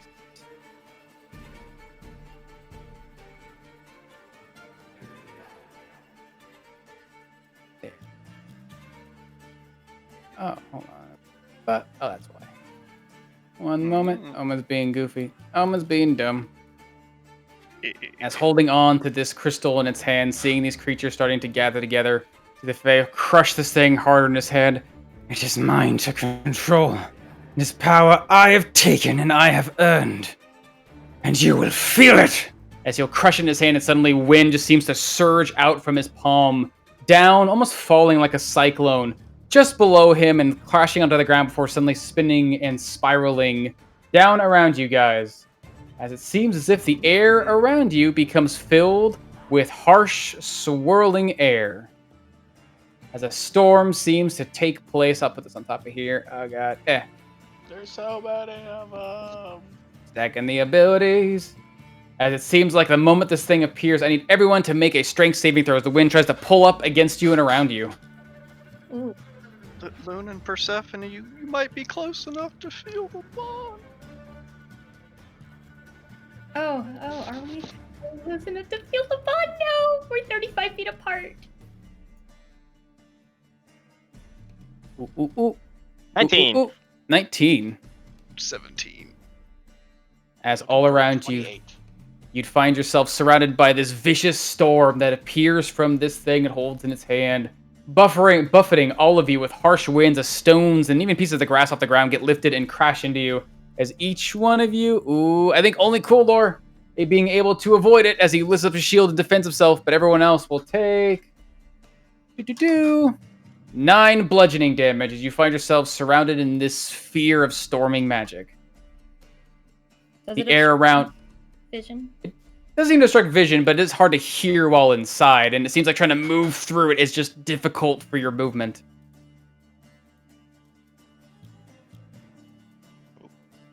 Let's move it around. Don't die. Oh, people need to move it so that they could actually change their. Yeah. Boop. There we are. Go. Boop. There we are. Okay. As it comes to you, Samantha. Wounded, but it seems like all your allies have dashed out of the room. Was I able to, as they open the doors and move through the areas, see through to the other areas? Seems like it. With these doors, the only one you can't see through with your amazing vision is this final door shut here. The rest of them seem to remain open. But you do see a straight shot going down a hallway, down into a room filled with water, apparently, and then leading to a stone-cold door. Yeah, I'm saying when that last door opens, was I able to see through that when Swift Hollow went through it and... Yep, again, so the moment they push through it, it shuts right behind them. It seems like there's still magic keeping it locked. It's like when this thing entered the room, there's still magic on the other side, keeping people from exiting. So they go through it, shuts right behind them. These ones that seem to be unlocked to this room and this room, completely open. Yeah, easy to see through. I mean, just a picosecond of vision. Would I be able to proceed? Like, not on your turn. Huh? Not on your turn. Yeah, but I'm saying, did I see it when they went through earlier? Could I have Yeah, seen for into a glimpse. the room? I'd say a glimpse. For A glimpse of it. A glimpse? Yeah. A dimension door-sized glimpse? Possibly, one might say.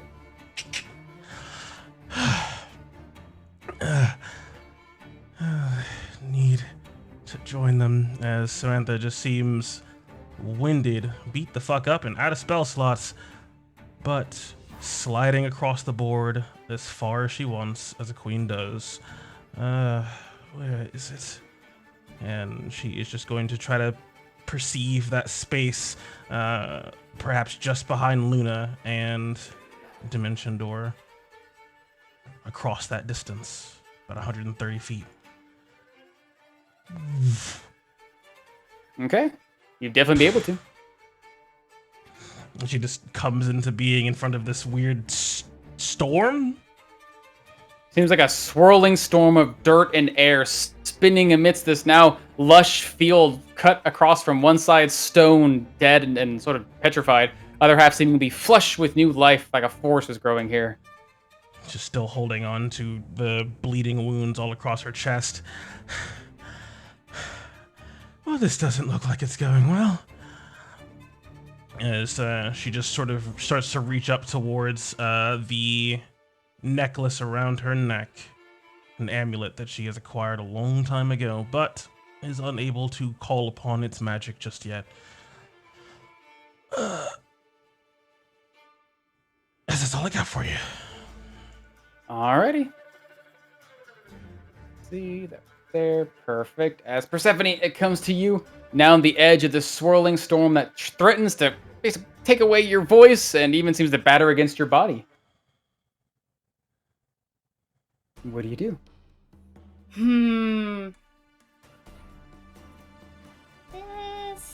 Oh god, there's really not a lot of easy options, are there? Nope, sorry.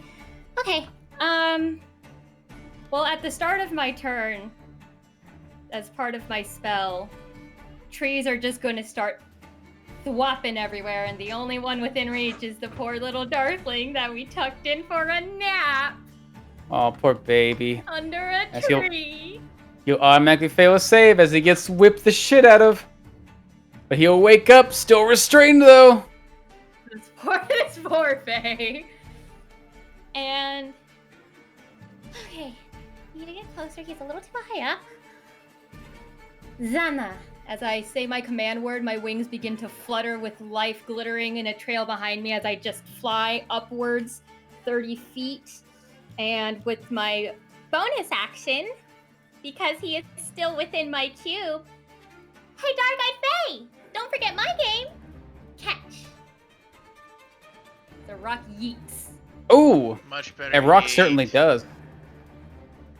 That goes flying as he's sort of casting his magic, catches him in the side of the head, suddenly doing, 12 bludgeoning damage. Although, with your wings flapping as hard as they can, you do find it hard to move as this is difficult terrain flying through. That's okay. I just wanted to get up in the air, so if it's difficult terrain, I probably only made it up 15 feet. About so, yeah. As he's, let's see, he sort of clenches his teeth. Oof, but able to keep his magic in hold. Oh, but he needs to make a strength save? Nope. Oh, yeah. Yeah! Let's see. Non-magical. Not magical. Non-magical. He just gets hit with a rock. Ow! As immediately catches him off guard. He's able to keep a hold of his magic, but suddenly finds himself flipping upside down and falls 60 feet. Is he Let's held see. Is he held aloft by magic? Doesn't seem so. Nice. Another 66 As roll me damage. 66, Persephone. Ooh. Okay, what is it? Slash roll? Because actually, I can do the advanced thing. Yes, ma'am. Meh. Okay, you said 66? Okay, 66. well that was was one of them. one. I didn't think it was gonna 5. do the one when I clicked the D6 option. Okay, there we go. Here's the other 5. Ooh. 23. As comes crashing hard to the ground. Immediately, basically, hear his body break for a moment. As he lands within the storm. Let's see. Ba ba ba ba da da da. Ooh, still hold on to his magic, but it seems like he's been knocked prone to the ground. Somebody get the heart now! And that's gonna be my turn. Won't it? All right. As this guy does he get a chance to break out? Can he use his action to try and get out? I think he can. Let's see. It's my roots and Oh God, he's. this poor guy. Yeah, he can use an action to pick up. Oh boy, athletics can he make check. it? Well, he'll try. Oh boy.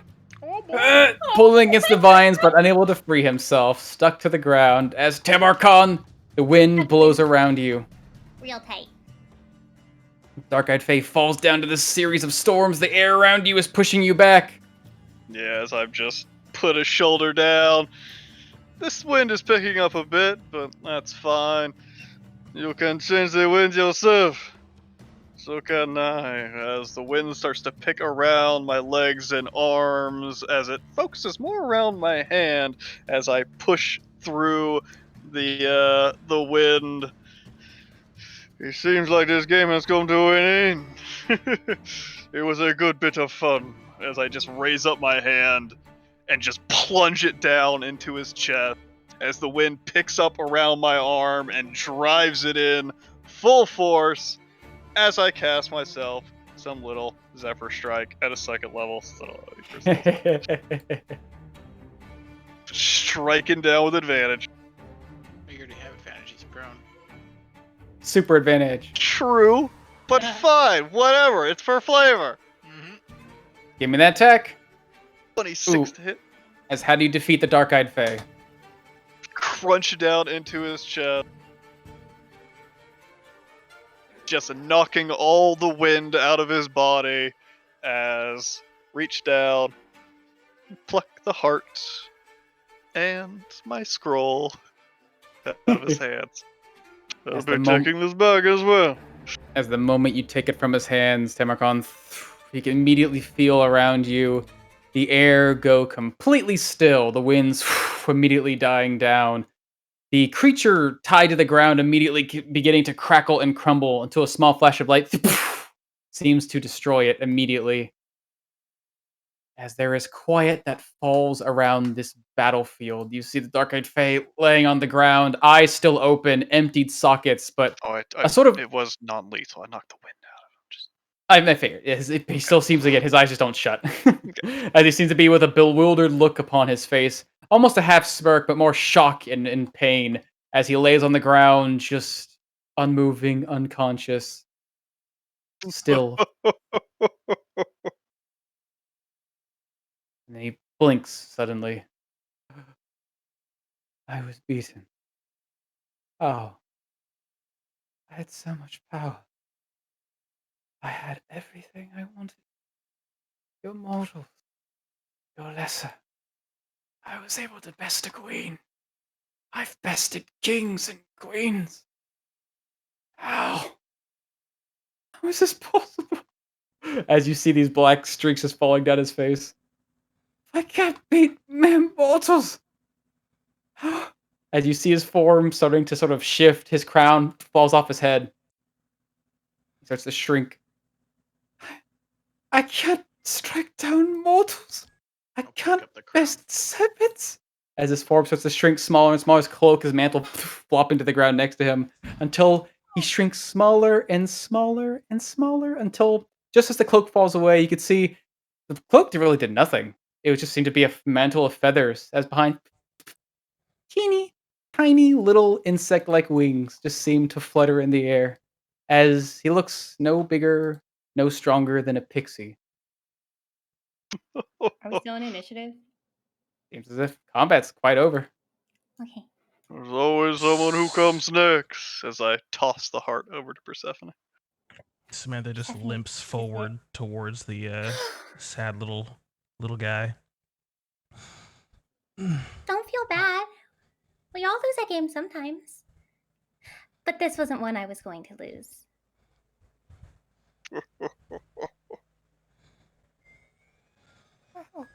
How did you win? I had more power. I had more things than you. I had the dark eye. I've seen more. I've known more. How can children beat me? Maybe because you didn't think we'd win in the first place. So we kept surprising you.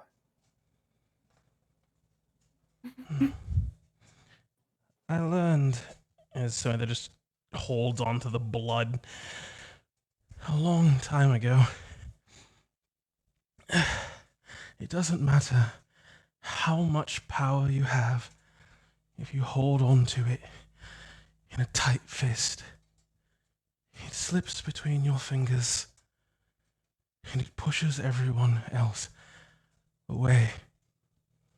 You lost because you, dark-eyed Fae, are alone. Your throne, beautiful, twisted, powerful. But even without her heart, Titania still has all those who love her beside her. We are the valiant vanguard. We stand together against you. That is why you lost. Because you're alone.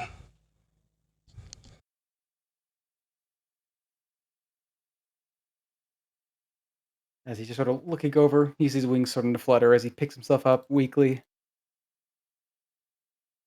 I hate learning things. Learning things from creatures who should know no better. Hold out my finger so he can perch like a bird. As he just starts to flutter away from you guys. I don't want to see you anymore. You have what you want. I have nothing. Just leave, please. Oh. I must feel What bad is a now. shame. You played me in Why my game. I was hoping for another. Why would you want to play with something as weak as me? I've lost everything. I have nothing to offer.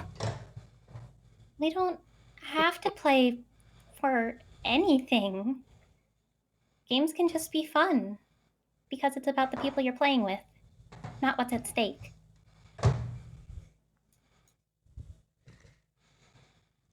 Oh no, I did Exactly. like stabbing him. Swiftello, please. We're supposed to be working on that. You do have one thing you could offer, dark-eyed Fae. And Samantha just weakly holds up her hand, putting her scepter at her side. Friendship? Are you going to say friendship? Please say friendship. You're ruining it for me, Persephone. Sorry. We could be friends, if you'd like. I've learned the value of such things. It's much more than a trinket or bauble, much more than anything you could own. I have learned friendship and love are immeasurable. Roll me a persuasion check. Do it for me, because I'm making ramen, because I'm fucking hungry. I'm cooking ramen over here. I'm a snake. I'm cooking ramen over here. Cody's hungry, Winner. all right? You nat 20'd! DM You rolled your nat nat 20'd! Woo! Good I heard job. that all the way from That's up here. playing to win, baby. Good job, Omen. You did it. Omen, You did won. it. You Good won. job, Omen! It's an Nah. Omen victory. It's all Omen. All Now right. make them kiss. I have nothing left to offer Push, but push, that. push. I shall offer myself. Perhaps we'll play one more time. Maybe I'll become stronger. Something worth more. Yes, in time. In time. as he'll float over. He'll float over to you, Persephone, perch on your hand for a moment. In time. For now, I'll watch. I'll wait. I'll see how this thing works.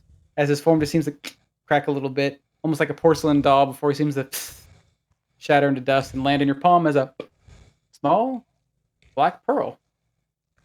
Oh. I think we literally broke him. He will reforge himself stronger. That much I know for a fact. To the far eastern side of the room, you hear this a rumbling sound as a pair of doors open forth, and you can see a soft light lead inside to a green meadow, a similar place you guys once were before, opening back towards the chamber of the dark-eyed fae. Oh, shall we go find our spoils? Sure. We Maybe. already got the heart. Persephone has it. Persephone holds up the heart. Again, it's Yes, this we already strangely have it. What else can he iridescent thing. offer us? I don't think it's an offer. Yes, Apparently it's an one of my exit. brothers from long ago came here before. He said he took something from him. I'd like to know what that is. Maybe his size. Niminis. Alan, you seem to slow watching over you, seeing you approach. That was Holds it up. amazing. So he'll step forward, reach his hand out towards it, and then sort of pull his hand away. It's quite beautiful. But you were wonderful. Thanks. Apologize I could not be of much more help. I don't think I could have been more compared to what you and your friends offered. Well, I be told you told. not to play. I was fearful he would find her as he puts his hand up to her shoulder and you see his hand suddenly shift a little bit. But it seems Savilla. I'm still here. That was a little scary. Yeah. It's usually like that. Adventuring sounds fun only in the stories. Just Persephone, like with her wings, just like keeps herself a little bit off the ground and flies behind everyone else. You seem to do quite well back there. I think you've really found your calling. Even if it's a dangerous one. We should go, though. Somewhere safe and warm. Yeah, let's go back to his meadow? His throne room? His forest. I don't know. I suppose Smithall into my corner already stepped through the door. Hey, We Sweet wait. Hollow. Is it worth a good thrill? Ah,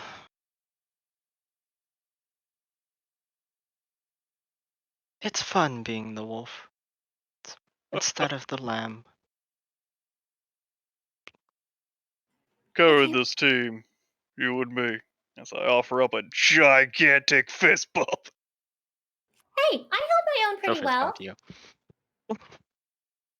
She gives you that fist bump. just push Persephone away. Gets pushed back. Although you Valiant did have a Vanguard. point, he did underestimate me. I guess that's what happens when you present yourself as a lamb.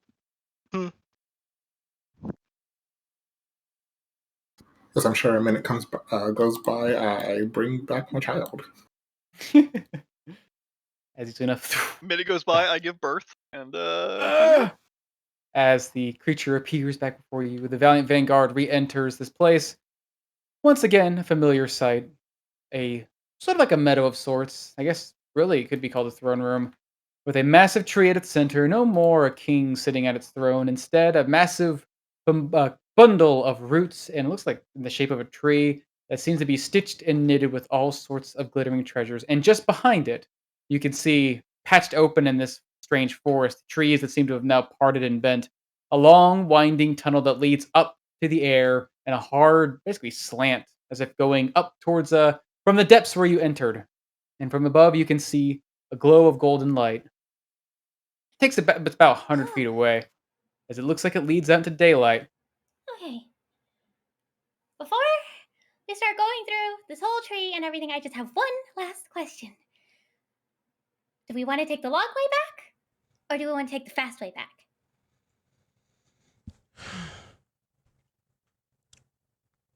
I gotta get somewhere safe so we can sleep so fast. I love a good jaunt through the woods, but I don't been- know if all of us are up for the trek. I've been I holding would some have of my... enjoyed basking in the sunlight. But it seems everyone, as her eyes glance over Persephone, Quildor, Samantha, and Luna, and Nemesis all bleeding out, are worse for Fine. wear. Of course. Okay, so take a breather here, look through the stuff, and then we're going to hop into a tree and go back to Queen Titania. I mean, before that, we're gonna grab all the treasure that's in the Yes, tree. yes. As Persephone just lies down on the grass and take a breather. We should definitely look after we take the breather, though. I feel as if it's almost 11, maybe 12. Yes. Oh man, we're still going. As Valiant Vanguard would spend their time going through the treasure, assumedly so, using this massive tree as something as an anchor point for someone's magic, possibly, to venture forth back to the safety of Argaea, the Solstice Kingdom, with their treasure from an impossible task now in hand, their lives having been risked, challenges overcome with might and mind, and now holding in their hands a power beyond measure. Valiant Vanguard have found themselves quite triumphant tonight, and now move on to, I suppose, to relish in the glory. Because that's all I got for you tonight, baby. Song Yay! Rapture gonna be done tonight, and we'll see about the next couple weeks. Might If be you wanna down take someone. If you want to take next Thursday off, you can take next Thursday off. I mean, And that's fine. someone's got something important coming up, and I need to be there. Who's I missing? should be here on the 25th. You missing, John? That's right, you Yeah. are. Yeah, you're missing March games. Well, that was quite the exciting fight, and I certainly hope you all enjoyed being a part of it, along with the captivating roleplay and excellent rolls and fun time. As the Valiant Vanguard have vanquished another unvanquishable foe, retrieved the unretrievable, and are about to enjoy the bounty of their efforts. We should hopefully be back on the 25th officially, or we'll see. Should see. Alright, so stay posted on the Discord for any changes, but hopefully we'll be on the 18th at 7:30 p.m. Eastern right here on Lionhead Gaming. And we are coming back this Sunday for Heroes of Thylea with our wonderful gang, the Oracle's Chosen, continuing their trek now through a much more windy and harsh section of the Mithril Mountains, ascending towards the necropolis. What awaits them, they do not know, but it is sure to suck like everything else. Good luck!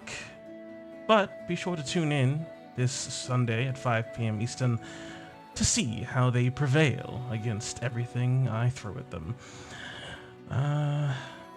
Yeah, that's all I got for you. We do have a wonderful new merch store with some great diverse merch, both with the Lionhead Gaming logo and the wonderful little sign-off with more merch to come. So be sure to keep an eye on that. Link to that will be in the chat and available on Discord. We're gonna go ahead and find somebody wonderful doing some D&D to host, and yeah, that's all I got for you. So, as always, may your dice roll 20s, and you always make your saves. Lady y'all. Bye! Wash your hands, wear your Ooga, mask. ooga, shaka. Flush your hand.